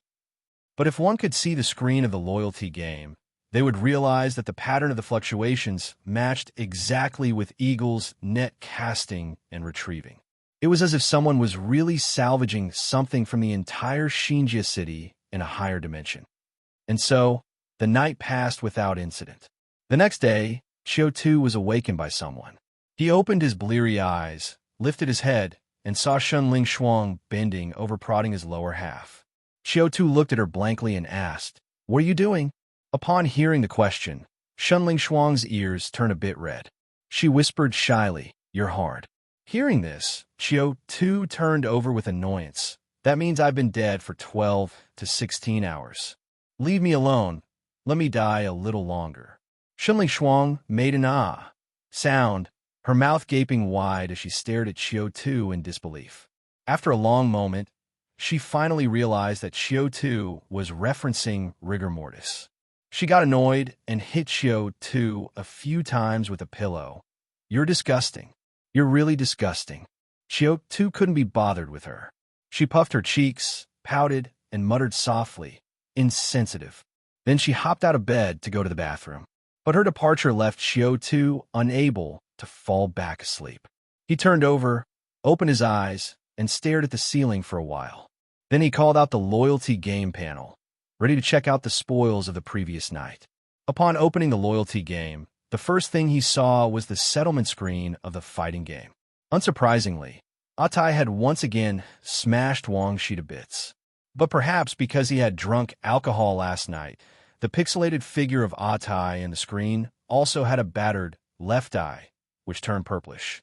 In the settlement screen, a drunken Atai was burping with a hammer in hand, stepping on Wang Shi. Wang Shi, meanwhile, lay on the ground, clutching a brick, crying wah wah. The outcome screen actually changes, and it seems to vary according to the real state of the subordinates. Qiu Tu was surprised while checking the game spoils. Last night's haul was relatively average, just a mere 2 points of loyalty, and there was nothing else. Qiu Tu felt a little shortchanged. Drinking indeed caused trouble. He decided not to bring Atai to the next gathering. With a strong sense of dissatisfaction, Qiu Tu closed the fighting game and checked the salvage game. Salvage game's settlement screen was rather simple. It was just Eagle's pixelated figure, exhausted and panting on the ground. There was nothing else special. Qiu Tu initially thought this was a failed salvage. However, when he was about to close the settlement animation disappointedly, he noticed that next to Eagle's figure, there was surprisingly a small pink bottle of potion. The icon was extremely small, and if it weren't for Qiu Tu's sharp eyes, he probably would have missed it. Curiously, Qiu Tu clicked on it, and sure enough, a prompt popped up in front of him. Obtained cataclysmic potion, Mandragora love drug. Qiu Tu? What's this? Qiu Tu tried to check the description of the potion. Cataclysmic potion, Mandragora love drug. Potion description: a cataclysmic potion made from cataclysm materials such as mandrake flower and succubs of water through a mystery process used by cataclysmics. Potion effect: Simply apply a small amount to the neck, and you will gain a half-hour effect of enchanting allure. Anyone who approaches you will involuntarily let down their guard to some extent and feel a certain fondness for you. Seeing the effect of the pink potion, Qiu Tu's mouth hung open slightly, somewhat stunned. This thing is quite frightening. It felt akin to some banned substances. With this thought, Qiu Tu's mind went back to the salvage game introduction from last night. The introduction said that the items salvaged weren't conjured from thin air, but existed in reality. So, did cataclysmics in Xinjia City secretly concoct this potion? And thinking about the identities of these cataclysmics, Qiu Tu's brows furrowed tightly. Most of the cataclysmics in Xinjia City were mid to high-level officials, after all. What were they concocting this potion for? Qiu Tu could not shake the feeling that something strange was brewing in Xinjia City recently, as if some event was imminent.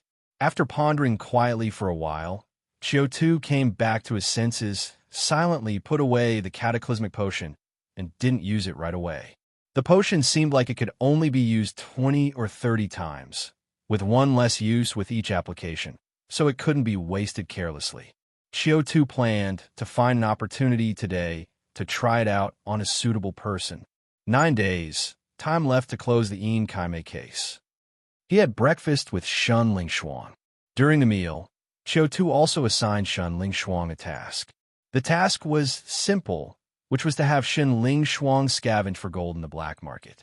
Now that Qiu Tu had money, besides needing the money to generate more money, he needed to convert the money into power as much as possible.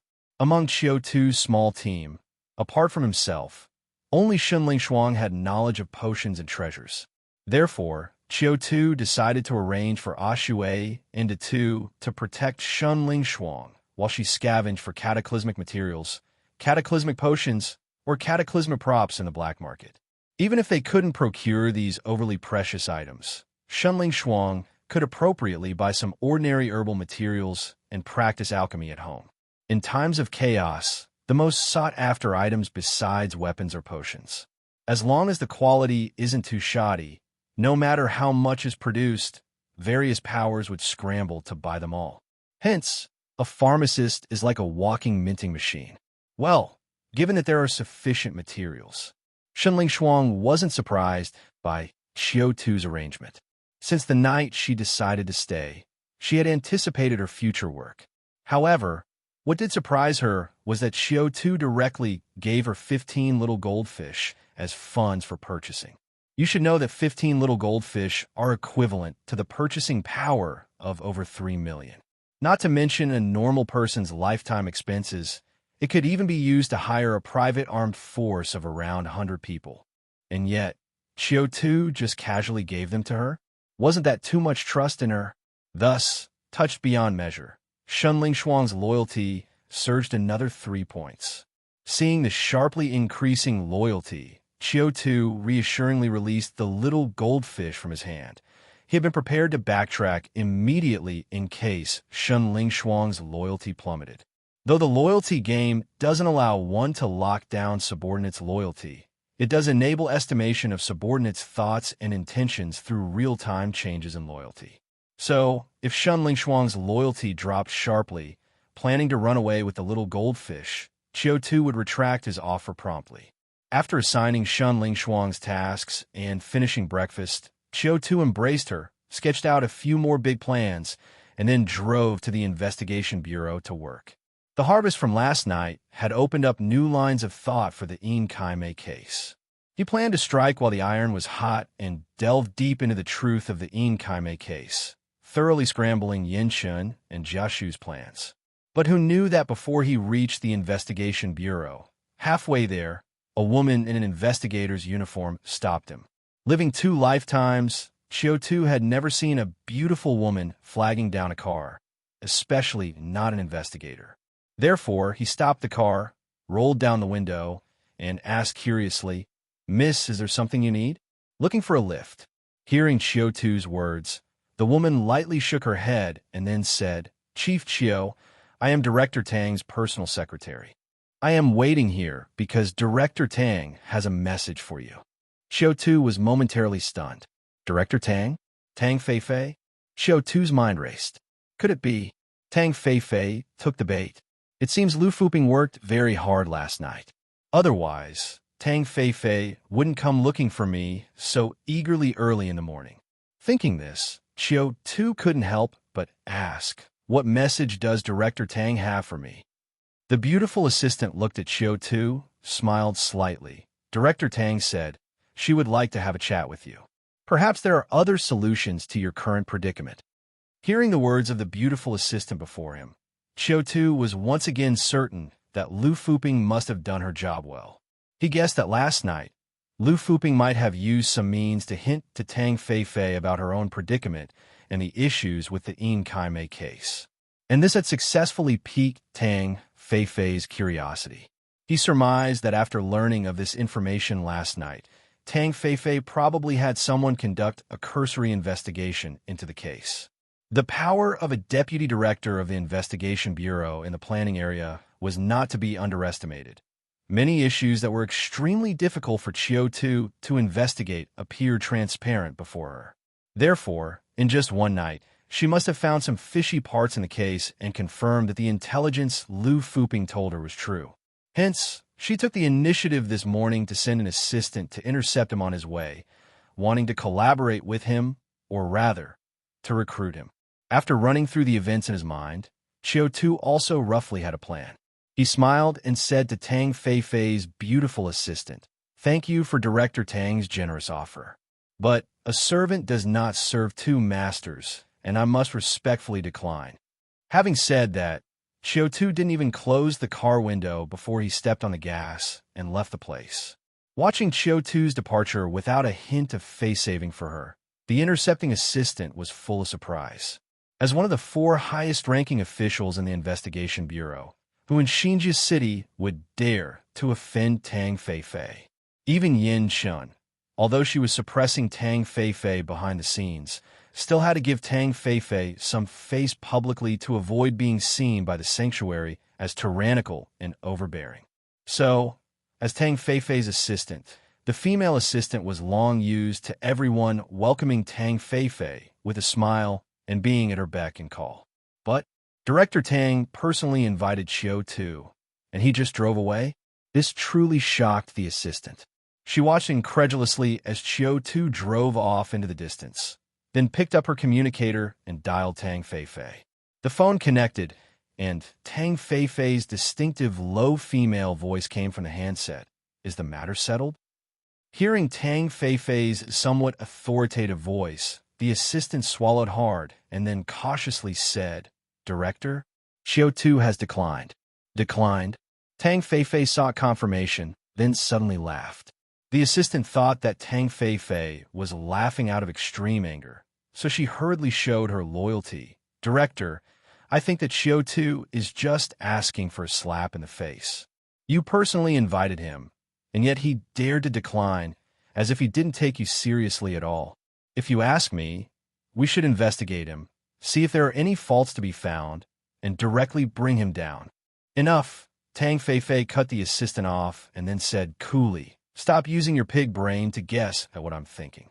Tang Feifei might indeed be in a good mood because she rarely explained in a softer voice. "Actually, after receiving that intelligence last night, I felt something was odd. Everything seemed a bit too coincidental. However, upon inspecting the case, there really were fishy parts. I didn't want to let go of such an opportunity lightly. Thus, today I had you invite him. In truth, the invitation was fake, the probing was real. You need to understand who he is. The confidant of Yin Shun, a key member of Secretary Bai's faction, a subordinate valued by Jia Shu. Even though he seems to have had some conflicts with Secretary Bai recently, in the case he took on also encountered problems, his ability to become a section chief and progress to his current position relied entirely on the support of these 3 people. So, how could he possibly betray them just because a high-ranking official came looking for him? Therefore, if he had really accepted my invitation, that would have suggested that this matter might very well be a trap. As for his refusal of me now, on the contrary, it's a good thing." After hearing Tang Feifei's words, the assistant suddenly understood. She quickly flattered Tang Feifei, "Director, How wise. How thorough you are in your considerations. After the flattery, she lowered her voice and probed, but, Director, now that we've proven it's not a trap, Qiu Tu has left. How do we continue to make contact with him? Tang Feifei said coolly, no trouble at all.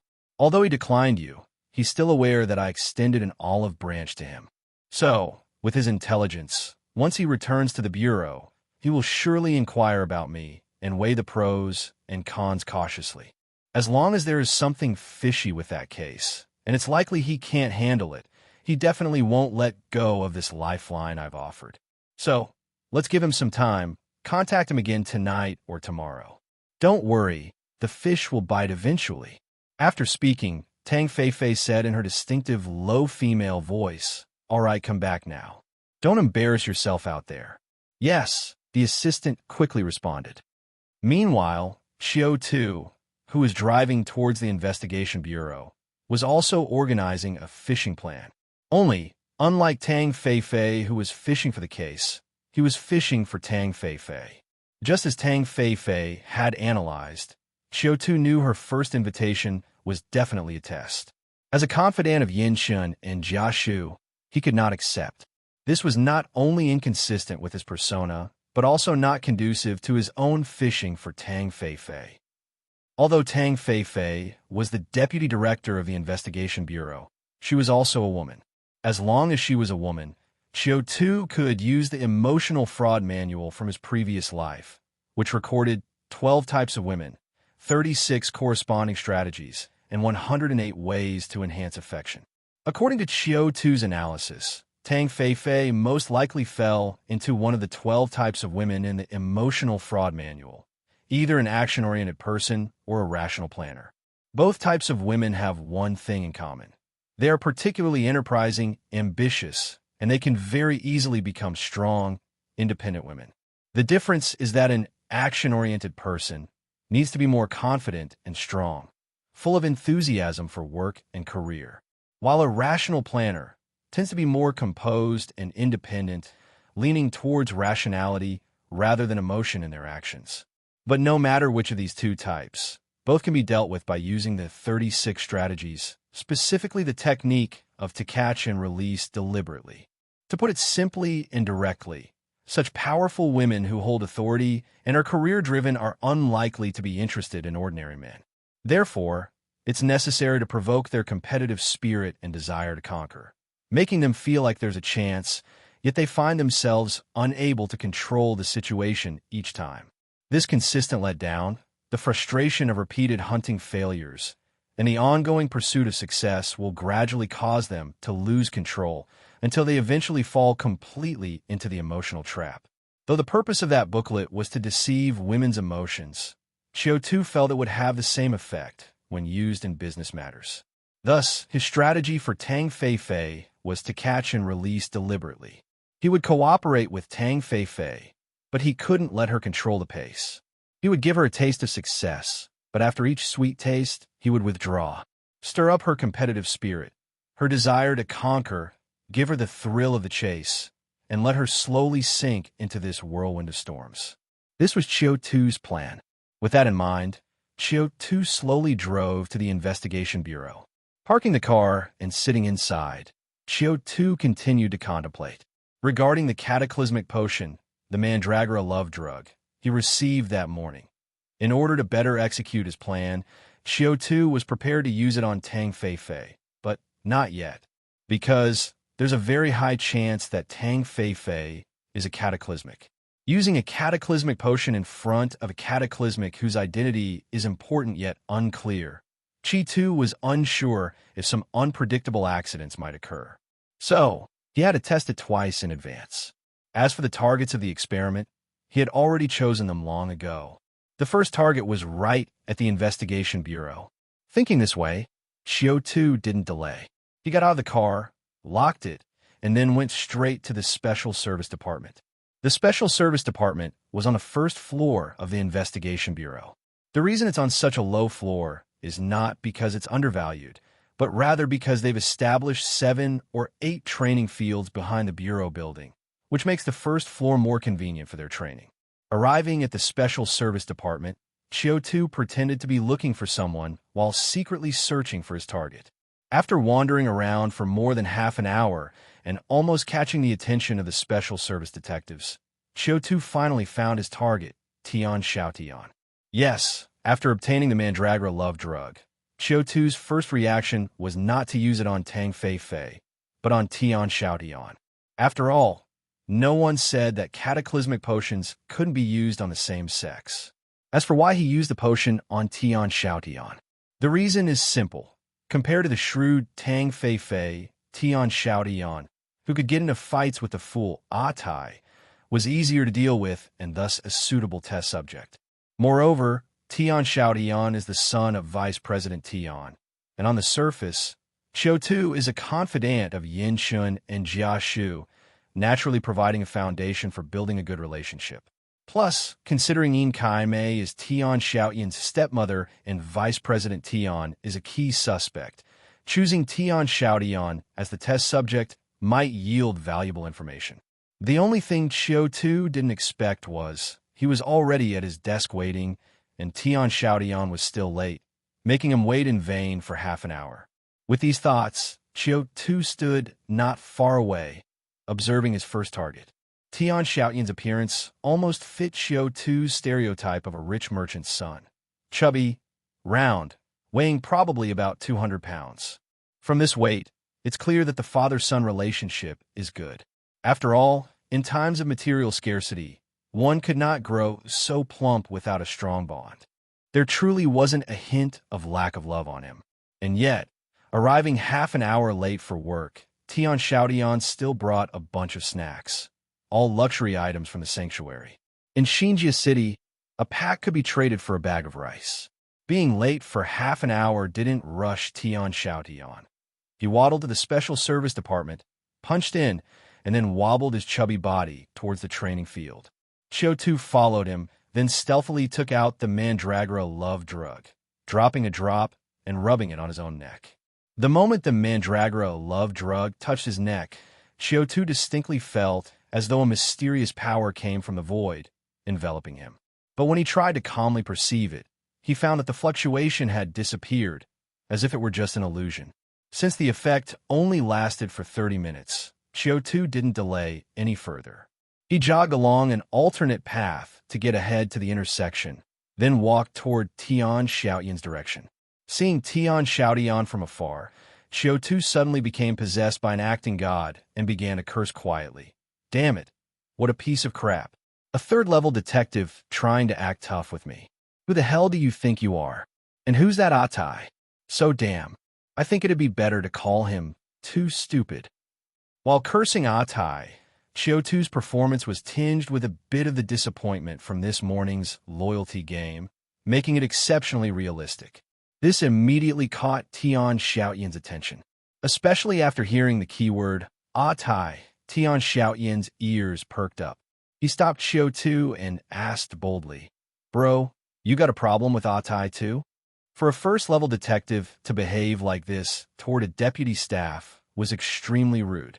But Qiu Tu pretended not to notice and went along with it. "Yeah, I got a problem with Atai.